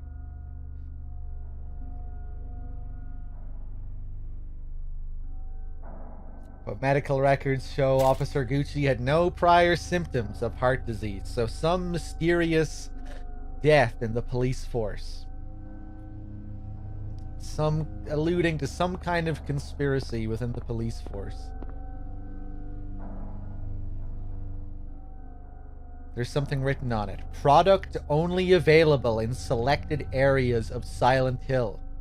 Raw material is White Claudia, a plant peculiar to the region. Peculiar, which can also mean particular. which is the opposite of what peculiar means. But that's how it works. And that's what I think it means in this context. It's saying that White Claudia is particular to this region, even though it says peculiar, which also means particular.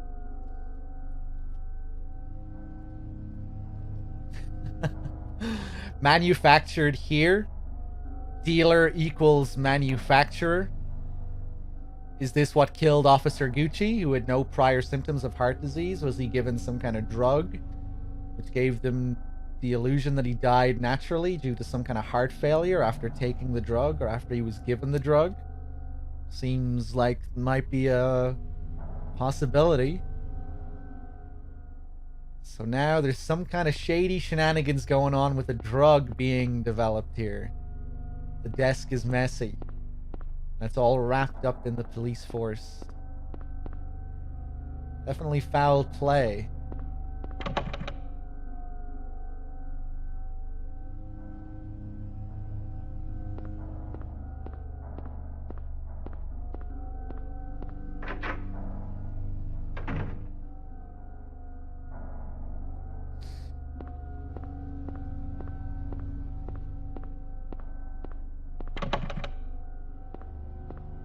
Okay. This is something that ties into the optional endings in the game, by the way, if you haven't seen this game before.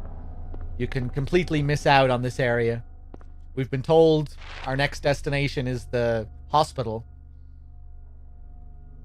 We weren't told anything about this place, but if you come here, we can learn more about what's going on and the story. And this also affects the ending. Hanor with the 5 months. Thank you.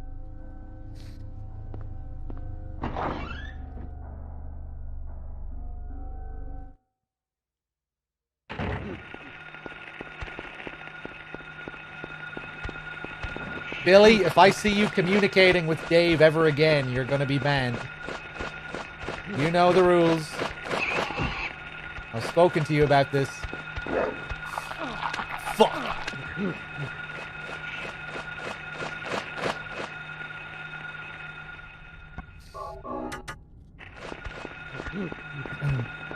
Get away from me! He's still chasing me.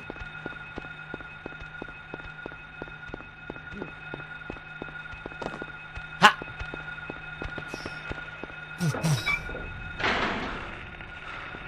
Love it. Those gunshots that we hear as we approach the gate. Alchemila Hospital. This game loves its alchemy.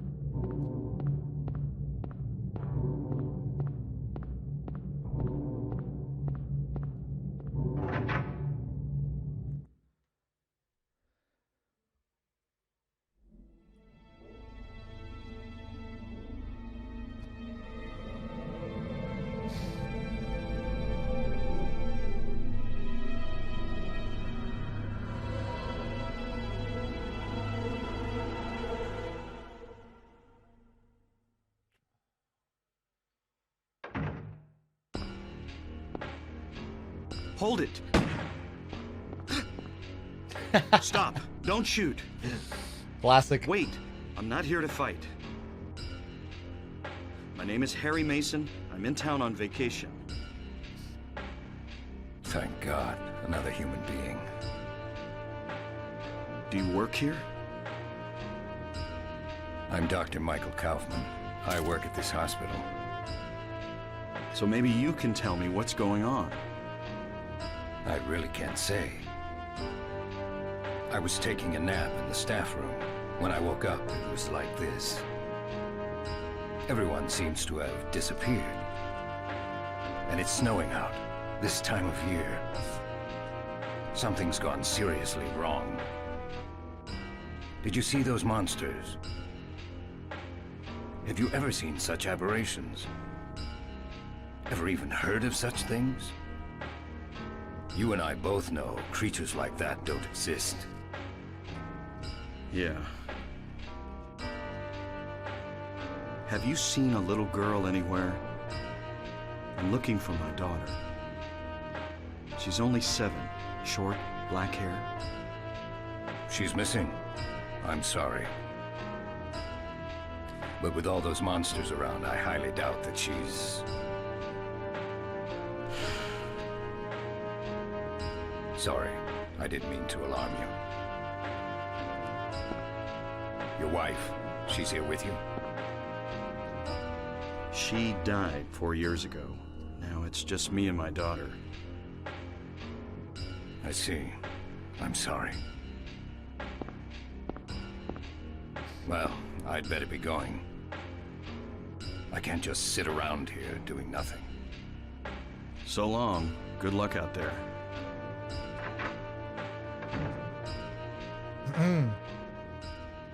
All right. So there's Dr. Michael Kaufman. Every time we meet Kaufman, we barely get anything from him. You know, he doesn't ever really reveal anything about himself. We just know there's something kind of strange about him. Something's going on with him. He's appearing in cutscenes, so he must be significant in some way. But if you just take the information that we get from the cutscenes with him, you don't really get that much. You know, you have to put the pieces together. Again, it's kind of another part of the puzzle that you have to figure out. Who is he and what is his significance? What is he doing here? And a lot of Kaufman's story is optional as well. Which connects again, of course, to the endings that you can get, the optional endings.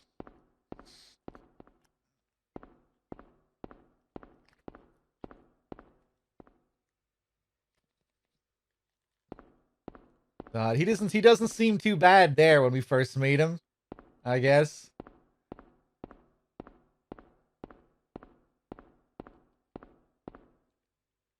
But yeah, I think we meet him like 3 times in total in the game, and he never really gives up much.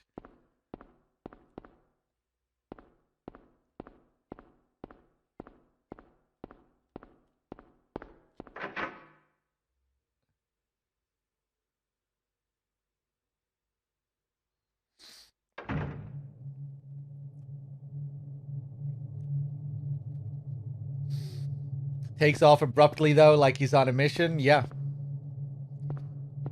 And we have to figure out what he's up to. Or what he has done.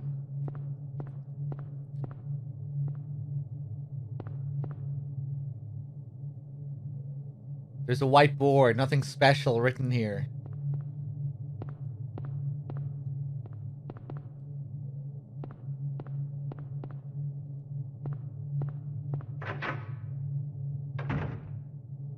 Except for that part where he shoots us at point blank range. Pretty decent guy. I mean, you know, Harry comes bursting through the door. There are monsters all over the place. He just killed one monster. I wouldn't blame him too much for shooting off like that. He purposely missed anyway, didn't he? He wasn't trying to hit us. Here we get the hospital map. Doesn't Kaufman translate to businessman? Isn't that like the literal translation of his surname?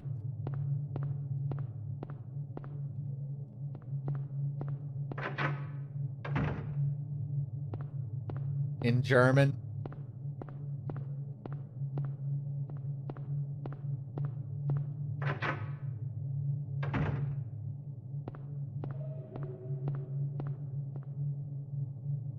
It's actually Kaufman. He always had a cough as a kid. Ah. That's the lore. Merchant.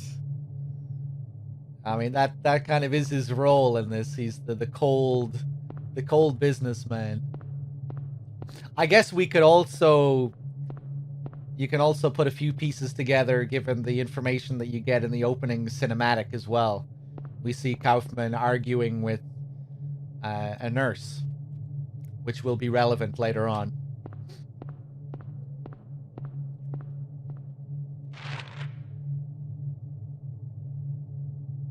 There's a newspaper. This article has been clipped out. More mysteries. Could this be related to Kaufman in some way? Yes, it is, but we won't be able to find out until later on. But if we remember this article, it's been clipped out. We might be able to discover something later on.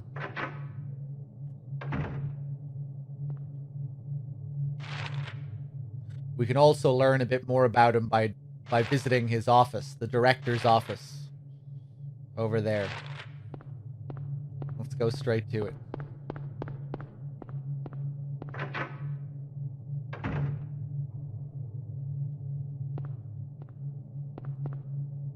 The shelves are all messed up. Who did this?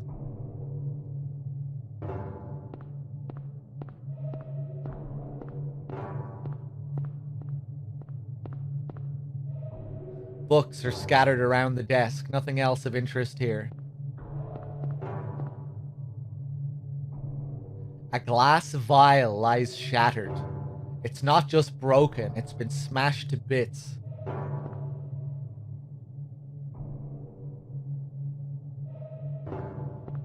Lot of environmental storytelling and things you need to pick up on when it comes to Kaufman's role. This being one of them. So we're... You know, you might come through here on a first playthrough or something. You might not think much about where you are. You know, what is this room? This is the director's office. This is Kaufman's office. So how is he related to this, to what happened here? Did he smash it? Did he fuck up his office like this? If he didn't, then who did? Dahlia? Another character that we know from the game?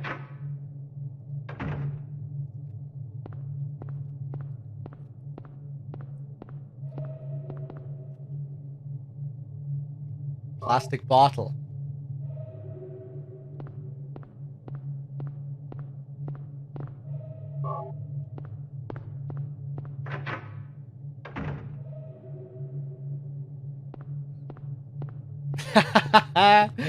What am I missing here about Kaufman's penance? Billy, are you behaving yourself there? Has Billy been talking to Dave at all since I, Well, let me catch up here. You haven't been atting Dave, have you, Billy? I think you've been okay, alright.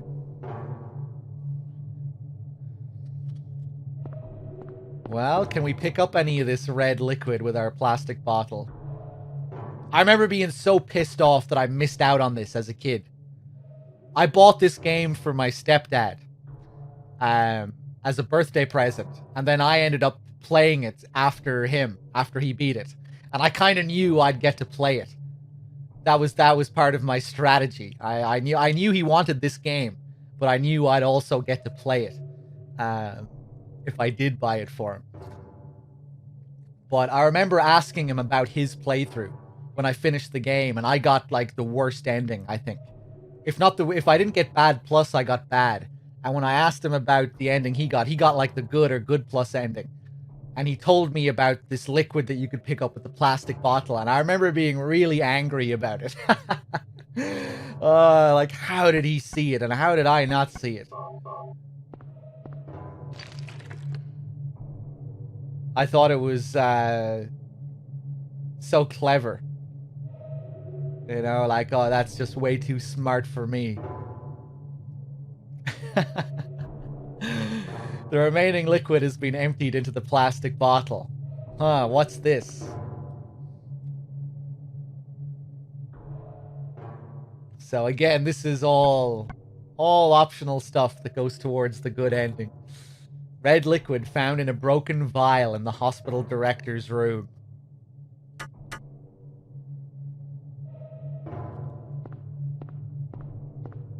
and we find out at the end of the game that, or it was heavily implied that it was Dahlia who destroyed this.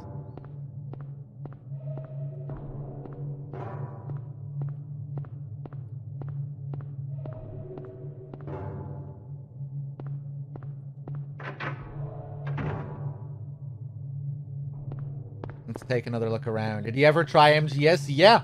Played MGS before me, and that's how I played MGS. He passed the memes down to me. Like Solidus.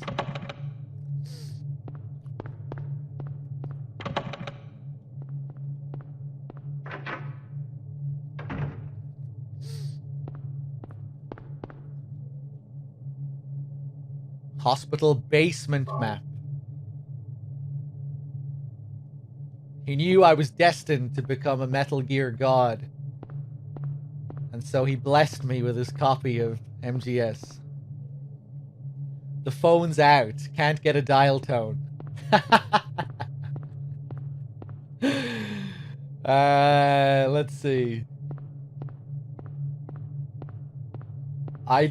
Do you call him Solidus? Yeah, and he calls me Jack. There's a whiteboard. Nothing special written here. I was gonna say he calls me Raiden, but then I quickly remembered, being a Metal Gear god and all, that Solidus never refers to Jack as Raiden.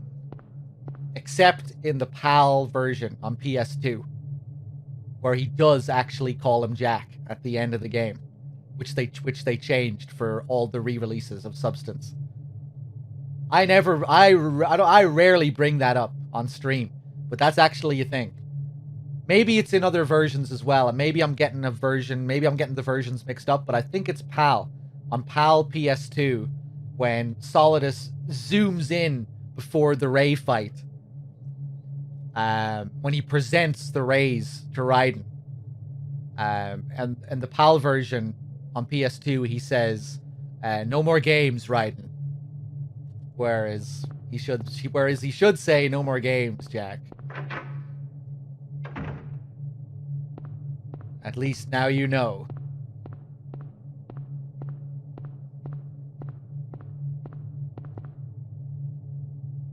Basement key. But yeah, I guess that was an error in the translation or whatever that they fixed for the re-release. Did DRK bring that up in his last the MGS2 playthrough that he just did? Really? Maybe that's something that he brings up every now and then. Maybe he brings that up frequently during his in-depth runs. I rarely bring that one up. That's cool. Yeah, maybe he always brings it up. I don't know.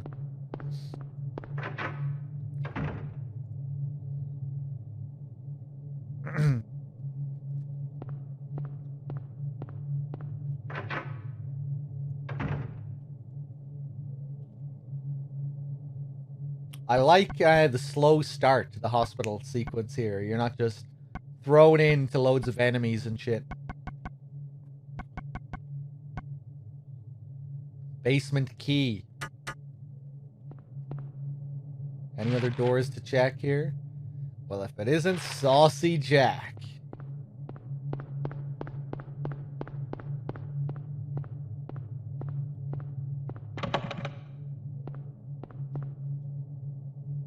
There's a vending machine. It doesn't work.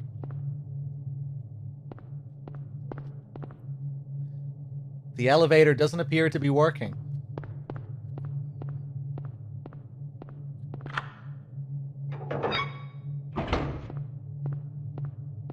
Cool camera angle.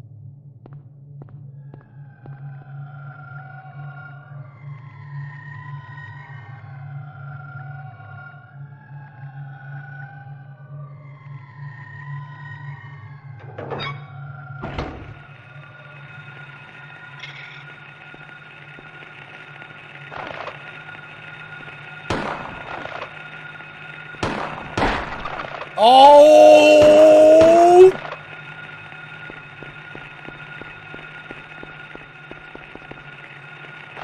No! How are these cockroaches. So fast. Spin. Oh my god. Fuck you. Fuck all these cockroaches. Fuck you. Kick it. Kick it. There it is. Oh, nasty. That animation. Seeing it up close. Oh, it's like there's another cockroach sticking out of its body.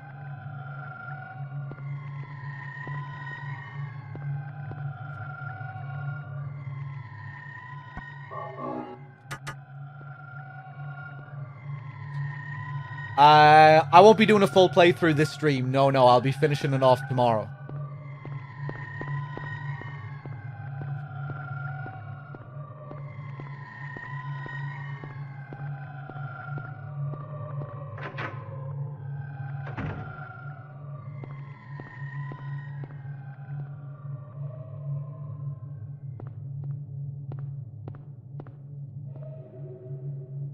Love that sound.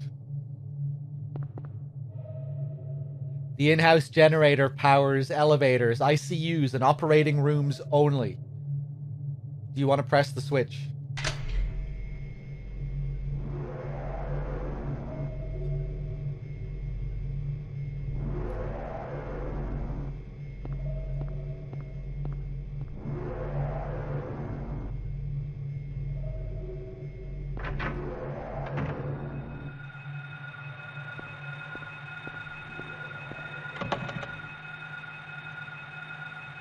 Hey, nice one, Stylo. I'm glad you enjoyed it.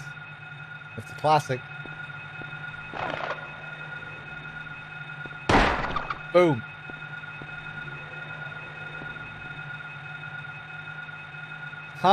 They don't always land on their backs when you shoot them. That's interesting.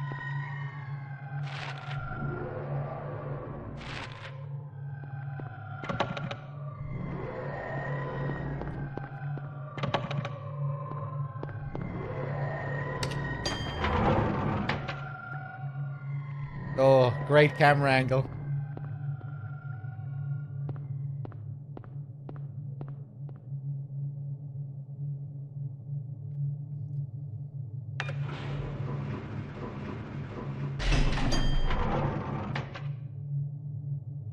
So the first floor we already checked out. Nothing new here.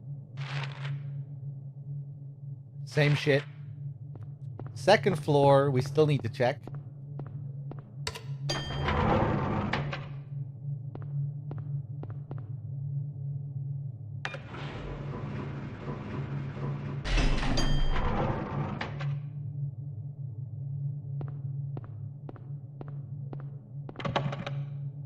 The lock is jammed. This door can't be opened.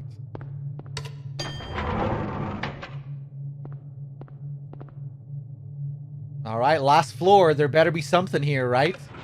Because if there isn't, we've nowhere else to go.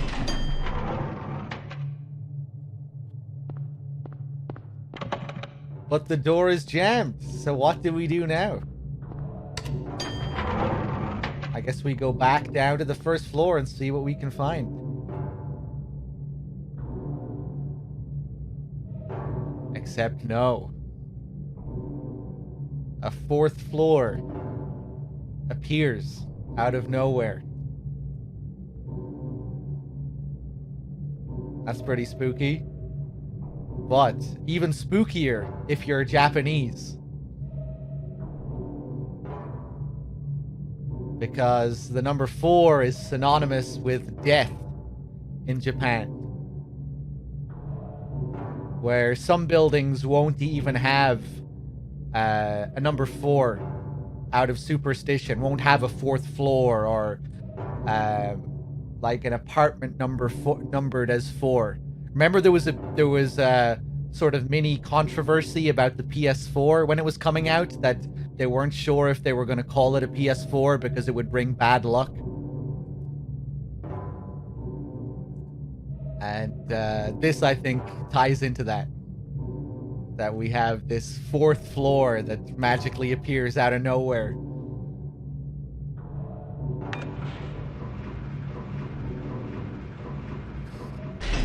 Yeah, I guess it's similar to the number 13.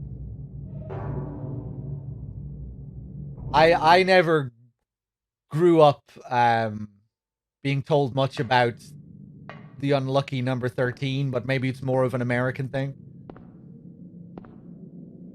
It's a bit more direct than 13 too, where the number looks very close to the kanji for death or whatever.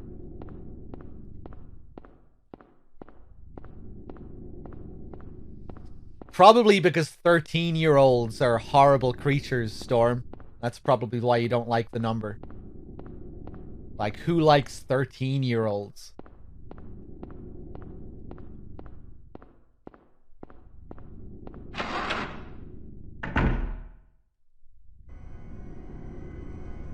Just a disgusting hybrid of child and adult. Bundle of hormones. Just a horrible creature, really. The 13-year-old. Chill Penguin. I can't remember if I thanked you earlier for your 10 months. So, thank you.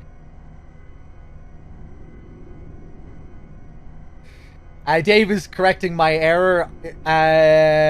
Dave usually butts in to explain this properly when I play Silent Hill 1, so I'm used to that. It's said in the same way, not about looks. Literally the same word. Right, okay. She.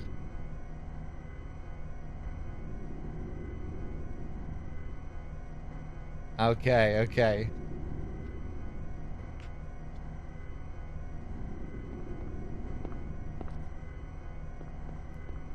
Cool little sequence here as well. As soon as we come through the doors, they lock right behind us.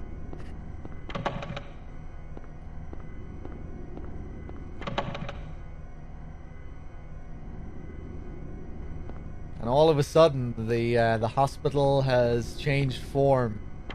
That was quick, unlike the school.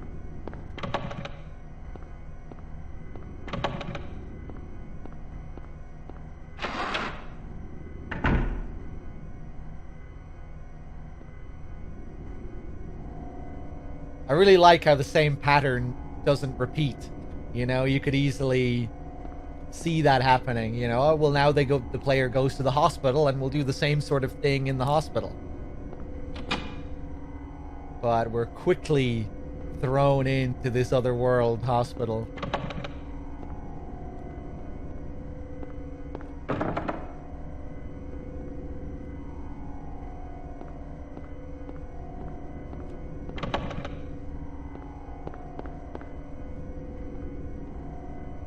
She.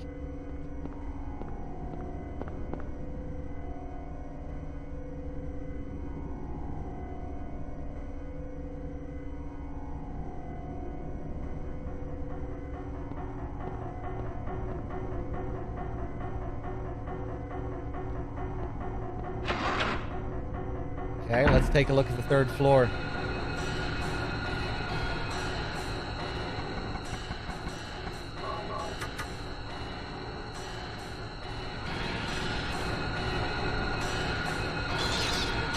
Fuck you!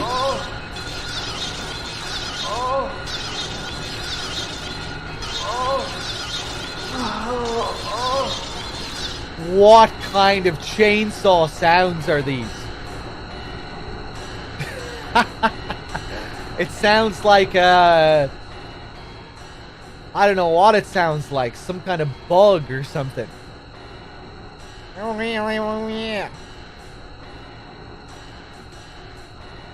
It sounds like a fly. It sounds like some kind of fly.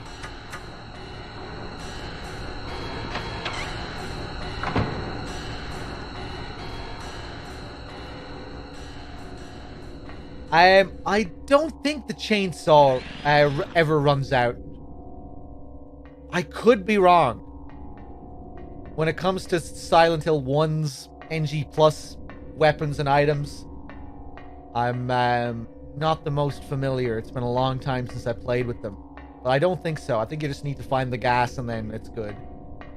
I don't recall it running out.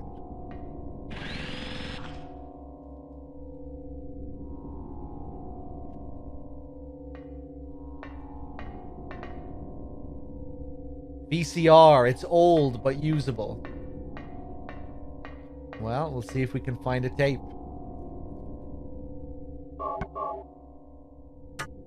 Room 302.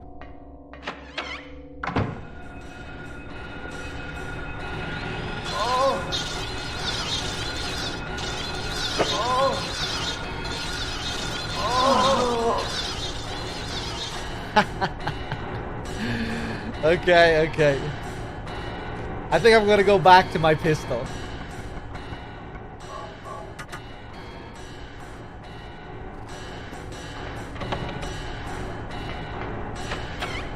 They definitely did a better job with the chainsaw in Silent Hill 2, that's for sure.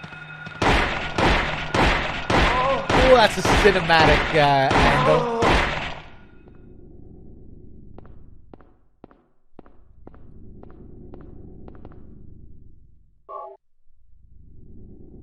Love the weird patterns on the wall. Like blisters or something. A steel plate is screwed to the wall. A chainsaw on helium. That's pretty accurate.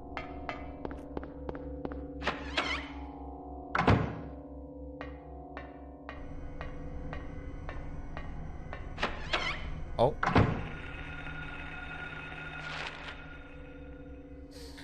Can I go back through here?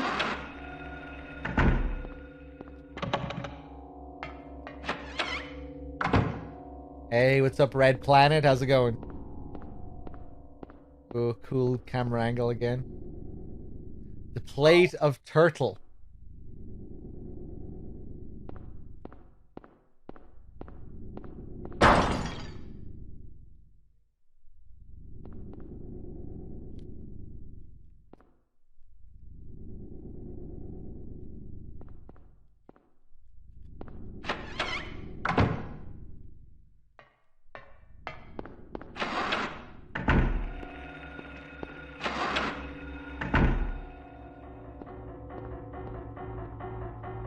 Ooh, here's something.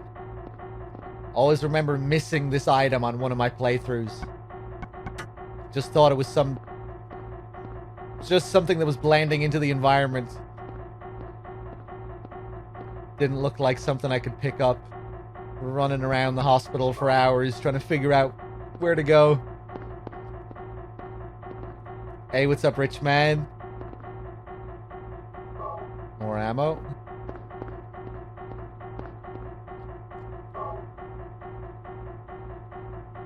There's a bottle filled with some kind of drug. Better leave it.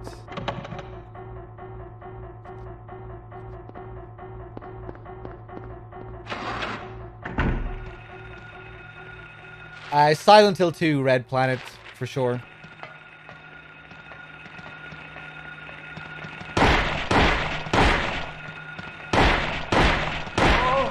Fuck you!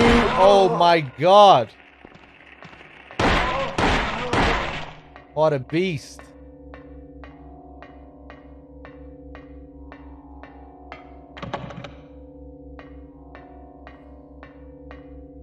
Yeah, I played Silent Hill 2 on Halloween night if you want to go back and check out the VOD.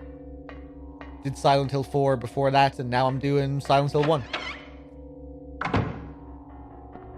And I might do Silent Hill 3 after this, we'll see.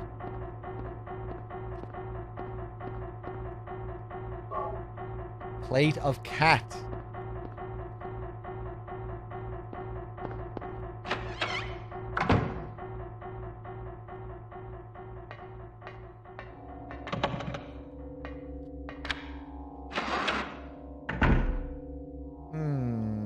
Okay. Now I think we'll go back, take the stairs down to the second floor. I'll be doing Born from a Wish tomorrow. That's the plan anyway, if I have time after I finish off Silent Hill 1. I'll definitely be doing Born from a Wish at some point.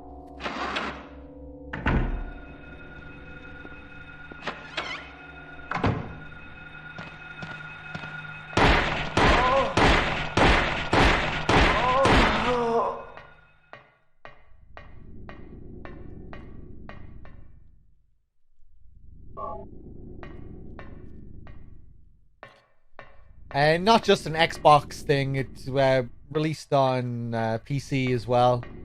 And I think PS2. Did the director's cut come out on PS2?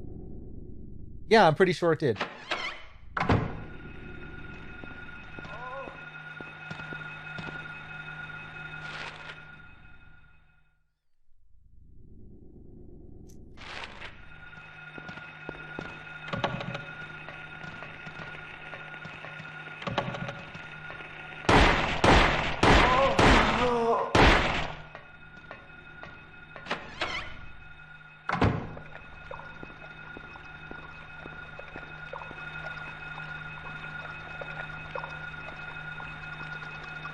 Love how it flails about here if we get too close to it. Does it deal damage, this thing?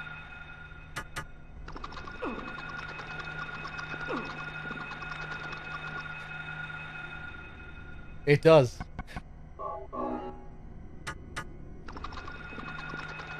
So it's feeding on blood here, and we just picked up a blood bag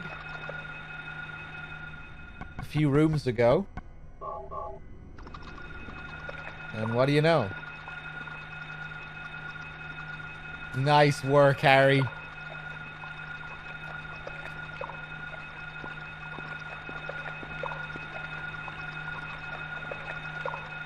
Plate of Hatter. So we had Wizard of Oz references at the start of the game. Now we're getting Alice in Wonderland. Miss Cupcakes at the raid. Thank you, Miss Cupcakes. How's it going?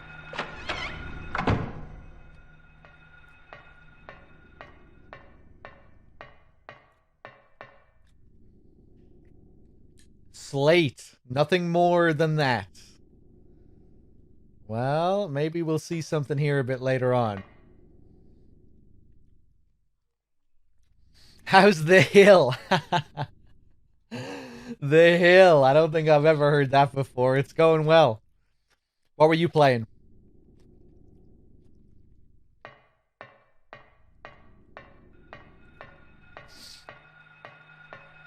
One thing I really like about the hospital is that we see all these puzzles. You know, you assume that we're going to need this for something.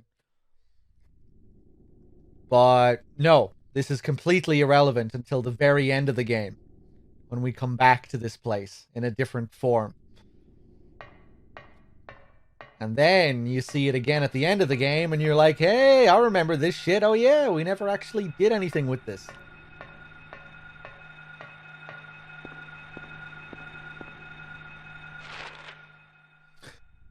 I have never played Dead by Daylight. I feel like that might be a fun game for me to stream. Might be a fun game to for people to watch.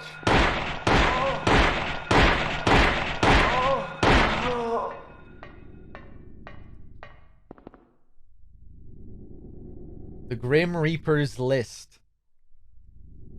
35, Lydia Finley. 60, Trevor F. White. 18, Albert Lords. 45, Roberta T. Morgan. 38, Edward C. Briggs.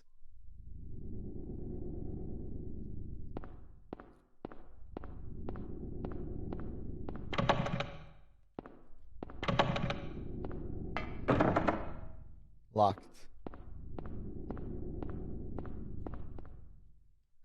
I think this is the only Silent Hill game to have a nowhere zone. Yeah, I don't think they ever really copy that concept in any of the other games.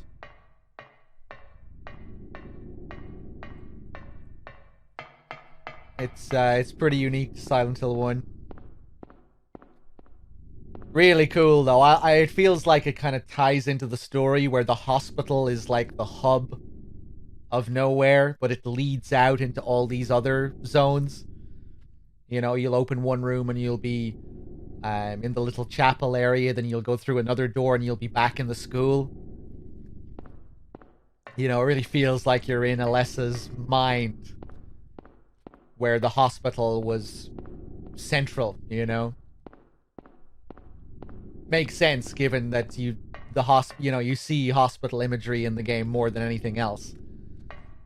You know, you're in the school, but suddenly there are wheelchairs appearing out of nowhere.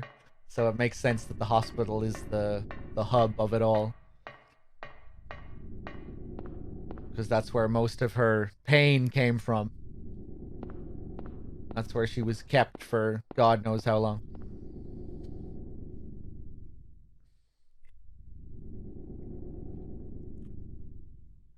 Right, Last Angel. The hotel in Silent Hill 2 is great. After you watch the videotape, it has a similar kind of thing going on, where where it's very disorienting. You're going through one door and it's leading. You know, you're going through portals essentially at the end of Silent Hill 2, where you go through a door on the west side of the hotel and then suddenly you're on the right side. Really amazing part of Silent Hill 2 with the music and everything. Okay, first floor.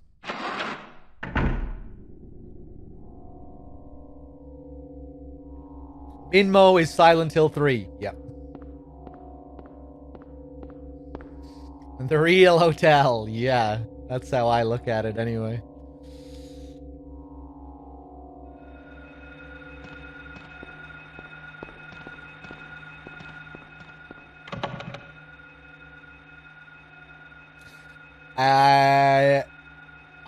I have never played Homecoming, Miss Cupcakes, but I would say no.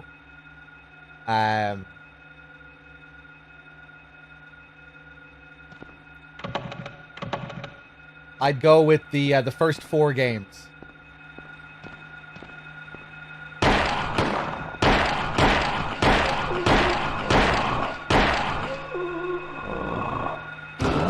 The first 4 games are like the original series, the Japanese originals, and then Konami started outsourcing the IP to various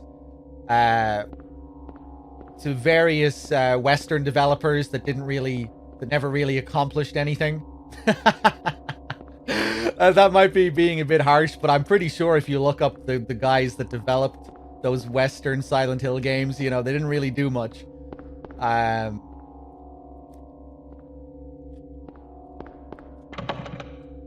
But I mean, I think some people like Downpour and Homecoming, but the general consensus is that they're not the best. I definitely go with the classics, the first 4, before you think about stepping into the other ones.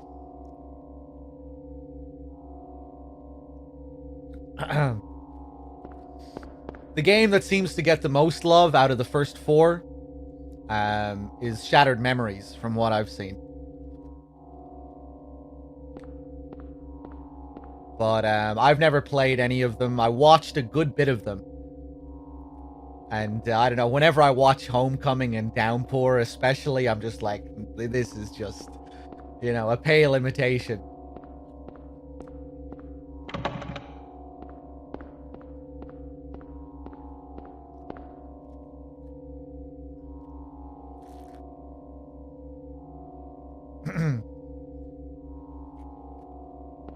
But yeah, I don't know, Miss Cupcakes, do you like any other classic survival horror stuff? Do you like Resident Evil? Classic Resident Evil games? Because this game is obviously in that sort of realm, although very different in its approach to horror, its style and everything. But there are a lot of fundamental similarities. You like Resi 1? Fond memories of 2? Yeah, I mean, yeah, maybe try out some Silent Hill one of these days. Yeah, I just go for... You know, I don't think you mind going back to old classic games based off what I've seen you play. But yeah, I just start at the beginning. Go start with 1, and then if you like it, play 2. And if you like 2, play 3. And if you like 3, get ready for 4 to drop the ball a bit, but still be pretty interesting. I love Silent Hill 4, but you really need to add some kind of warning to it, I think. Be prepared. Be prepared for big differences and lots of jank.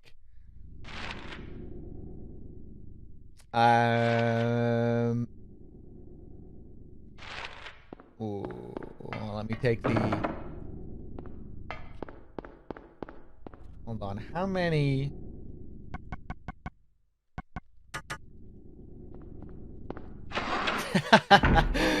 that was unnecessarily rude, I think, saying I don't know anything. I barely know anything about the developers of the Western games to just come out of nowhere and say that they accomplished nothing.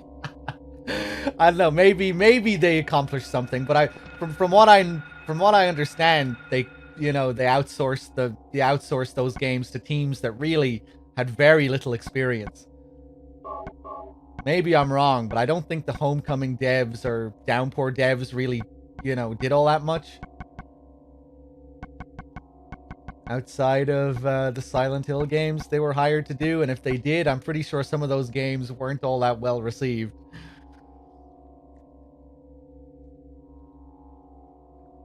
I really like Code Veronica. I think it's a bit of a step down from the first 3 games. But, I still like it. I just like the absurd story and characters, and Steve is just a legend around these parts.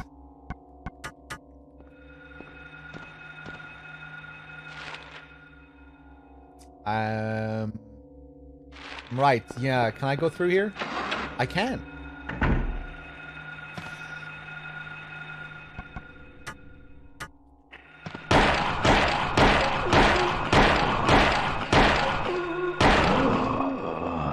Homecoming devs made such hits as G.I. Joe and a Green Lantern game.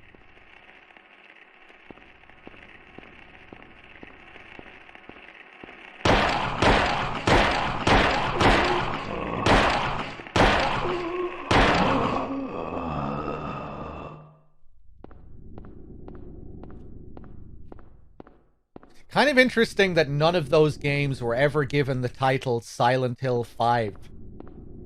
I guess Konami knew. Perhaps. That none of those games deserved to be given a number.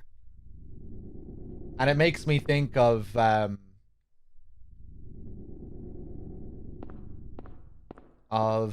Peace Walker, and Konami not wanting Peace Walker to have a number.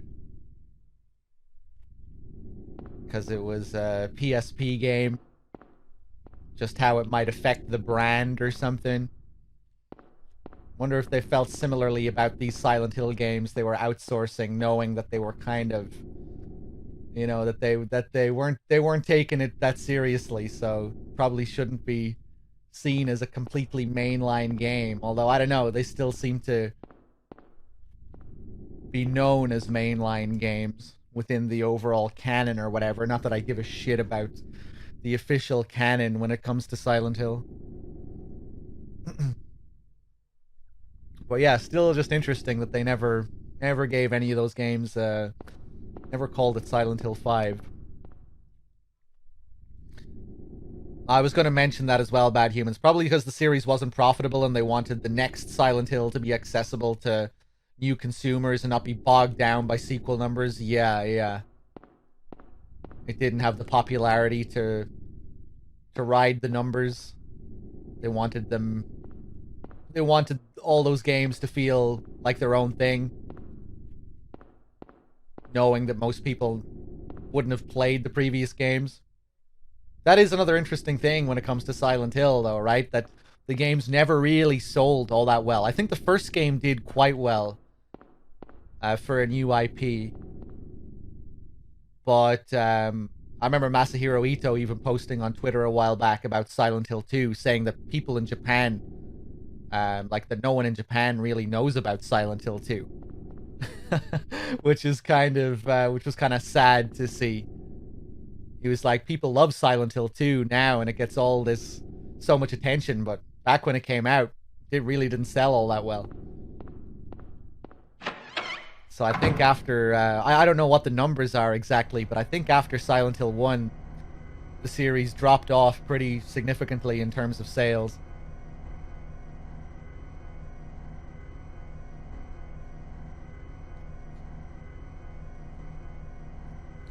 Silent Hill 2 got a lot of mediocre reviews when it first came out as well, just because it was quite different and people wanted more Silent Hill 1.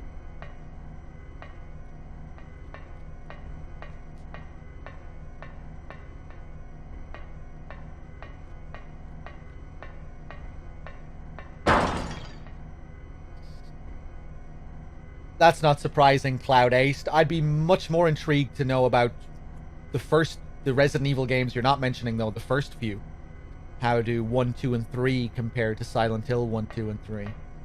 I'm sure Resident Evil outsold them as well, but I wonder by how much, you know?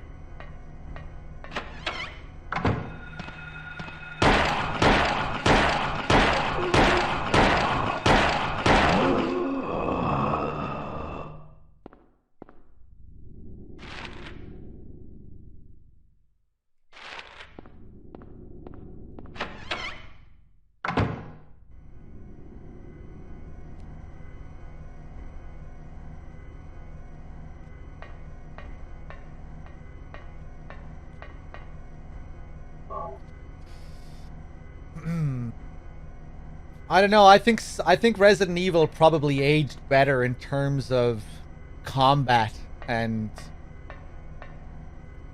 maybe like controls and mechanics overall. I think Resident Evil always had better action than Silent Hill, even if Silent Hill gave you more options in terms of your movement and whatnot.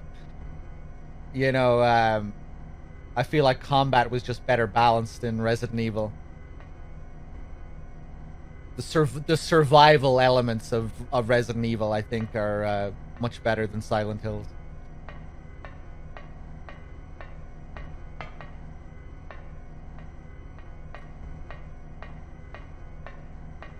The partial control that they give you over the camera in Silent Hill is nice. I like it, but it also makes the game a bit jankier to play, I think, when you don't know the game, at least. Whereas in Resident Evil, they always have complete control over the developers have complete control over the camera at all times, which I think might make encounters a bit fairer in those games. But yeah, in general, I think the combat and the action was always better in Resi.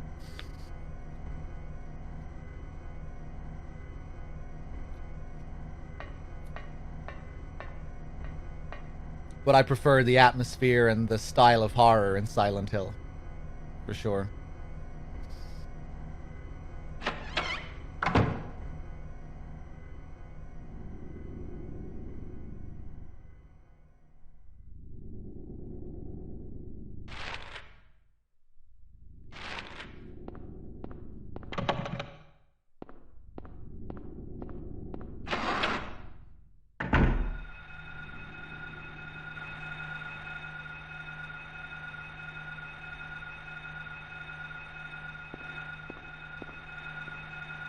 Hello?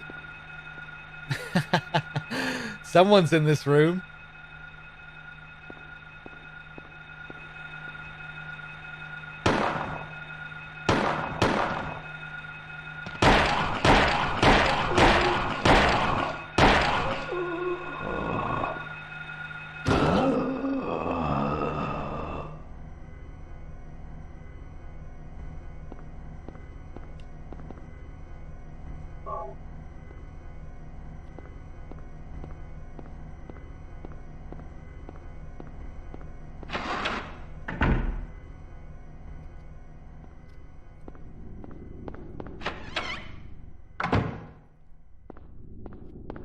Hey, and I think we found our last tablet.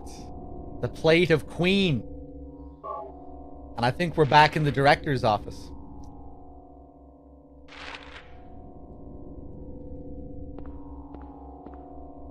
Kind of interesting that we get that red Plate of Queen where that red liquid was on the ground.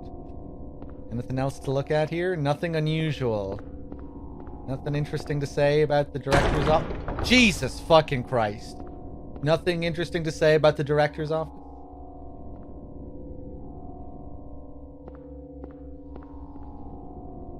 Okay, Cloud.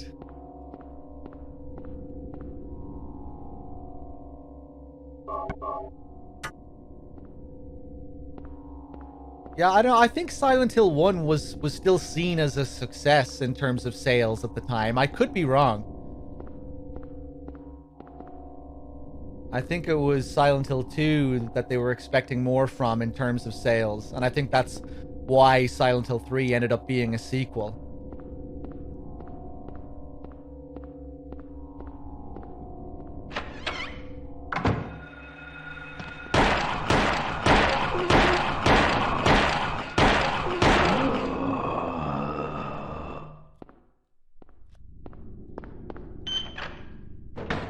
Okay.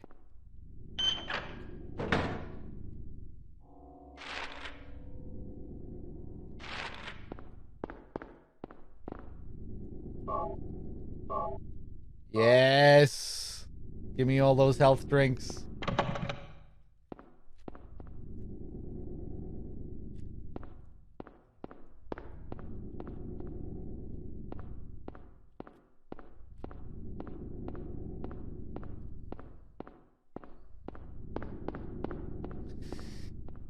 Right, Procedure. The difference is MGS2 still sold like crazy while Silent Hill 2 didn't.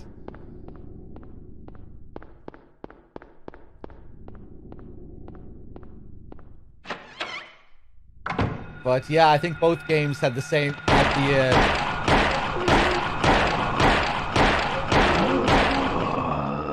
I think the reaction to both games probably did shape both series going forward.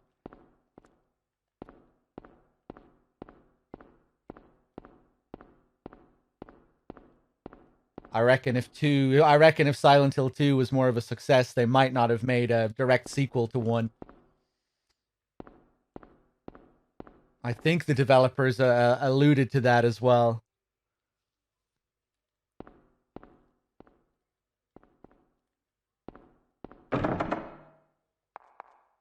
Tap, tap.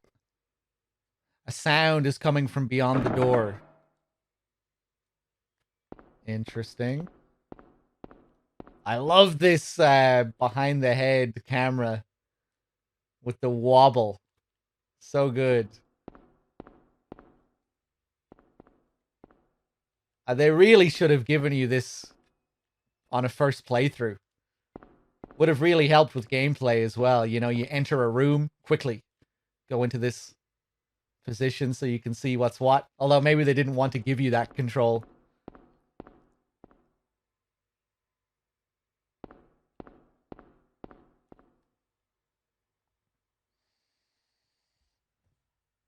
Right, Bad Humans. That's what I was alluding to there.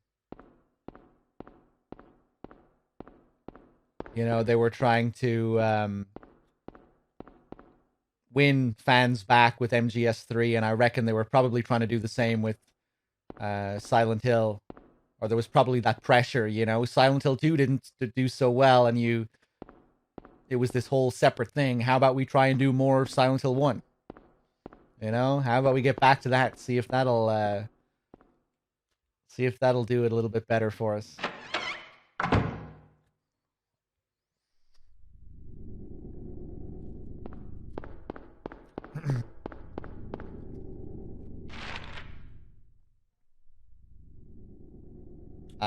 Okay, let's go down to the bottom floor.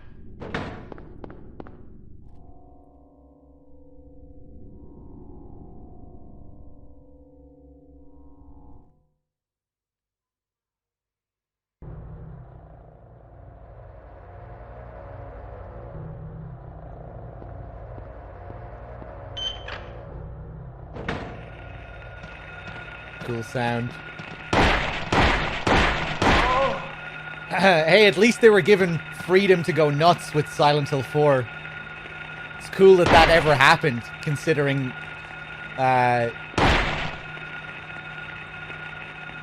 you know, considering the way the series was going.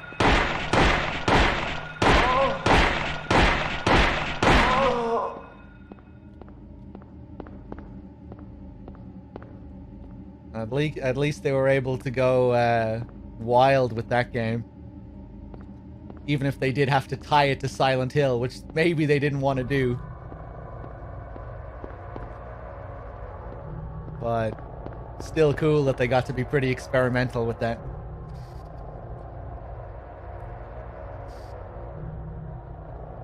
I think you found out about Silent Hill 2 by coincidence. I played Silent Hill 2 shortly after it released. A friend of mine had the game and I borrowed it from him. Really loved it. I wasn't as scared by it. But I don't know, I think Silent Hill 1 desensitized me for life, so I was ready. But yeah, you know, in general, Silent Hill 2 was a bit more subdued, and I think a lot of the stuff that's unnerving about that game maybe didn't get to me because I was too young and too pure to recognize, you know? I was like 10 years old playing Silent Hill 2 for the first time. I remember loving it though. You know, shortly after I got a PS2, playing all these crazy fucking high-tech games. You know, it was wild playing the PS2 back when it first came out. The jump from what you were used to on PS1 was just insane with MGS2 and just the... You know, it really felt like you were playing the future back then. Just crazy visuals. I remember just being blown away watching the opening FMV for Silent Hill 2. Back when it first came out. James in the bathroom was like, oh my god, look at this.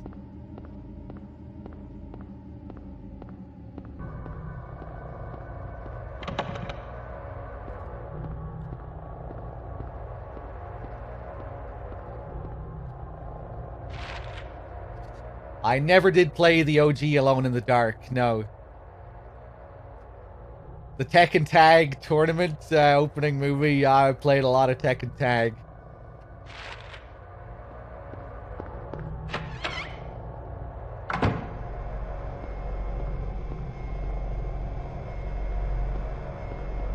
Another weapon.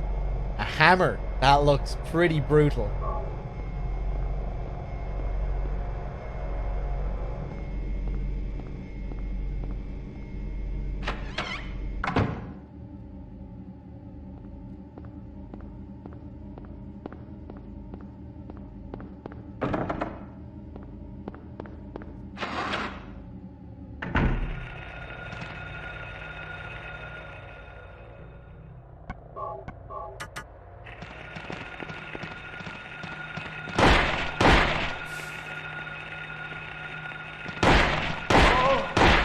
Get off me!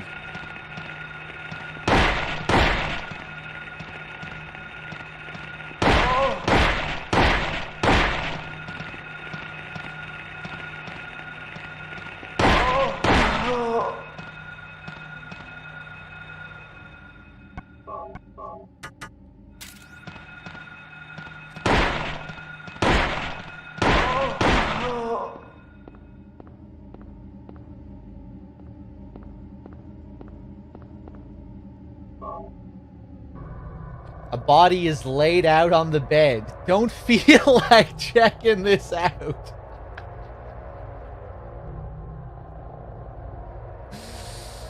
I love the way that's written. Don't feel like checking this out. Okay. Okay. Anything else?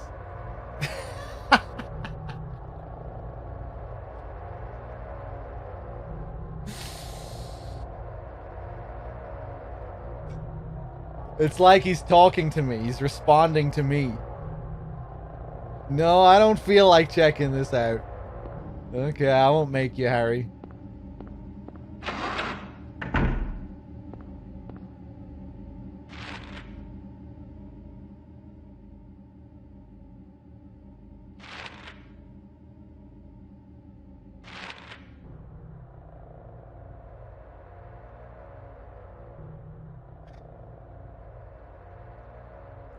I think I want to go to the nurse center on the second floor.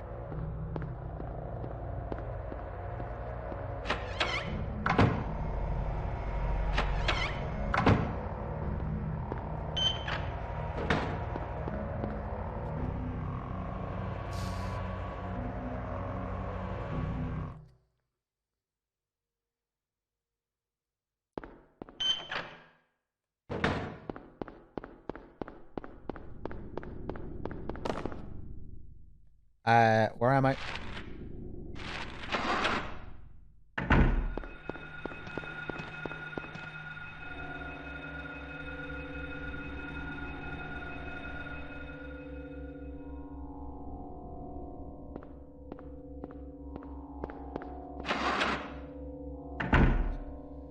Was this Silent Hill 1 for the PS1? This was Silent Hill 1 for the PS1.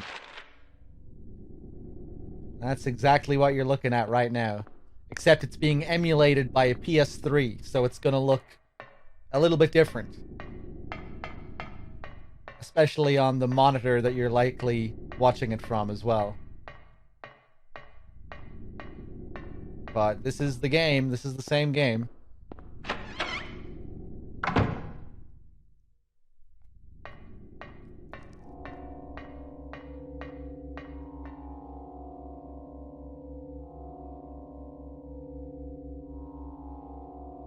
Me too, Roy. Clouds flowing over a hill. Sky on a sunny day. Tangerines that are bitter. Lucky four-leaf clover. Violets in the garden. Dandelions along a path. Unavoidable sleeping time. Liquid flowing from a slashed wrist. Hey, what's up, Martian? How's it going? Thank you for the tier 2, man. And the 19 months. Cheers.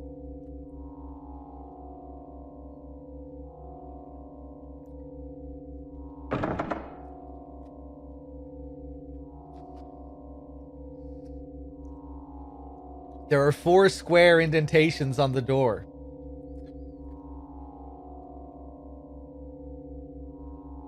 Okay. And we have a few different colors. Orange, purple, white, and some kind of gray or black.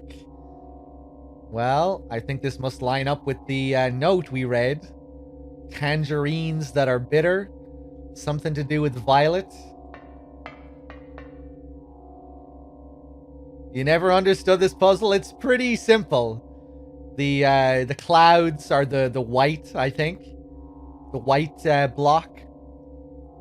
So then after the clouds, we have a sky on a sunny day, which is blue. And then tangerines, which are orange. Right after that. So that lines up with what we have here. We have the clouds up top. And then right next to that, we have the blue sky. And we have a blue plate to insert there. And then right after that, we have the tangerines, the orange. So yeah, it's just matching up the colors, really.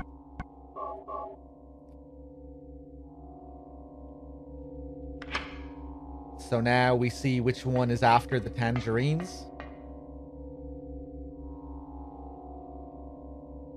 Lucky four-leaf clover, so the green one that we have. Then the violet. Then the dandelion, so the yellow one.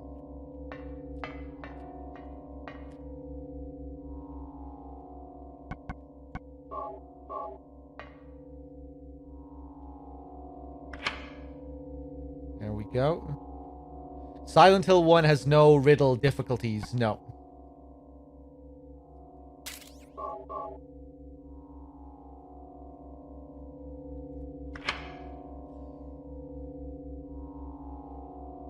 Maybe, Procedure. I remember I needed my stepdad's help to get past the piano puzzle. That one was rough as a kid.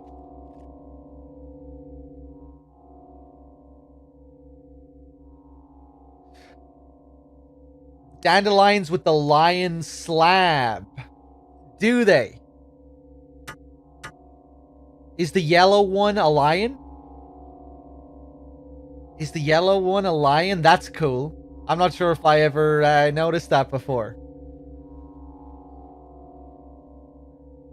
Niche. Hold up. Red Planet gifted a sub to Niche, and then Niche gifted a sub to Red Planet. Thanks, guys. And then the last one is a plate of Queen.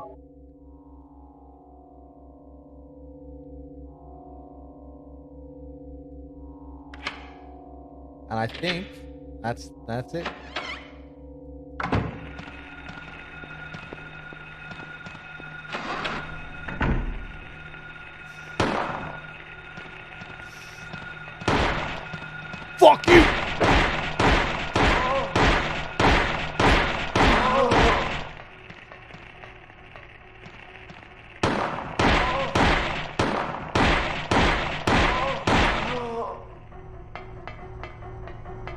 dead?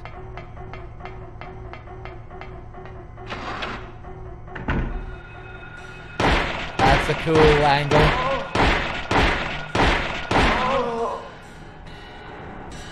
Cinematic.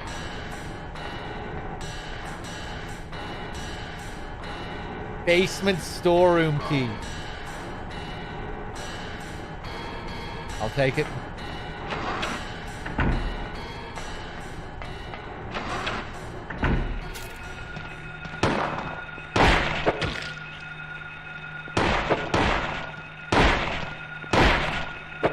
Oh!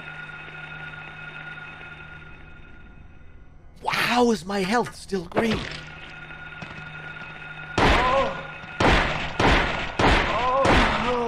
Hey, Squidgy, thank you very much for converting to a tier 1 sub.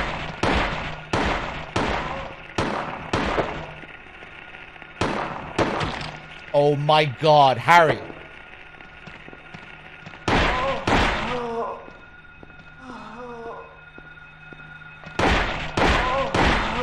I really wish my Streamlabs would tell me when people convert.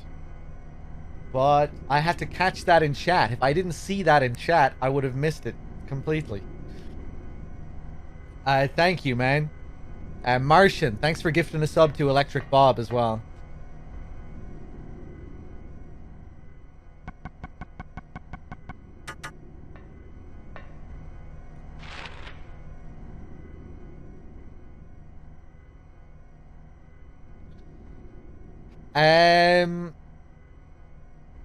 I'm not sure if there are any games that really have the same sort of vibe, Dario. I would highly recommend Darkwood, though, if you want to play a really good horror game that's relatively new. Darkwood has a similar approach to horror as Silent Hill. Lots of, like, mad, surreal stuff. Some similar sound design.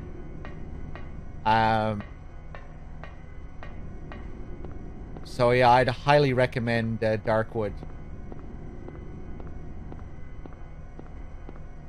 A very different kind of game, though. It's 2D and top down, but it's one of the best horror games I've ever played.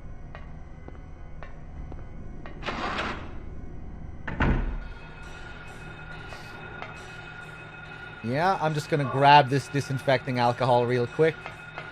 And back out the door.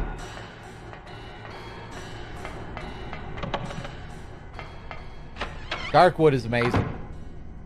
I just can't rate it highly enough. I recommend playing it on hard as well. Go into hard mode where you have a limited number of lives and the tension is just unlike anything.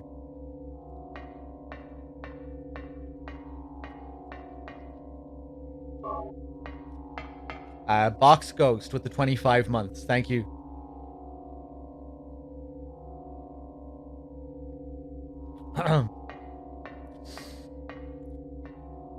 I'm pretty sure Darkwood is the best sound design I've heard in any horror game.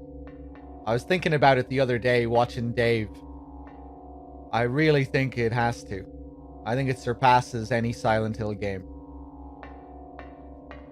And anything else I've played. It has those Silent Hill qualities of like lots of surreal sounds, attention to detail, certain sounds that play in certain contexts and things that you'll only hear rarely, and you know, it has all that detail, but it goes even further with it, I think. There's so much going on with the sound design in that game. You know, even just looking at the nights, you know, when you're back in the hideout surviving the nights, there are so many things that can happen. And so many unique bits of sound that goes along with it.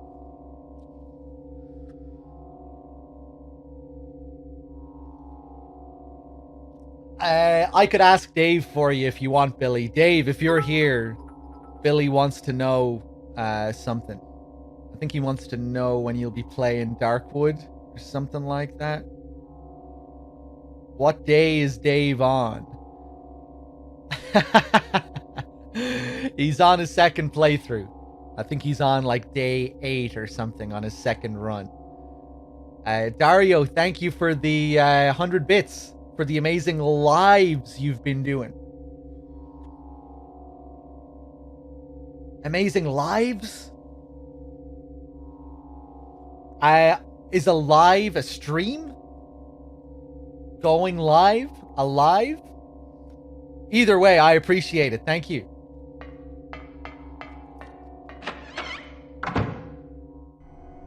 I've never heard that one before. Mostly in Japan? That's cool. Alive. That's really nice of you to say. Thank you. I've never heard that one before, I don't think. So, we have reached the elevator. Is there anything else I can do here? I think I know where I'm going now. Did I get a key? Basement storeroom key. Yes, we're going to the basement.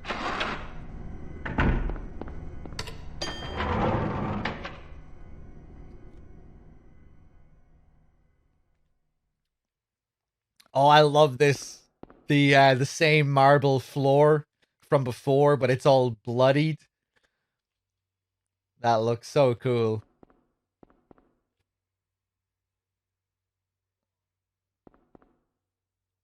Let's go down to the basement.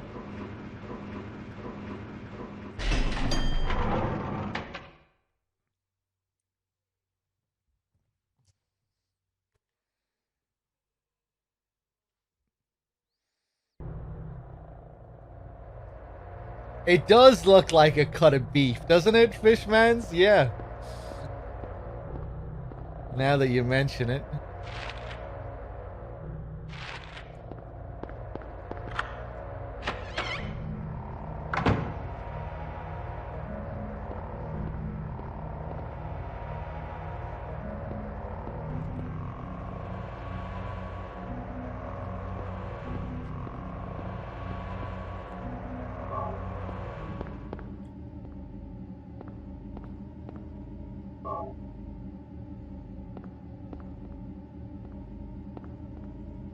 Cool sound. Nothing inside. But some kind of scratch on the ground. Do you want to push the cabinet?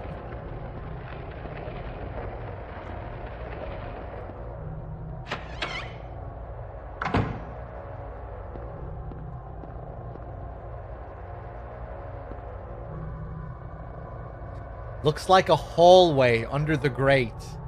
Can't move it since the vines have grown around it. Well, what if we use some disinfecting alcohol?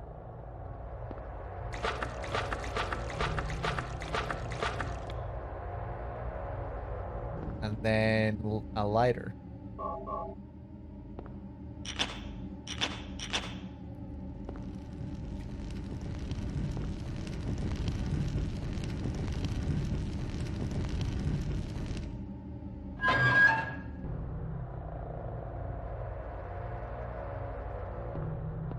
One of my favorite parts of the game here, the basement underneath the basement. And the change in color here. The walls here, it's like a body drained of blood or something. Just drained of life, this place looks like.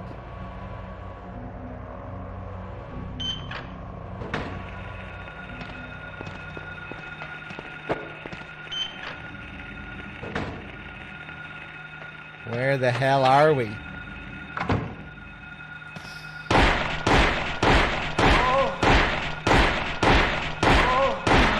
Sick camera angle there. That looks so cool. Didn't really know what I was looking at for a second, and oh shit, there's someone coming at me. Just how that looks with the flashlight. That was pretty cinematic. And a videotape.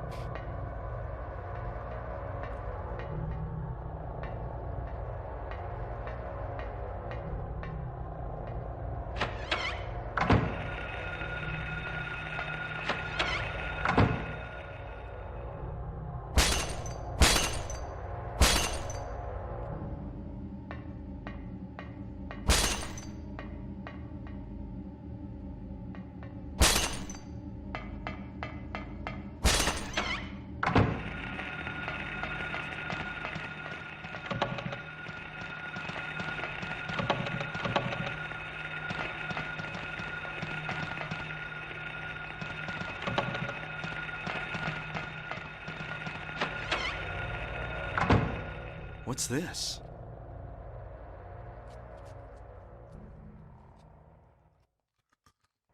Looks like someone's been here.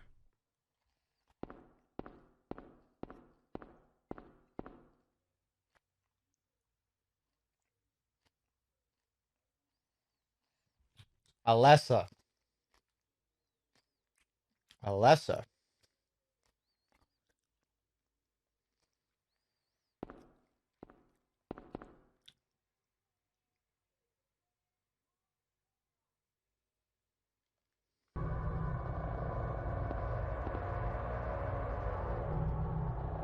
There's an examination room key. Really disturbing what was going on in this room. And if you know the full picture, it's even more disturbing.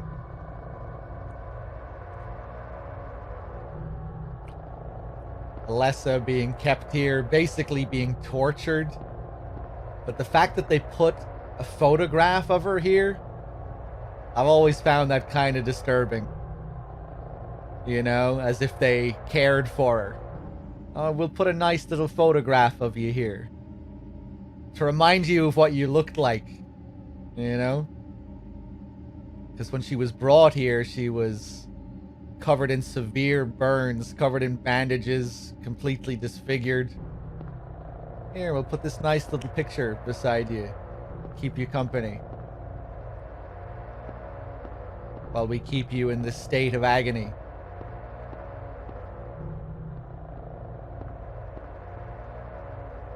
Nice, lovely painting they put up here for her as well. That's nice, isn't it?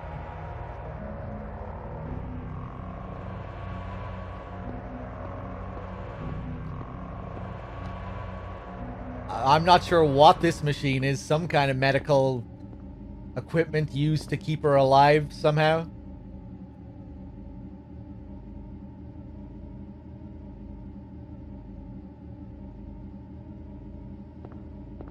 If you're not familiar with the Silent Hill story, we met a character earlier, Dahlia Gillespie, the crazy woman in the church.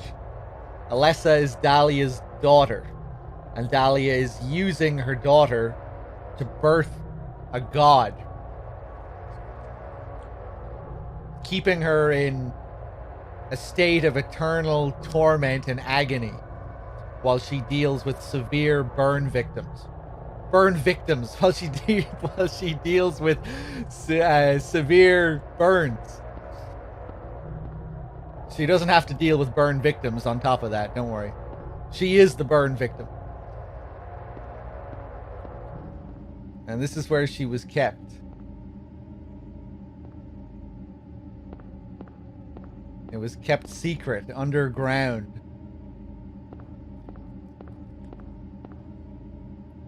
I don't have the map for this place.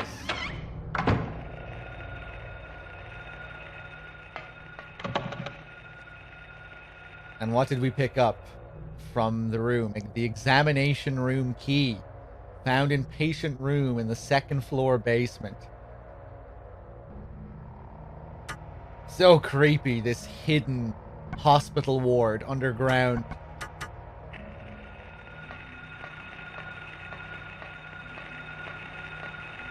Everyone wishes they were Alessa.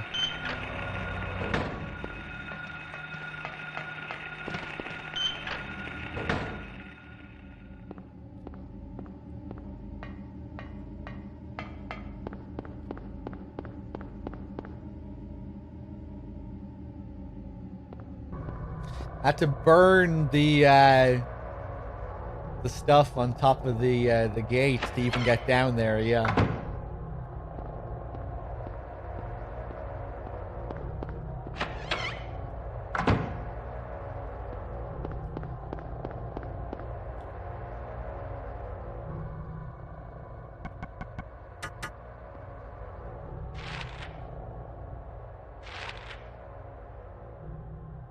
Okay, first floor.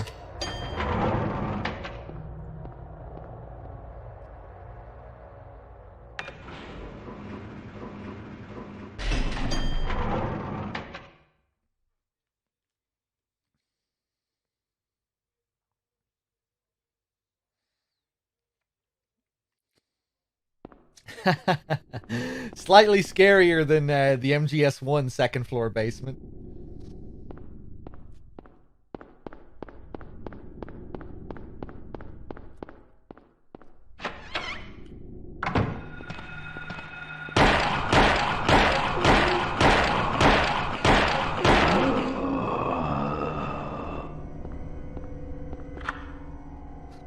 So we heard some footsteps from behind this door before last time we checked.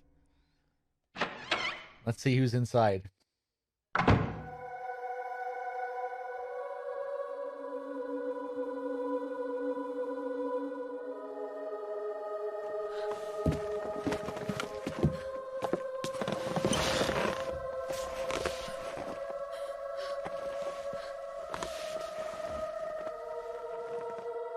That concept art in the background.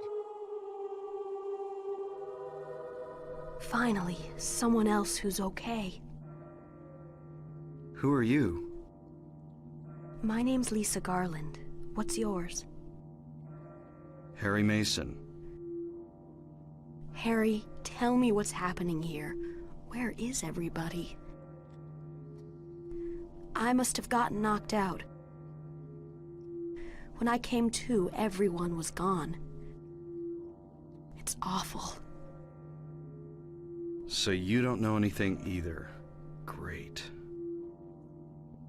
I just don't get it. It's like this is all some kind of bad dream. Yeah, a living nightmare. Let me ask you, have you seen a little girl around here? Short, black hair, 7 years old? A 7-year-old girl. What, she's your daughter? Yes. A 7-year-old girl. I can't say that I have. I was unconscious all this time. I'm sorry. That's all right. Do you know anything about all that weird stuff in the basement? No? Why? Is there something down there? You don't know? Don't you work here? We're under strict orders never to enter the basement storeroom. So I really don't know. What did you say was down there? Well, it's... Damn! My head. What's wrong? Harry? Harry, let me help you. Harry?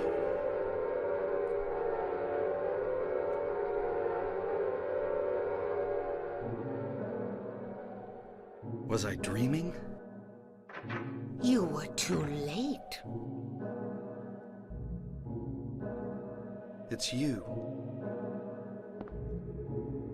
Yes, Dahlia Gillespie. Tell me everything you know. What's going on? Darkness. The town is being devoured by darkness. Strength must overcome petty desire, childish sleep talk. I knew this day would come. What are you talking about? I don't understand a word of this. Believe the evidence of your eyes. The other church in this town, that is your destination. This is beyond my abilities. Only you can stop it now. Have you not seen the crest marked on the ground all over town? So that's what I saw in the schoolyard. What does it mean? It is the mark of Samael. Don't let it be completed. Hey, wait!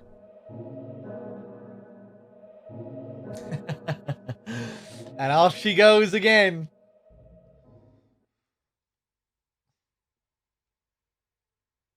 So there's Dahlia again. One of her lines is pretty interesting there. When she says, "Strength must overcome petty desire, childish sleep talk."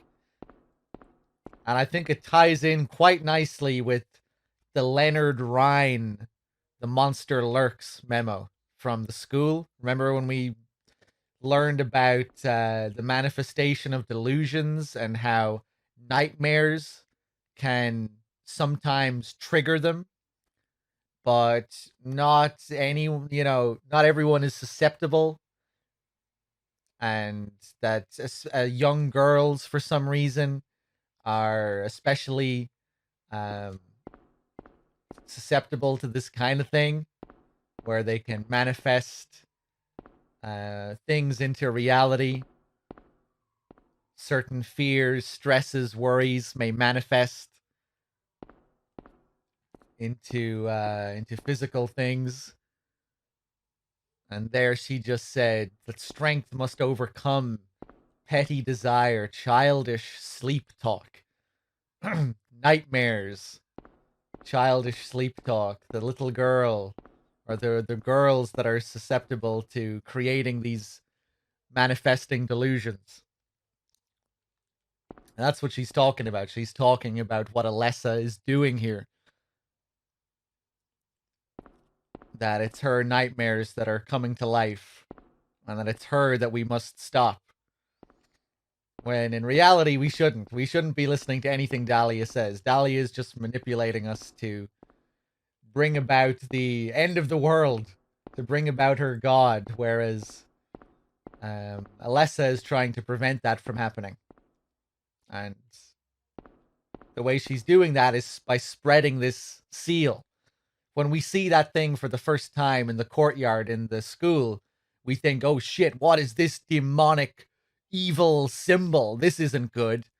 But that's not actually the case. What she's doing by spreading that seal is actually good. She's trying to prevent Dahlia from birthing this god by placing that seal all over town. That's what Dahlia is trying to get us to do. She wants us to stop Alessa. And she's doing it by manipulating us, making us think that she is the evil one to be stopped. Well, just a cool little bit of dialogue there, I think, that just ties in nicely with what we already heard about little girls bringing these delusions to life through nightmares. Childish sleep talk.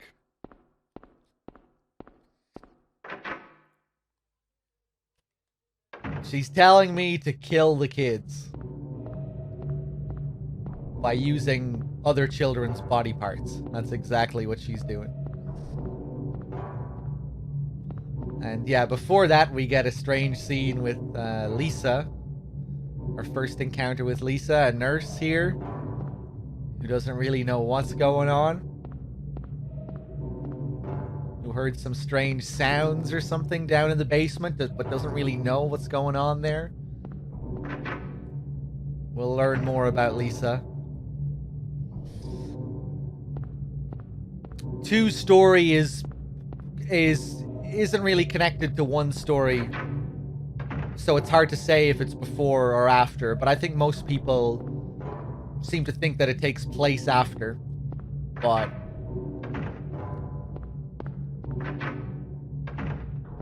there are no real references to the story of Silent Hill 1 and Silent Hill 2, so it's kind of hard to say.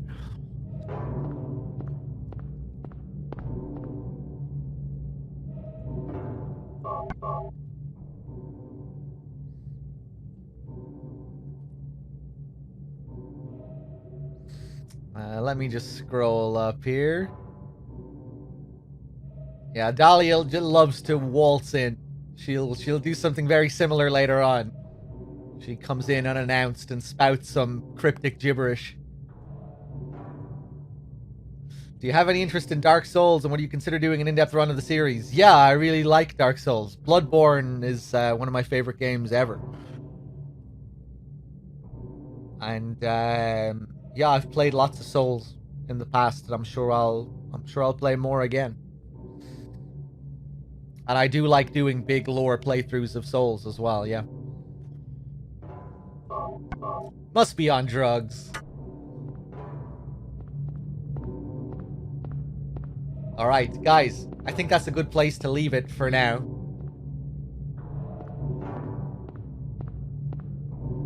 And tomorrow, we should finish this off.